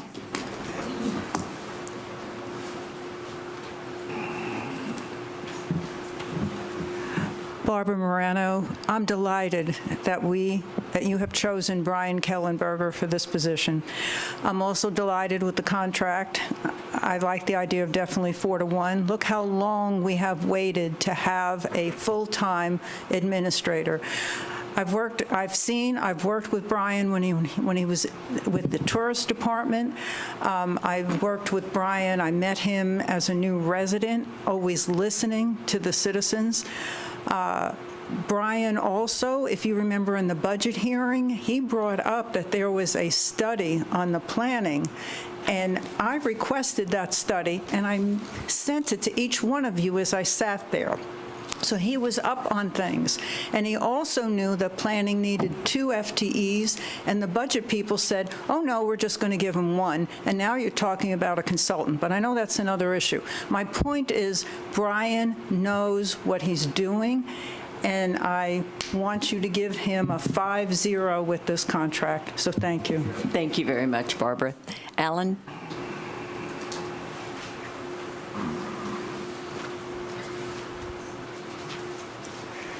For the record, Alan Osborne, I too support Brian because I've been to as many meetings any more than some of you. And at least he stands up and tells people he don't back down off people. And I've never been that involved in the beach issue, so he ain't never had to deal with me much. But again, I want to go back to this 4-1 issue. You know what it screams? It screams to the whole state what Danny brought up, how everybody talks about us. We shouldn't have to compensate for a jacked up system. And in fact, what you just did is you took somebody's vote with only 3 votes, because that's the way I understand what passed. So you voted with 3 votes that you had to have 4. It seemed like you would have to have 4 to make that valid. So I go back to what I said before. Whatever Brian requires for money I don't know, some nice word, unscrew the pooch, as we called in the, to undo this mess, because y'all gave him a sandwich made of fecal material right in between the bread to eat. So I ain't got no problem with the money, but again, I go back to 4-1. You're saying that people in this county, because we're so fickle, need something in other system than everybody else's constitutional rights. And I go back to the system that I grew up in. One person, one boss. Everybody plays by the same rules. You keep creating new rules. And I'm going to go back to this aristocracy of your rules are different from everybody else. It's like the county aid job. Those people can't be held responsible? Who came up with that? Where's that in writing? That they don't have to follow policy and that only a commissioner can fire them. Now, I agree that you should be able to select people, but when you decide that these people don't have to meet the same standard to be gotten rid of as they do to be kept, I don't see how you justify that, because the reason we're here is our reputation in this county, said by a lot of people across the state, that we can't do business right. And the reason we've turned over so many planning directors and attorneys and county administrators is that very reason that we've demonstrated to everybody throughout the state. You had at least 2 attorneys brought here that I've never heard today. I don't know why we don't have an RFQ for it. But Brian's contract got no issue with the money, got no issue with you giving him the authority to go do his job. There's no worse handcuffs for somebody than not having the authority to do what's been given to you. And I've been in that position, and it ain't no fun. So, but this 4-1 of making exceptional rules and never holding anybody accountable, as long as people continue to walk away with no punishment, people will continue to break the rules. Thank you. Todd? I'm sorry, I'll get you next. Got my workout today. Todd Rowark. I too, I've had the honor and privilege of meeting with Brian on 2 separate occasions. Very quickly, I met with Brian and Tabitha, and we talked about the beach. I will say this, in 45, actually, I think we talked 2 hours. 45 minutes, I learned more about the beach and understand the beach situation more than I did since 2016 or 17 when this mess started. So he needs to, I don't know, record that and release it, because I understand more about the beach issues and the conundrum that he used. So as coming from where I come, the money is not an issue, paying more. The one thing, and I've told Brian this multiple times already in 2 or 3 meetings, is that I personally, I wouldn't take the job. I'm personally qualified to take the job. I wouldn't take it simply until there was some type of a complete 100% audit. Forensic or not, an audit. You've given him the keys to doors that he doesn't know what's behind them. And at the end of the day, he's the CEO of Walton County. He's ultimately responsible. And we've seen what happened to 2 gentlemen, and we won't go there, which is criminal in my thinking, but anyway, I just wouldn't do it without that guarantee. The other thing is that, going what Alan said, or Barbara actually, if he doesn't have the support of 5 people on this board, actually 7, 7, I wouldn't do it. I mean, I just wouldn't do it. I'm just going to use Mr. Anderson as an example. If he has any reservation, I wouldn't do it. I just wouldn't do it, because you're set up to fail. You need to be able to have a partnership and relationship with every single one of you to be successful in the job that he's being asked to do. And if you don't have everyone's 100% commitment to let him do what he needs to do, then it's just, you're set up to fail. And he has more to, the risk reward thing here, he has more to lose than to gain. $12,000 is, we fart $12,000 here. So that's nothing. I don't know what his salary is today, but it's nothing. We farted. So I stand behind him. I will do whatever I can do to help him. And, Thank you. Shut up, Thank you Todd. very much. Thank you. Thank you. Mr. Roark? Yes, sir. With all due respect, I totally disagree with you because we would never get anybody if we had to have 5 O's. We would never get anybody. And Lord knows I hope he don't take your advice because I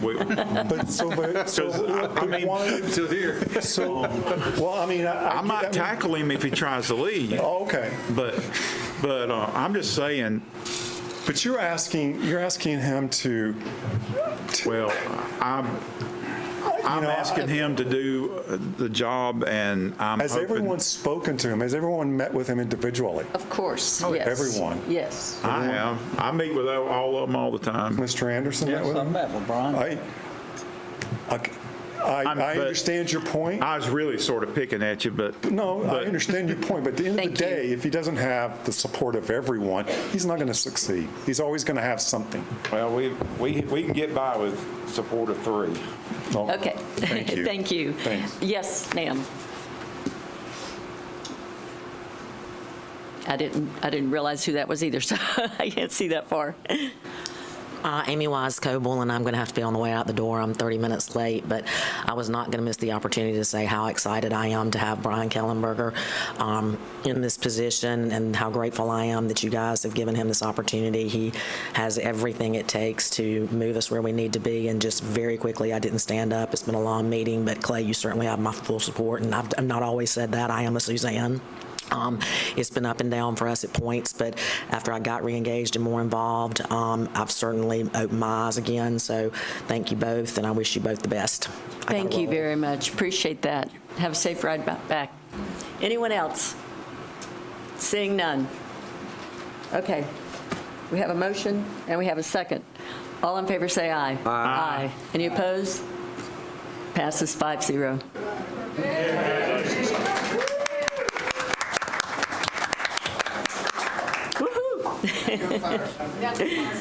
Thank you all. Okay. Mr. Atkinson. Thank you. I'm going to discuss items 27 and 28 at the same time, although I will need an official motion to open the public hearing for 28. This is the amended and restated franchise agreement and the first supplement thereto. This is the follow-up to what we previously did related to regional utilities, which is what Florida Community Service Corps does business as, taking over the Inlet Beach franchise area. This is cleaning up their actual franchise territory. The documents last time approved the transfer of the franchise, the issuance of the debt service you're required to do. So the first document is to approve the restated franchise agreement and the supplement thereto, and authorize the chair to sign. So if I can have a motion on item 27. Motion to approve. Second. We have a motion and a second. Any comments from the board? Any comments from the audience?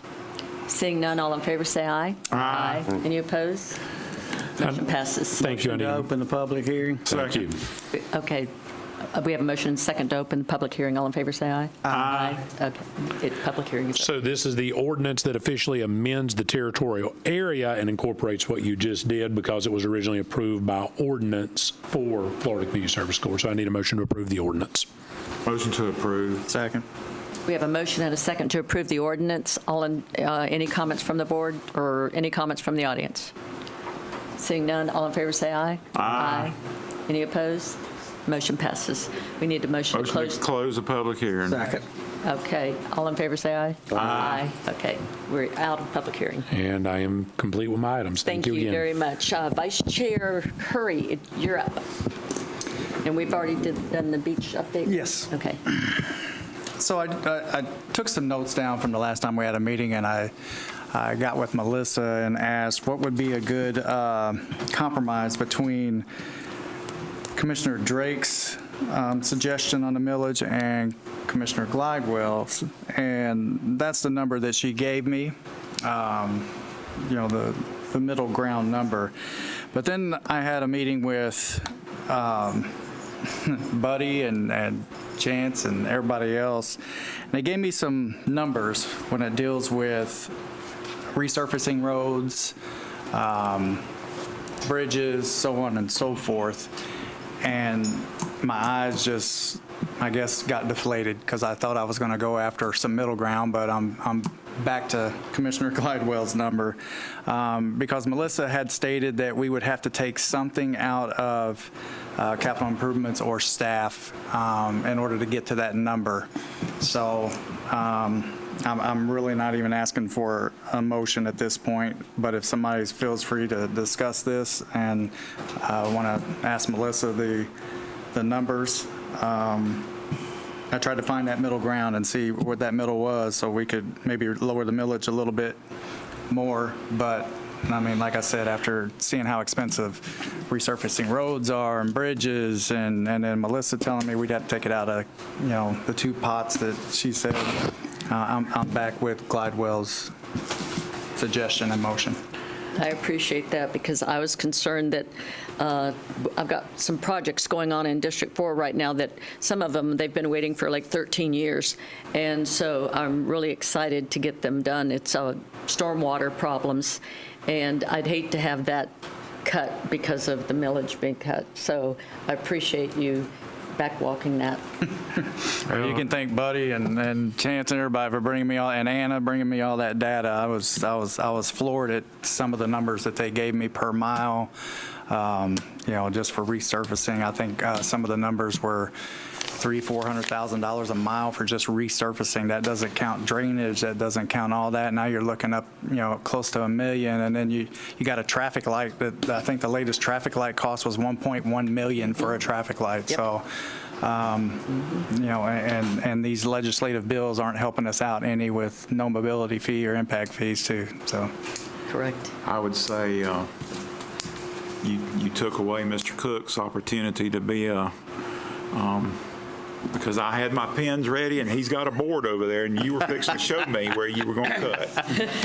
Because we are not Democrats. There is no cutting without cutting revenue without cutting expenses. Well, hold that thought for the next item now. Come on. Well, may I comment on this item? Okay. The reality is this. I mean, you have to answer that ideological question of where you sit on the spectrum as far as the ideological spectrum. You're either right of center or you're left of center. Fiscal conservatism is right of center. Fiscal liberal policy is left of center. Doesn't make anybody bad people, but you choose through your actions and how you govern on which side of that ideological spectrum you fall on. If you believe that government should continue to expand and spending should follow suit, that is left of center. If you believe that government should shrink and spend less, then you are right of center.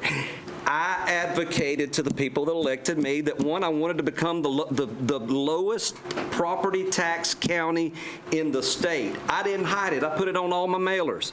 Even Melissa brought it up to me at a party one night. I'm not ashamed of that, but it's because it's what people want right now. There's conversations going around statewide about whether or not it's even fair to have property taxes. When you own property and then you pay the government to use it, and then it's based on the value of that property, that's insane. So we're presented with this decision now. The assessments, the appraisals have gone out. The property appraiser follows the law, assesses the properties. That figure comes back to us, and we choose what we want to do with that. We have almost $14 million more in increased revenue than we have last year, and yet that money, you either have to take the position of we take ownership of that money or we are stewards of that money because it belongs to the taxpayer. I believe that the first thing you should do is you should set down the marker. Once you have the numbers that come in, you decide either if you're going to be on demand side policy or supply side policy. You're going to be left of center or you're going to be right of center. You're going to be blue or red in fiscal policy. There's no way to dance around it. Okay. I appreciate that. No, I have the floor, Madam Chair. You yielded it to me. Well, I didn't mean to yield it to you for the whole night. So what we're confronted with is we have to decide whether or not we're going to return tax monies back to the people that paid it, or are we going to spend it for them? Well, you know, there are people that want sidewalks. In my area, there are people that ask me all the time for sidewalks because it's a safety issue, because they're walking down the middle of the street. You whether have it's to prioritize Hewitt, government. East Hewitt, all this. We've got the one I just mentioned, the stormwater problems. Those people have been asking for over 13 years because they have to use pumps to pump the water so it doesn't go into their living rooms. And then I have people in another area that can't. You're justifying your side on the ideological chart. I get it. I'm just telling you that my job is to work for the people, and when the people say they need sidewalks and they need the roads fixed and they need the stormwater fixed, that's our job to do. That's what we're supposed to do. Madam Chair, ask the people if they think they pay too much in property taxes, and then come back and tell me what they say. Well, I think it's the same old adage that we've always had. You can either spend their money or they can keep it. No, this ain't got nothing to do with that. Well, this has got something to do with if I do a poll and I say, do you want an ambulance on every street corner in Walton County? And then how are you going to pay for it? The vast majority of people will say yes. But if I say, do you want to pay double or triple in taxes to pay for it? No, we don't want to pay for it. So there is a balance between what the services that we are required to provide and how we pay for it, because we are not Democrats. And you can't say... Demonstrate it. You can't say that we're going to run a deficit budget. You can't say that we're going to cut revenue and that we're not going to cut expenses. So, Mr. Cook, bring that thing out. And you show me where we're going to cut, because I don't know. Them people on that list have been asking for those projects, some of them for 13, 14 years. There's not a one of them in my district, so I'm not saying, but where are we going to cut? Well, the first thing we have to, you're putting the cart before the horse. The first thing we have to identify is what the marker is. How much are you going to return to the people of their money, or how much of their money are you going to spend? The marker is what we're going to cut off of that list. That's increased tax revenue. If you decide that you have if you have a better mechanism of spending people's property taxes that they paid, then you go with that number. If you think that the other side of that coin is people that pay too much property taxes, then you have to decide what you're going to return to them, and then you fix that number. You don't put the cart before the horse, Commissioner. How can a private citizen on Driftwood or Ellis say that they're going to spend $7.48 million to fix a problem that the county has had for years? Commissioner Gleibel, what you're doing is you are defending the exact governmental policy that's taking place in Washington, D.C. right now. People want Congress to spend less and return money back to the taxpayer. What you're advocating is exactly the same thing of what Congress is doing, and I guarantee you, if you ask 100 people whether or not Congress has a good grip on spending other people's money, you're going to find out fast and quick that they say no.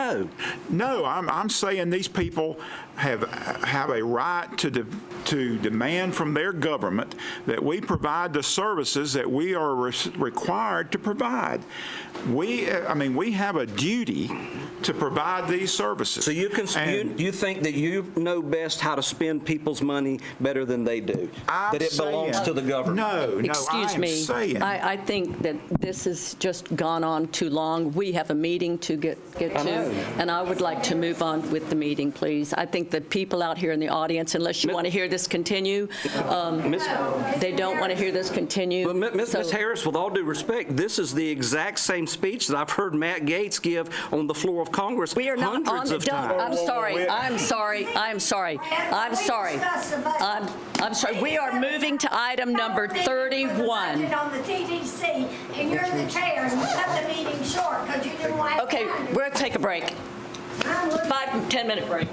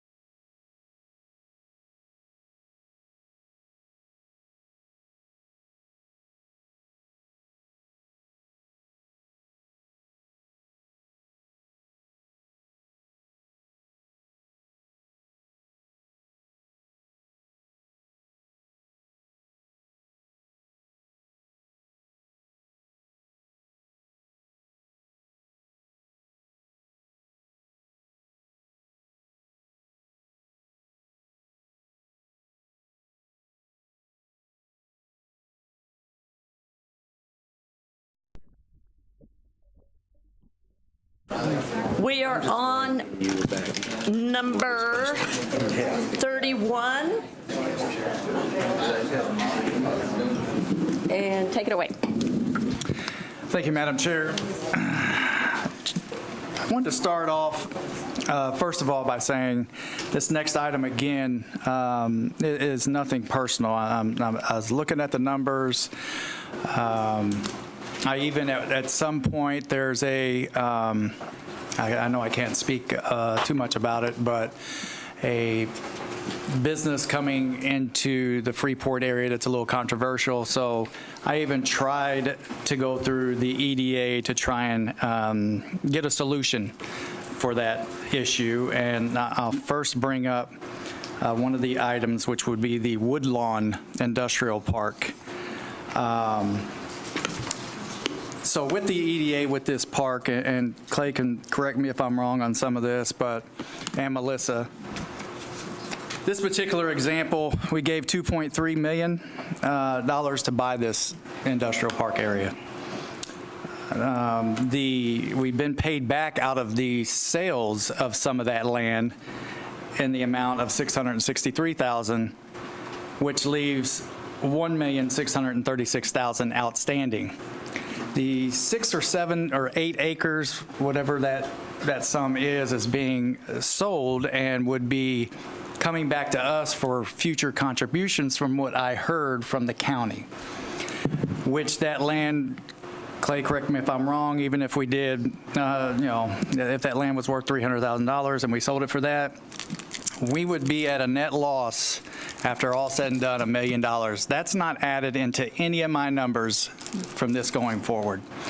We can't build on some of that land because it's in the wetlands. We have 6 or 7 uplands that could be sold off or built on. So this particular entity that's in the surrounding Freeport area that I was trying to work with, I was thinking, hey, this is an industrial park. Let's see if we can just move them up there and fix a certain situation. Well, I had the EDA director and a few people around the table, the owners of this particular entity, and it sounded like a great idea until, and this is what the straw that broke the camel's back for me. It was a great idea until we found out that this particular industrial park has no natural gas and has no three-phase. So I don't know if we are trying to entice T-shirt shops and McDonald's to the area or actual heavy industrial, jobs to that area. But now that I've found out that we are trying to sell those 6 or 7, 8 acres of upland, and like I said, when it's all said and done, we're going to be $1 million in the hole on that particular example. I didn't have enough time to get all the Mossy Head items or what we paid for that and all that, but I did use the numbers. I had a citizen send me an email stating that I was incorrect about how many jobs have come to this area. So I went ahead and got the numbers all the way back from when we started, and I got them from Melissa. So we've created 90 jobs. We've spent almost $6 million on those 90 jobs over 16 years. So our average is 5 jobs per year at a cost of almost $60,000 per job. So we sit up here and talk about fiscal responsibility, if we're right of center, left of center.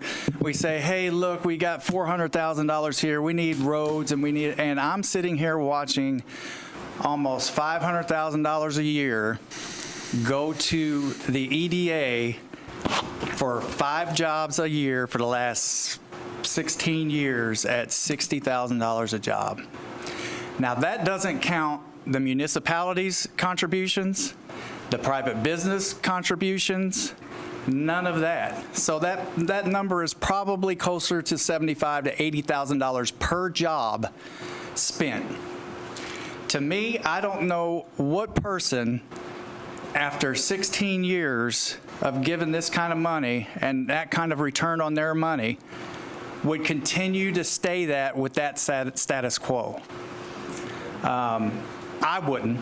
If Edward Jones sent me a letter in the mail and my investments kept tanking after about the third year, probably not even the third year, the second year, I'm looking for somebody else.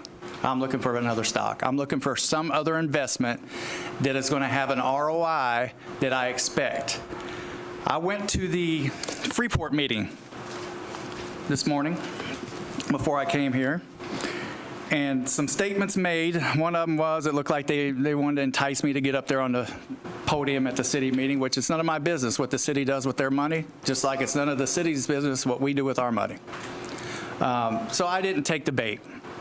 But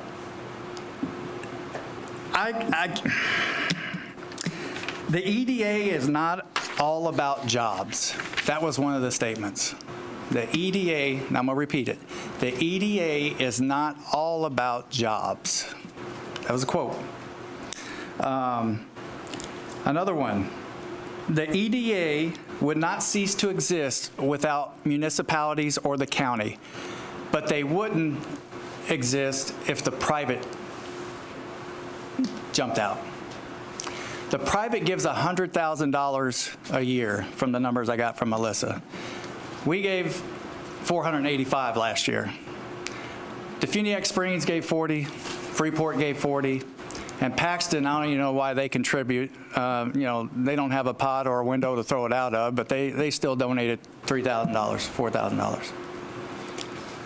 So I think, I'm not trying to say to get rid of the EDA. I'm suggesting that we look at it differently and possibly have some kind of coordinator within the county. And if the cities want, they don't have to pay the county for our FTE to do the EDA portion. I mean, keep their $40,000 and, the Defuniak Springs, I heard at the CRA meeting with Mr. Colson that, we're out there putting duct tape on clay pipes. That $40,000 will buy a lot of duct tape. I just think that this money could be better spent, just like we heard in the last 2 hours here about all this fiscal responsibility and everything else. I mean, we can hit rewind and play again if y'all didn't hear it. This is a prime example of throwing good money at bad money every year. I make a motion to defund the current EDA as it stands and give direction to staff to come back with something else, either in-house or however they want to look at it. Give us some options on continuing forward with economic development in Walton County. That's my motion. Any comments from the board? Is there a second from anyone? I would offer a substitute motion for Commissioner Curry to go back and sit down with all of the stakeholders at the EDA and query them on what hasn't worked in the past and what could potentially work in the future. And I would meet with the superintendent of schools.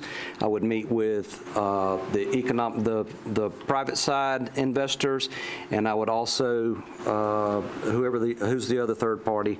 We don't have a director right now, but I would meet with all the stakeholders and find out before you get rid of an economic development that you find out how we can improve the operation so that it would work the way that it's intended to. That would be my alternative motion. It was stated in a public meeting that the EDA would not cease to exist. It would still be without our funding.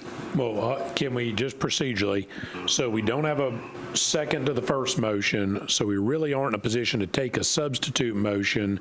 Madam Chair, I think the appropriate step would be to either treat the first motion as failed and treat Commissioner Drake's motion as a primary motion, but that still needs a second. Let's make sure that the first motion has failed. Has the first motion failed? Does anybody want to second the motion? What about the substitute motion? So your motion dies for a lack of a second. So now yours becomes a primary motion. Okay, I don't have to make a motion then at this point, but I would say that if the program, if you feel like there are failures in the system that we have in Walton County for economic development, find out, you sit on that board, right? Absolutely. So find out what's going wrong, economic development is a different animal. Shoal River Ranch is taking 40 or 50 years before them to be able to develop that. Well, isn't that, you just said that you had an argument a while ago that we think that the... Had the floor. How many times have I been cut off like right now? Okay. Well, let's not quit with me. Well, he's got the floor. Well, sorry. So you got done saying that, we think we know what's best for the citizens and their money. Is that what you're trying to say? And you were insinuating that the citizens know best of what to do with their money. So I'm on the side of, I don't think they want to throw $500,000 a year at something that's not working. How long? Well, all right. Let me push this back to you. How long do you think we should take? 5 years? 6 years? How long would you were trying to give Brian, some how many days to fix planning? So how many days should we give the EDA to fix the EDA? Well, let me get the horse back in front of the cart there, sir. Do you believe that economic development should exist in Walton County? Yes or no? Well, yeah, absolutely. Okay. Well, then, if you believe in an economic development organization, if you believe it should exist, now, why are you wanting to get rid of it? You just changed it. You said organization. I said to bring it in-house. We don't have a motion in a second. To bring it in-house? Yes, to have somebody in-house to do the EDA. We don't have a motion, so we shouldn't be having That model discussion. doesn't work. They tried that with a TDC. And now We don't have a motion. Does anyone have a motion? I make a they want to motion put- that we go out and, as Mr. Drake said in his motion, and let's see what the problems are, see if we can fix them. If they are fixable, let's fix them, and let's go from there. Does that need to be a motion or just direction? Well, I'm going to second that motion because I want to talk about that. We now got a motion and a second. It did not need to Okay. be, but it is. Okay, we have a motion and a second. A in-house solution is not going to work. They can't hear you. A in-house solution is not going to work because the structure that has to be in place requires confidentiality. And with all due respect to all of y'all, the least confidential organization in Walton County is Walton County government. So that ain't going to work. The next is there's some miscommunication about what the EDA has accomplished. Now, that Woodlawn thing was bought a long time ago. That wasn't the current EDA in any way had anything to do with that. But the current EDA has secured enough grant funding to pay for the light down there at Bay Loop Road, which we could not have secured. That grant is not available to the county. We had to have an EDA structure to apply, and so that's $850,000 roughly that we received and as a return for our investment. And it's no great secret that Amazon's coming into Mossy Head. That's 250 roughly jobs. And the EDA was part of that? Yes, the EDA did that. If you would listen to meetings, you'd know that. And really? So we own the land and we made the phone calls? We made the phone calls. One person has the floor at a time, please. The county sold it to them. One person at a time. The county sold it to them. And the EDA worked to do that. We've got that building built out there. It's now got a 50% occupancy. We are progressing as a EDA. Now we've lost a director, but that doesn't.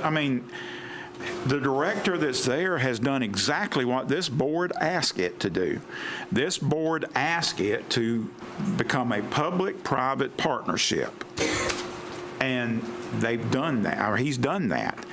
The EDA board has done that.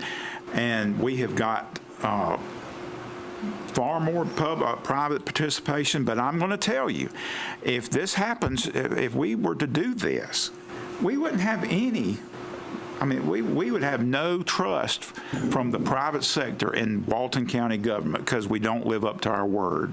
Our word was we wanted it to be a public-private partnership. It is now that, and it is growing as that. And I think now we're fixing to hire, and you voted with me on the hiring process to hire a new director, and we've got to give that a chance to work. I think we did a great deal for stability in this county by hiring Mr. Kellenberger and Mr. Atkinson. But we need stability to generate economic development. And let me tell you, my district needs economic development because the median income in Inlet Beach is over $200,000 a year. The median income in North Walton County is below 35. We need better jobs in North Walton County. And the easiest, best way to do that is to hire a new director who is going to carry out what we've already started doing. Let's give it a chance. It is at best premature to try to kill, and I don't know who said that, and I don't even care. But I'm telling you, if that 485 or 440,000 in the next budget, if that goes away, the EDA is dead. DEA. Uriah said that at the meeting. I don't agree with everything Uriah says. And if we do away with, if that funding goes away, that organization is dead on arrival. Period. Well, you should be just as upset as anybody if after 16 years your district doesn't have the jobs that you're wanting. Well, as Commissioner Drake pointed out, you should be more upset than I am. One at a time. I'm very please. upset that we don't have better jobs. But as Commissioner Drake pointed out correctly, these things take time. And for example, Wakulla County just got a point, if you're familiar with point blank body armor, they just got point blank body armor to agree to move to Wakulla County. There's over 300 jobs, and the minimum or the lower end of the job scale is $50,000 a job pay. Now, one of their commissioners told me it took 10 years to get that to work, to get all those pieces put together, and for that to happen. It is a slow, arduous process to get jobs and to get investment into the county. It just takes time. Do I wish it didn't take time? Of course I do. I wish that we could get that just like that, but we can't. There is nobody does it that way. Shoal River Farms is not even complete, but they just secured $1 billion investment for Shoal River Farms, but it took 20 years at least. Commissioner Drake said 40. That land's been vacant for a long time. So Since we were kids. yeah, I mean, I was a little kid when that quit being a ranch. Are you at least 40? I'm well over 40, but I ain't answering that. But I'm 63. But so, I mean, these things take time. And I understand your frustration. I understand that we aren't moving as fast as I want to, as you want to. But we've got to give it a little time, and we've got to hire a new director. I mean, to kill it when we're trying to hire a new director is just premature. It's not right. And so I think going forward, we can do a better job. And, there's 15 people on that board, and it represents the school district. It represents all the government agencies in the county. And I'm proud of little old Paxton being able to put in some money. They need to have some skin in the game. But the majority of the board is private people. I mean, it's the vice chair, who will be the chair next year, is the CEO of the hospital in Niceville, who is building the hospital here in the Funiac. And Chelco, the Hancock Whitney Bank, and there's several others. But, I mean, there's a lot of expertise on that board, and let's just see what it'll do. I'm just curious, you brought up HCA and Chelco. Did the EDA anyway a part of Chelco going in Freeport, that area, or did they have anything to do with the HCA that's going in the Phoenix Springs? The they help them at all? EDA had something to do with the hospital, and they helped, or Uriah helped, the doctor's hospital come back alive.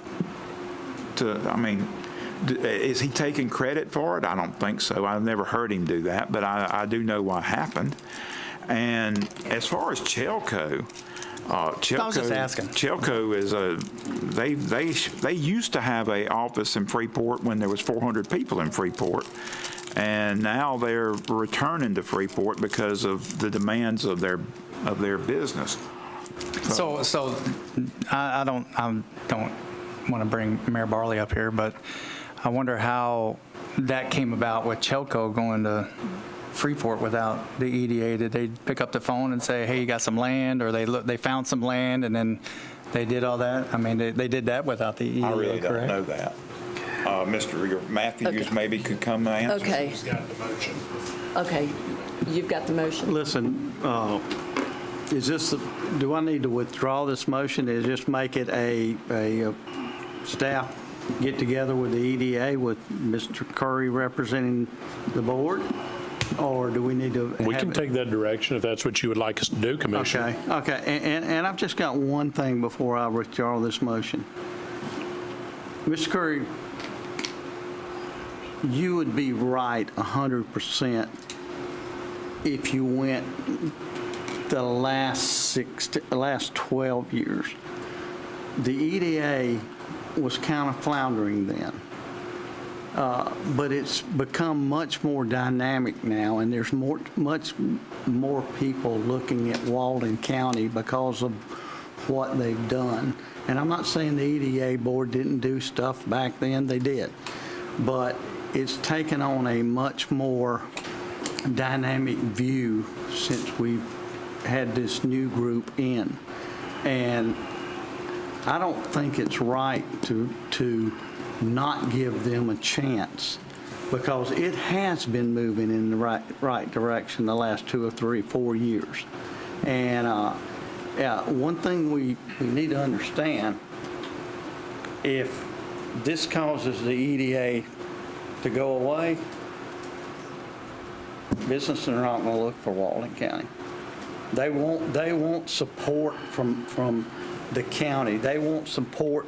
They've got EDA out there trying to get them in there, but if we're cutting their budget, we're telling them, hey, Walden County doesn't care about economic growth. It won't work with the county in charge. It won't work with the city in charge. It's got to work with every moving part to go together. So you're pulling your motion? I'm pulling my motion and asking staff to get with the EDA board, let Mr. Curry go with them, and let's figure out where it's working, where it's not working. And Commissioner Curry, you're okay with that? I'm fine with that. Okay, all right. And for the record, we will start with Mr. Matthews, and we will make sure we don't put Commissioner Curry in a spot being on that board where it's a possible sunshine issue, but we will take care of that. Absolutely. I don't want to put anybody in the sunshine. No, I knew that, but I just wanted to make it clear on the record that we weren't going to be having him one-on-one meet with those individuals. Right. Okay, we're on number 33.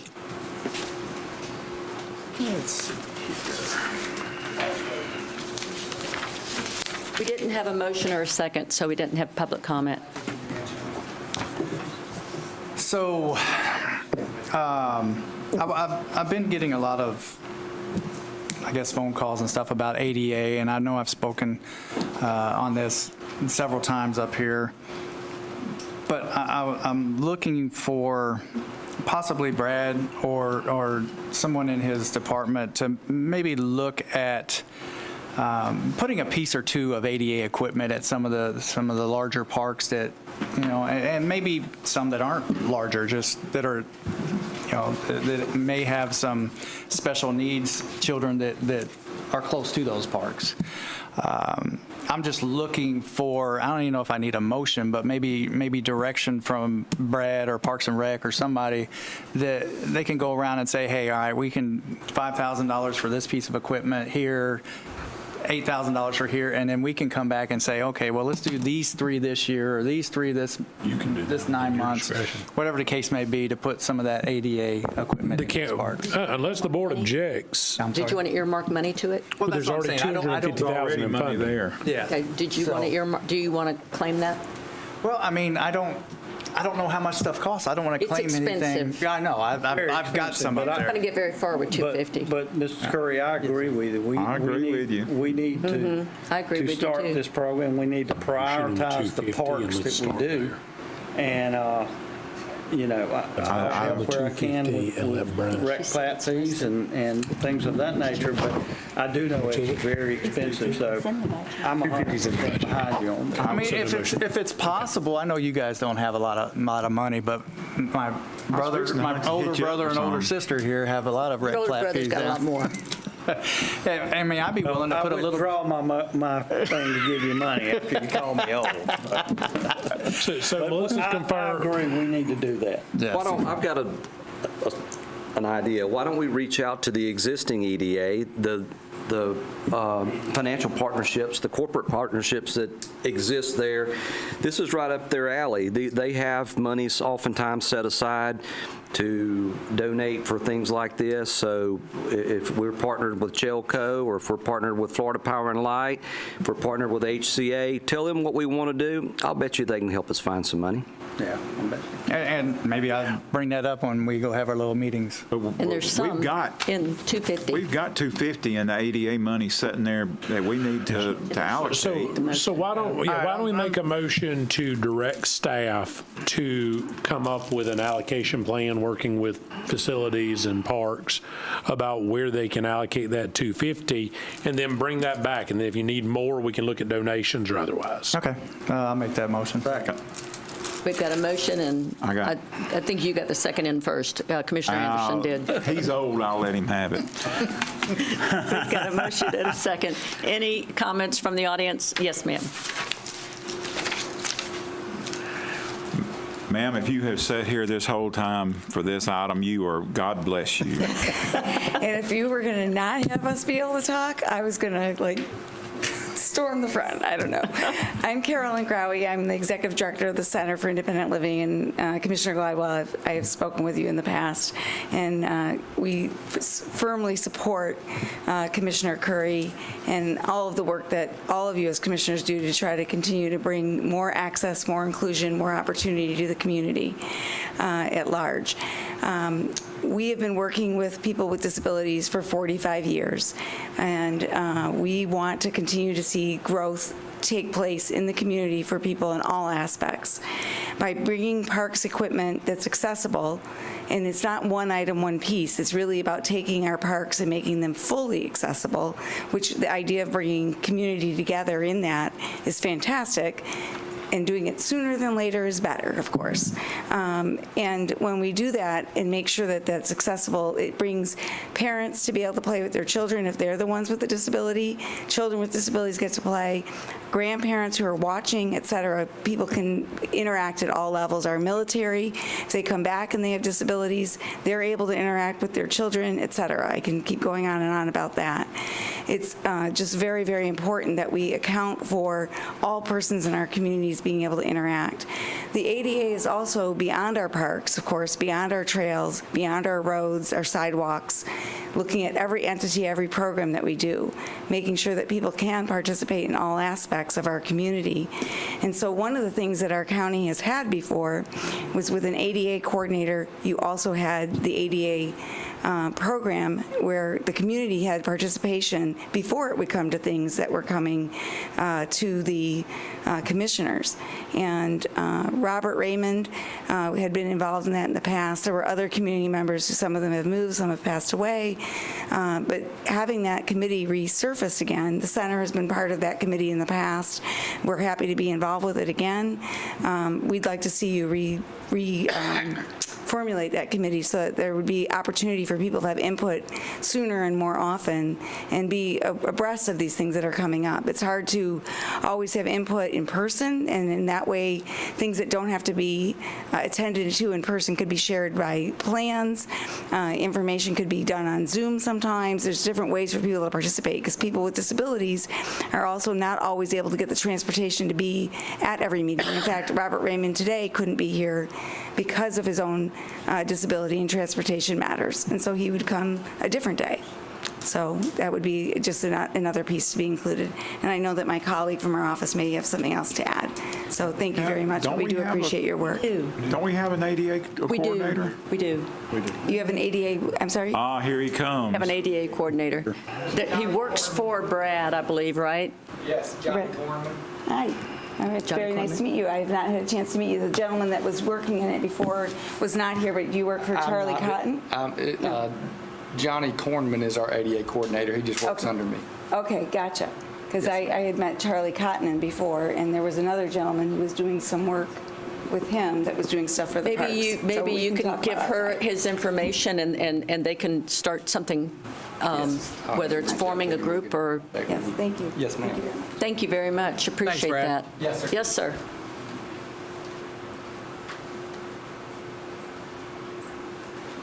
Good evening, everybody. I'm Glenn McDuffie, and I just want to support Commissioner Curry and his plan because you want to talk about investing in the future. You're investing in your future because every single one of you is going to be encountering disability. If you live long enough, it's going to be you. Congratulations. You're going to know somebody, a loved one, a family member, somebody that's going to be disabled, 100% of us. So you want to invest in the future. You start making things accessible. You start with playgrounds and kids. That's a great place to start because it'll grow from there. So the Center for Independent Living is here to support this, and we will contribute to the further understanding of what is required for full accessibility. So I just wanted to step forward and say that we support that, and we support Commissioner Curry's motion. That's wonderful. Thank you very much. Thank you. Okay, so you made a motion, and we have a second. Anyone else want to speak to this? Seeing none, all in favor say aye. Aye. Any opposed? Motion passes. Thank you.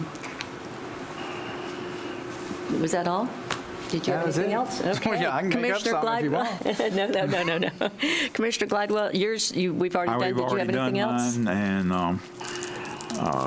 no, but I do appreciate y'all's support for our Eagle Springs, or our Eagle Scout project. That was wonderful. Wonderful. Thank you. Commissioner Drake? Nothing to report. Commissioner Anderson, yours was already done. Do you have any? Got mine earlier. Okay. I have a few things. I just basically want, one of them is going to want a motion, and two of them are just to discuss quickly.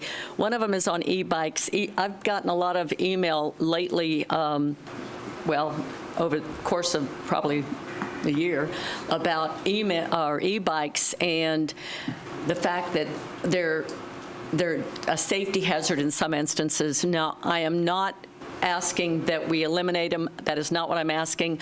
I'm just asking that I would like to get together with the superintendent of schools and with the sheriff's office and come up with a referendum or resolution that we could make sure that they're safe. And a lot of it is these young kids that are driving these, and they really don't have any rules or anything like that, and they can rent them just about anywhere, sometimes from, businesses that are not licensed or businesses that are, but so they're renting these bikes and they're just kind of going and having a good time. But what's happening is they're zooming by, because these bikes can go up to 30 miles an hour. There's 3 different classes of these bikes, and there's 30, some of them can work on them in the garage, from what I'm told, and make them to where they go even faster than that. But the point being is not only here in Walton County, but all over the country, these things are kind of exploding because they're fun, they're inexpensive, to maintain and to operate, and we just want to make sure that everybody's aware. So I kind of really am hoping that we can make it an educational campaign, just to make sure that, especially the kids in school, that are driving these things, that they know what the rules of the road are, that they know to let somebody know when they're passing and, and being polite, that sort of thing. So before I go any further on that, I wanted to meet with some other partners in this and see where we could all work together to make it happen, and I will bring it back to the board at another time with a resolution. And I will go ahead and let you know, it may actually end up being an ordinance. I know in the past we've talked about we're not able to do it, so the board's aware, effective July 1 of this year, Senate Bill 462 just opened up additional abilities for local governments to provide certain regulations and to ensure certain safety issues related to certain vehicles, micro-mobility devices that also then kick into e-bikes. So we'll look at the application of that, but we certainly have some opportunity based on that most recent bill that came through. Fantastic, fantastic. There you go, Commissioner. Yeah, I mean, that was, we've been trying to do this for a while, but haven't been able to do anything because the law said they had to be treated just like bicycles. That's right. Right. And so that's a good thing. Would you be amenable to staff bringing back a proposed ordinance? Absolutely, absolutely. Good with you, Commissioner? Yeah, sure. And we can certainly look at it. The key points are we can establish now by ordinance minimum age requirements for the operation of an e-bike, requiring them to possess government-issued IDs while riding, and then to also provide that training for safe operation and compliance with them have to be done. So we can look at some of those issues. St. Johns County, for instance, really spearheaded this, and they've already jumped all over it. So we'll be glad to get together with your office and work on that. Okay, that sounds great. Thank you very much. Appreciate it. Good deal. Okay, I also wanted to talk about, and I am asking for a motion on this, so I'm going to hope that my cohorts will help me with this. As we know, there's $530,000 left in the Beach Managed Vendor Program Fund, and Commissioner Curry has taken upon himself to take 2/3 of that somewhere. So the last, I don't want to take all 530. I just want to take 500,000. Helen McCall Park. I think you might have smiled if you said, I just want 30. Where's Tony Corman at? He's lying on the floor right now. I think he's reworking his budget.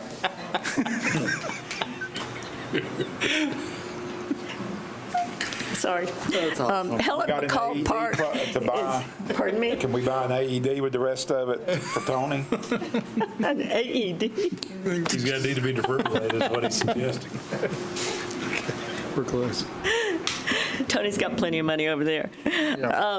But Helen McCall Park has been on the list to be upgraded and have a lot of changes. It's a great park, but it's been on the list for several years now.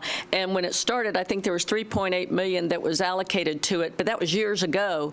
And so that 3.8 is not going to go as far today as it would have 4 years ago. So I would like to allocate it towards that park and to include to the people that were talking earlier and to your point earlier, to make sure that we have ADA compliance children's play area in there, things like that. So that's what I'd like to earmark that for. If we find that we don't need it, I will put it back in the fund, but I would like to go ahead and earmark that if you are so willing. Second. We have a motion and a second. Any comments from the board? Any comments from the audience? I just want to say this is exactly what this, to me, is what this money should, take turns throughout the county with this money. That's exactly what I think it should be. So. Thank you. Okay, all in favor? I think it should be, you did 500,000. 530. No, I left the 30 in the bucket. She left the 30 in there. Oh, man. It's awful nice of her. You might need 30 for some lights. Well, I'll spend it if you'll let me. That's fine. Well, let's make a motion on my 500 first. In a lighthearted way, Commissioner, we know. I'm all about parks. Sorry, we're close. Okay. We have a motion and a second. All in favor, say aye. Aye. Any opposed? Motion passes. Thank you very much. I appreciate that. Well, on that, now that we're through with that, Madam Chair, if I can, I want us to be mindful of that money. Commissioner Curry and Commissioner Jones, you guys have rec plat fees. So you have pots of money where you can do real special things to help children in your neighborhoods. Commissioner Glidewell and I, we don't. We have nothing. So I would like to have, Got nice pickleball courts, I know. well, I would like to have a That's why I mindset. offered 500 on the I Ag Center. appreciate it. That's up in your neck of the woods. That was his project. Okay. But looking forward, if there's a way to divide up some of that monies that was generated off of the beach chair sales in a more fair fashion, I would like to do that to help the poor communities. If we can't, then I understand that it is what it is.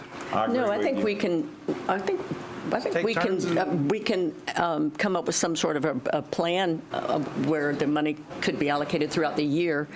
You know, I think that's something that Melissa can put together for us, right?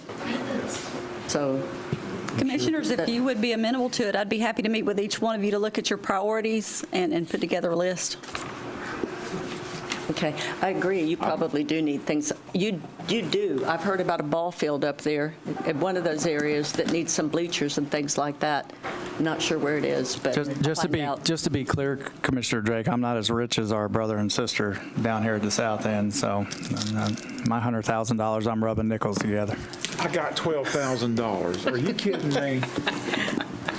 Okay, No, I got $1,200. Are you kidding? Here's another way for No, money. I got $1,200. I wanted to ask got, about Commissioner? the status of our paid parking program. I have one left, our paid parking program.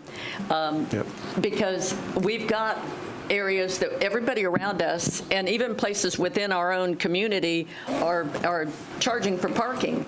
And we still don't have ours together yet, so I'm going to ask our brand-new full-time Good, I county appreciate it. administrator. Yep. So I worked on the committee that accepted and assessed that RFP. A company came out as the successful proposer, and that's where it stopped. So I've asked county administration staff to dust that back off, and we'll bring it back to you in the form of a contract. It'll probably be in 4 weeks. 2? We'll try to do 2, but there is some negotiation left. An RFP still requires some negotiation on contract. Okay, thank you very much, I appreciate that. Okay, that's it. Anybody have anything? Public comment? It's not on the It's agenda, not on the agenda today. Yeah, got left but we off. still have to do it by meeting. I see you, Margaret, come on up. Ms. Margaret waited the whole Warm time. in here. I know. It's been painful, and I I thought think it you was probably pleasant. know how strongly I feel about this, that I sat through this entire meeting for this one thing. Thank you, Margaret. Thank you all. My name is Margaret Landry, Landry. I'm just going to kind of read this, 'cause I'm tired at this point. But the East Nursery subdivision is a quasi-judicial land use project, as you are all aware of. It's going to be heard by a magistrate on September 4th. It's the first one to be heard by a magistrate. So understand we don't have this, nobody really knows exactly how this is going to work.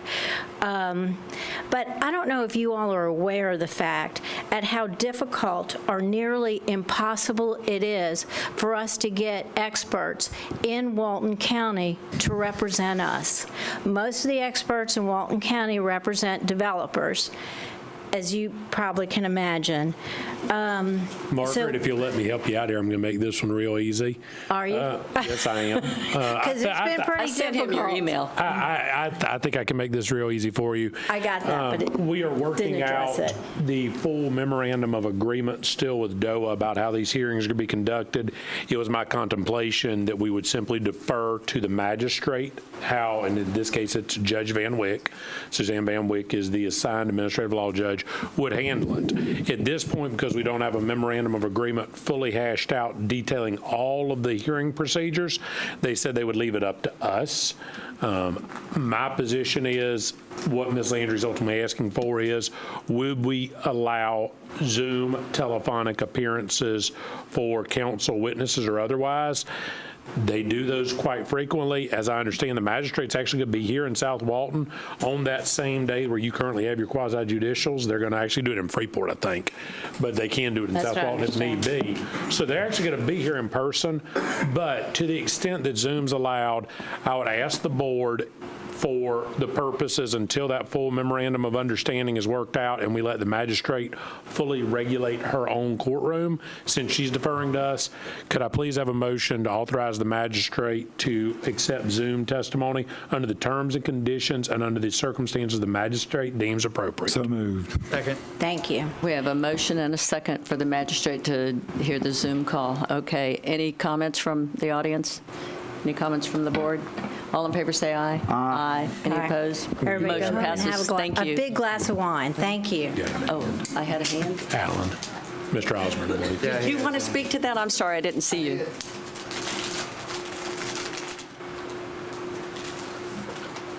I disagree with the magistrate, but if you're going to do that, what is an expert?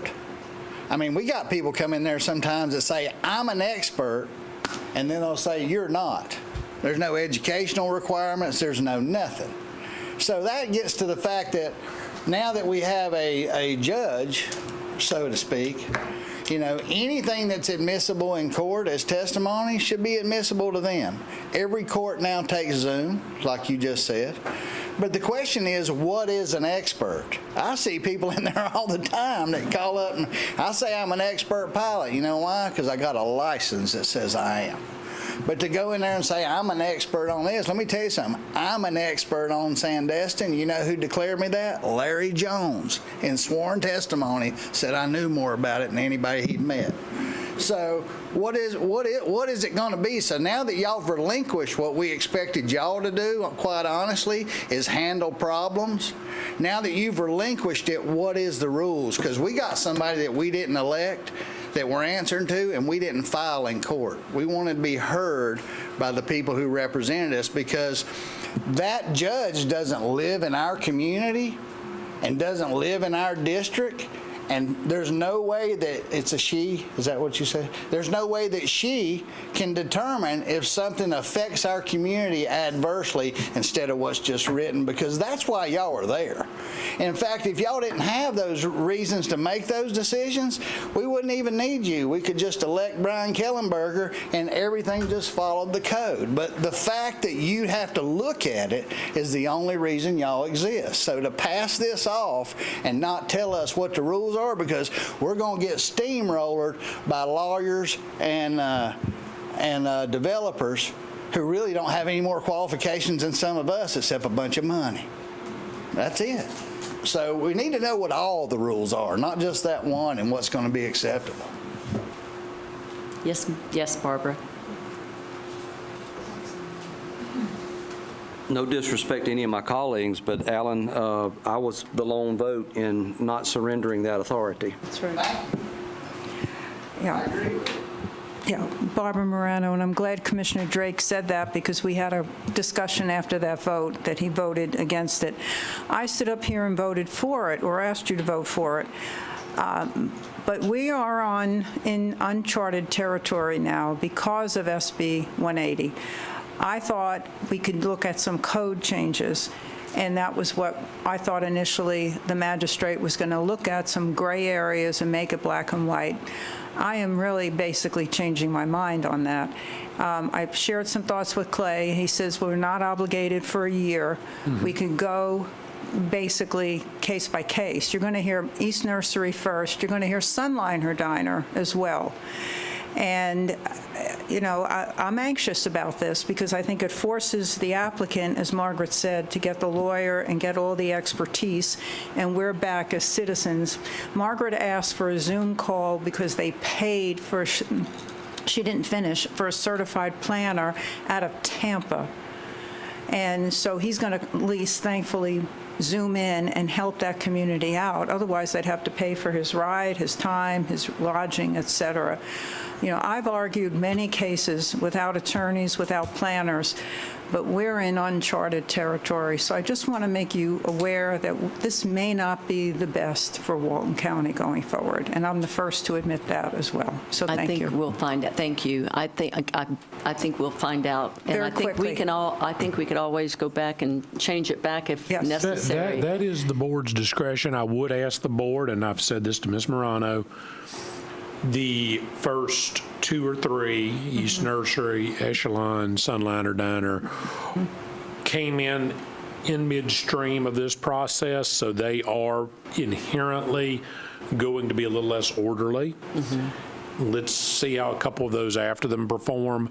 I think once we see that, and then I've said to some of the commissioners who've asked me, I want the public and I want the commissioner to see the nature of the order you get back from the magistrate. Once you start looking at that, once you see how that goes, that's going to dictate, is this carrying forward the process you want and providing the level of transparency to the public about how these hearings are held. So if everybody will bear with us, get past the first 3 that are not really the way they would run full on, and get to the next 2 or 3. Over the next couple months, we'll have a good answer of how this works. All right. Thank you. Thank you, Barbara. Appreciate that. Anyone else? Yes, ma'am.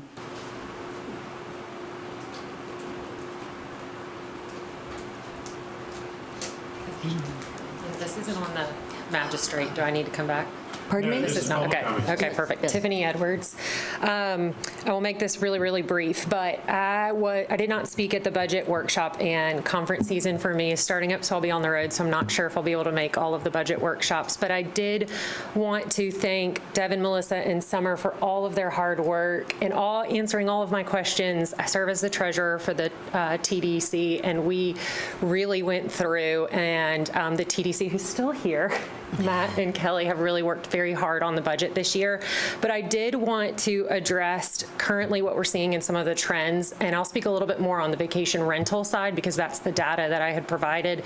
I believe that Ms. Harris had mentioned and waived my notes from before during last meeting, and so I pulled a few data points for today, and we are seeing an overall trend in the tourism industry where our booking window is much shorter. So guests are making reservations, and we're training them to make reservations closer to their check-in date. Even more so, they're waiting for those discounts and waiting for better pricing because of the economic conditions. And then the other thing we're seeing is that they're having shorter stays. So what that means overall for our tourism dollars is that we have to increase our occupancy to create a flat line. When I pulled our May to October, we were down by 4,668 reservations that we're going to have to make up just for a flat line. When I look at June and July for revenue that's generated, and this is just for vacation rentals, in June we're down 4.7%, and that's revenue generated, so what the companies or what homeowners are making, and in July we're down 8%. If we look at average daily rate, in June we were down 14.5%, in July we were down 15.7%, and right now in August we're pacing 13.9%, but you'll see in our area that those prices are going to start dropping to try to bring some of our guests in. We are still pacing flat for the fall and hoping that some of those fall breaks will bring it in. But what this means overall is that we're going to have to spend more money on marketing, not just front-loaded marketing, but overall throughout the year, which is why the TDC was really strongly pushing for an additional $1 million into our marketing spend because a lot of our operators in the area are not going to have those marketing dollars in their budget to spend. I'm going to try to make any of the budget workshop, but I just wanted to make sure that I had data for you today. Very interesting. Yeah. Thank you very all. much, Tiffany. I appreciate that. Any comments? Are you still on the motion about the magistrate, or are you on straight public? We're on public comments. I came up about the magistrate. You said you comments on the magistrate. Well, because I didn't see you when you raised your hand, I didn't realize that, so that's why I had you come up under that. If you want to come up under public comments, you can. Okay, Uriah.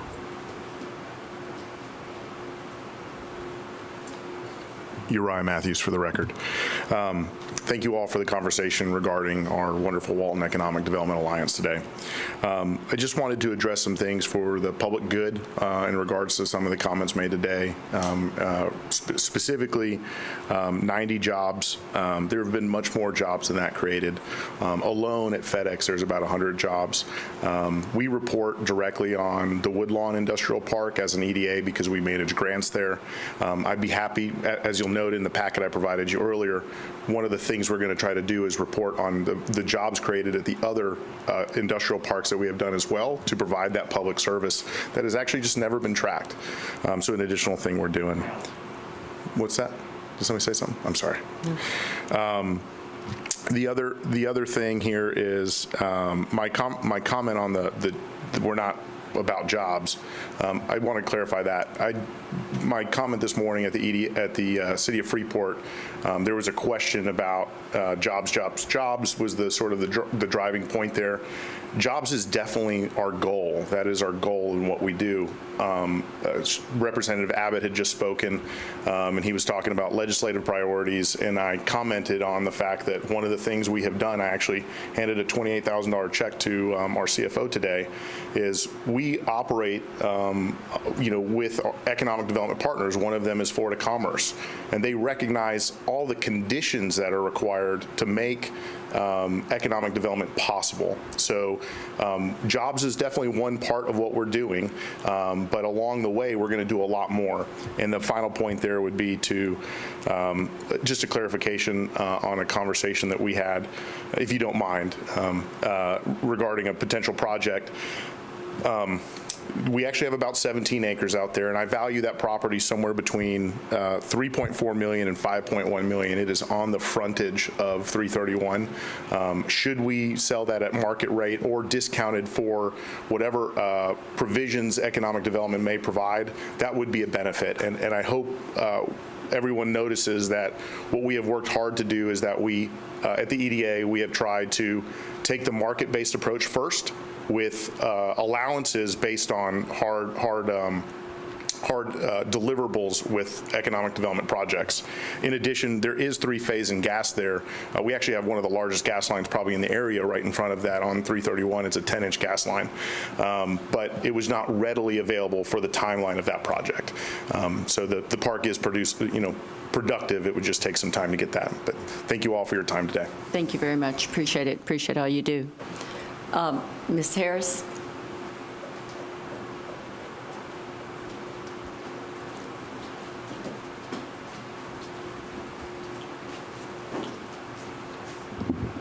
One quick thing about, Take my medicine. I hope it's a tranquilizer.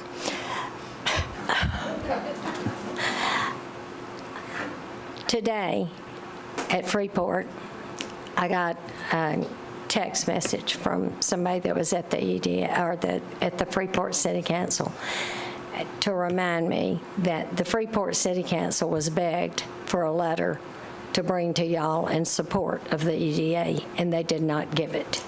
And the person on the city council that sent it to me said their mayor or whoever he is had no right to get up here and speak for the city council because they did not vote to send you a letter in support. Also, I understand that DeFuniak was asked to send a letter in support of the EDA, and they did not send one either. So that's the end of the EDA thing. Now, my second thing, I want to thank all of y'all for getting Horsepower Pavilion, which has been on the works for years. Thank you so much for getting that one at least put to bed. Clay, pay attention. Look at me. I have been going through the Sandestin thing with Alan Osborne for years and years and years.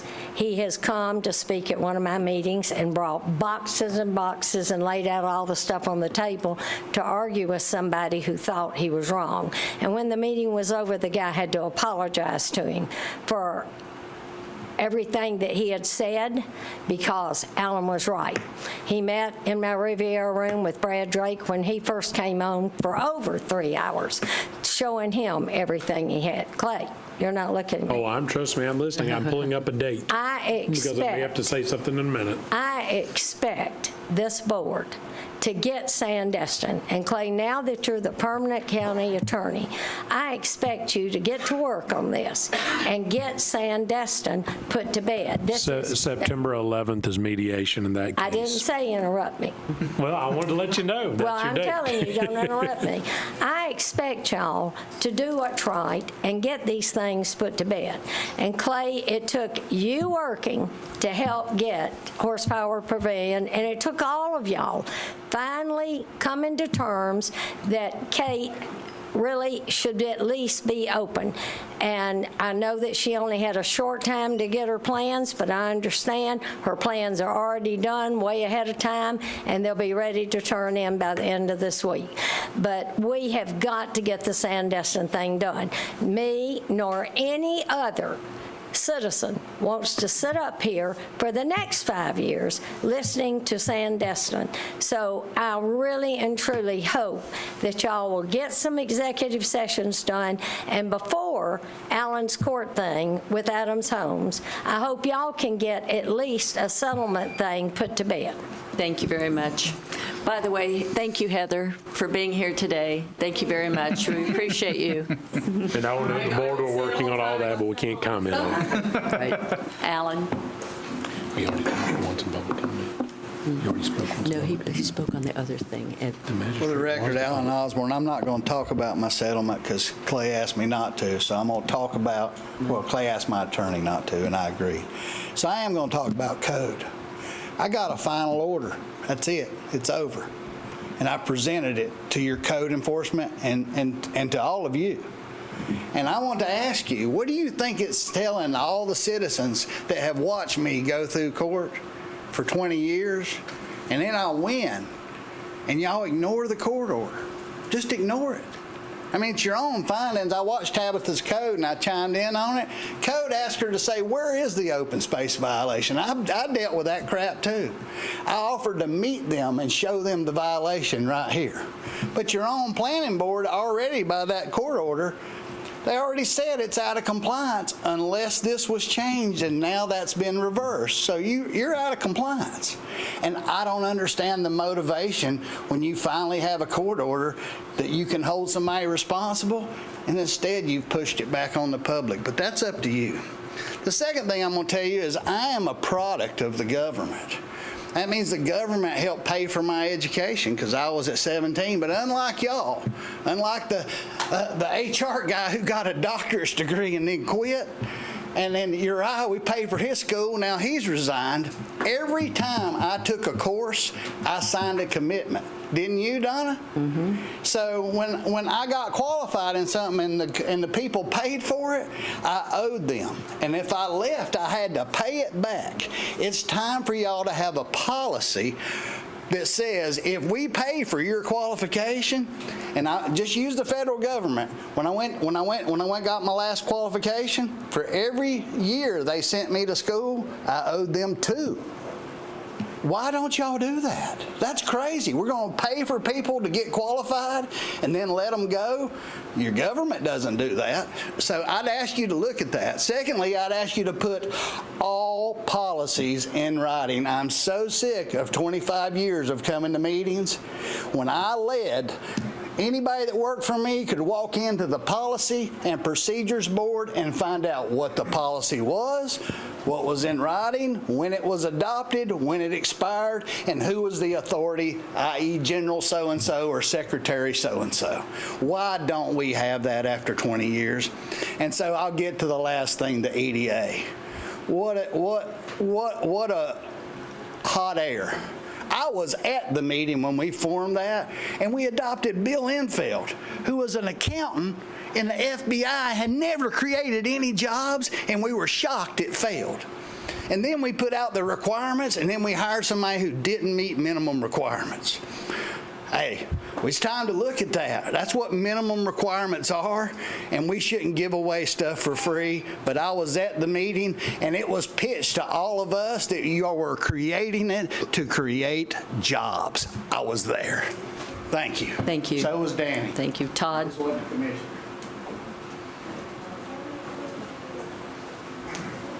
Todd Rowar. First off, I just want to thank Commissioner Drake for mentioning the creation of some type of process that citizens can, I don't know the term, but at least bring issues forward or bring them to your attention so that they can be addressed, and we can stay off social media, and you don't have to all that. Maybe we can solve some problems instead of creating problems. I certainly want to be part of the solution and not the problem. The EDA thing, you have to go external and find an experienced EDA person. That person does not exist, to my knowledge, in Walton County. If it is, they're part-time, they're a retired executive like me, I don't want to do it. But go outside, find someone that's spent 20 years in EDA, some other city, some other place, some other country, it doesn't matter. But they have to have that background and that education. And I absolutely second Alan's thing, and I was going to say the same thing. I don't know how God works in mysterious ways. I, too, am a product of the government. Part of my education was paid by the government, but I'm also a product of corporate America, and corporate America paid from that. And I signed a commitment letter for every year that they paid for. I gave them too. And if I left, I paid them back that money. They gave me $10,000 for school, I gave them $10,000 if I left. Now, if it was voluntarily terminated, because of downsizing, that was cleared. I got fired. I was short $10,000. So I do think that we need that. I don't know anything about the budget for that or how any of that stuff works, but I agree with that. But I just really wanted to thank you. One of the other things is, with the EDA, you guys got to know, as somebody, as an entrepreneur myself, and as a business leader, I'm looking at these meetings. These meetings are not good representation of Walton County. So I don't know how we clean it up, but I think today, hopefully, Mr. Glidewell said the first time in 5 years that we have a full staff, full-time staff of employees. I think that goes a long way in establishing some credibility. So I just think we got to figure out how to do this a little bit cleaner and nicer and more organized. But other than that, it is 7 o'clock, 6 hours, guys. Yeah. Have a nice day. Thank you. Congratulations to both of you guys. I'd like to add one thing. Yes. So our tuition reimbursement policy, it does have a period of performance after that. It's 2 years where they have to reimburse. It also has a graduated reimbursement scale based on grades. Good, okay. Did you hear that? So how does that work? So I think I use Mr. Matthews as an Right, example. so I'm not going to use a personal person, but it's a reimbursement program. They have to pay for it in advance, submit it, has to be approved in advance, and then it's a reimbursement payout based on grades. So obviously make it A, it's a 100% paid out. As you make lesser grades, less payout. And then for 2 years after your reimbursement, you have to be remaining with employment with the county, or you have to pay it back. So, Brian, I'm sorry, what if they leave within the 2 years? How do you get that money They have back? to pay it back. I pay it back. So normally it would be taken out of PTO if they have PTO crew that's available to them.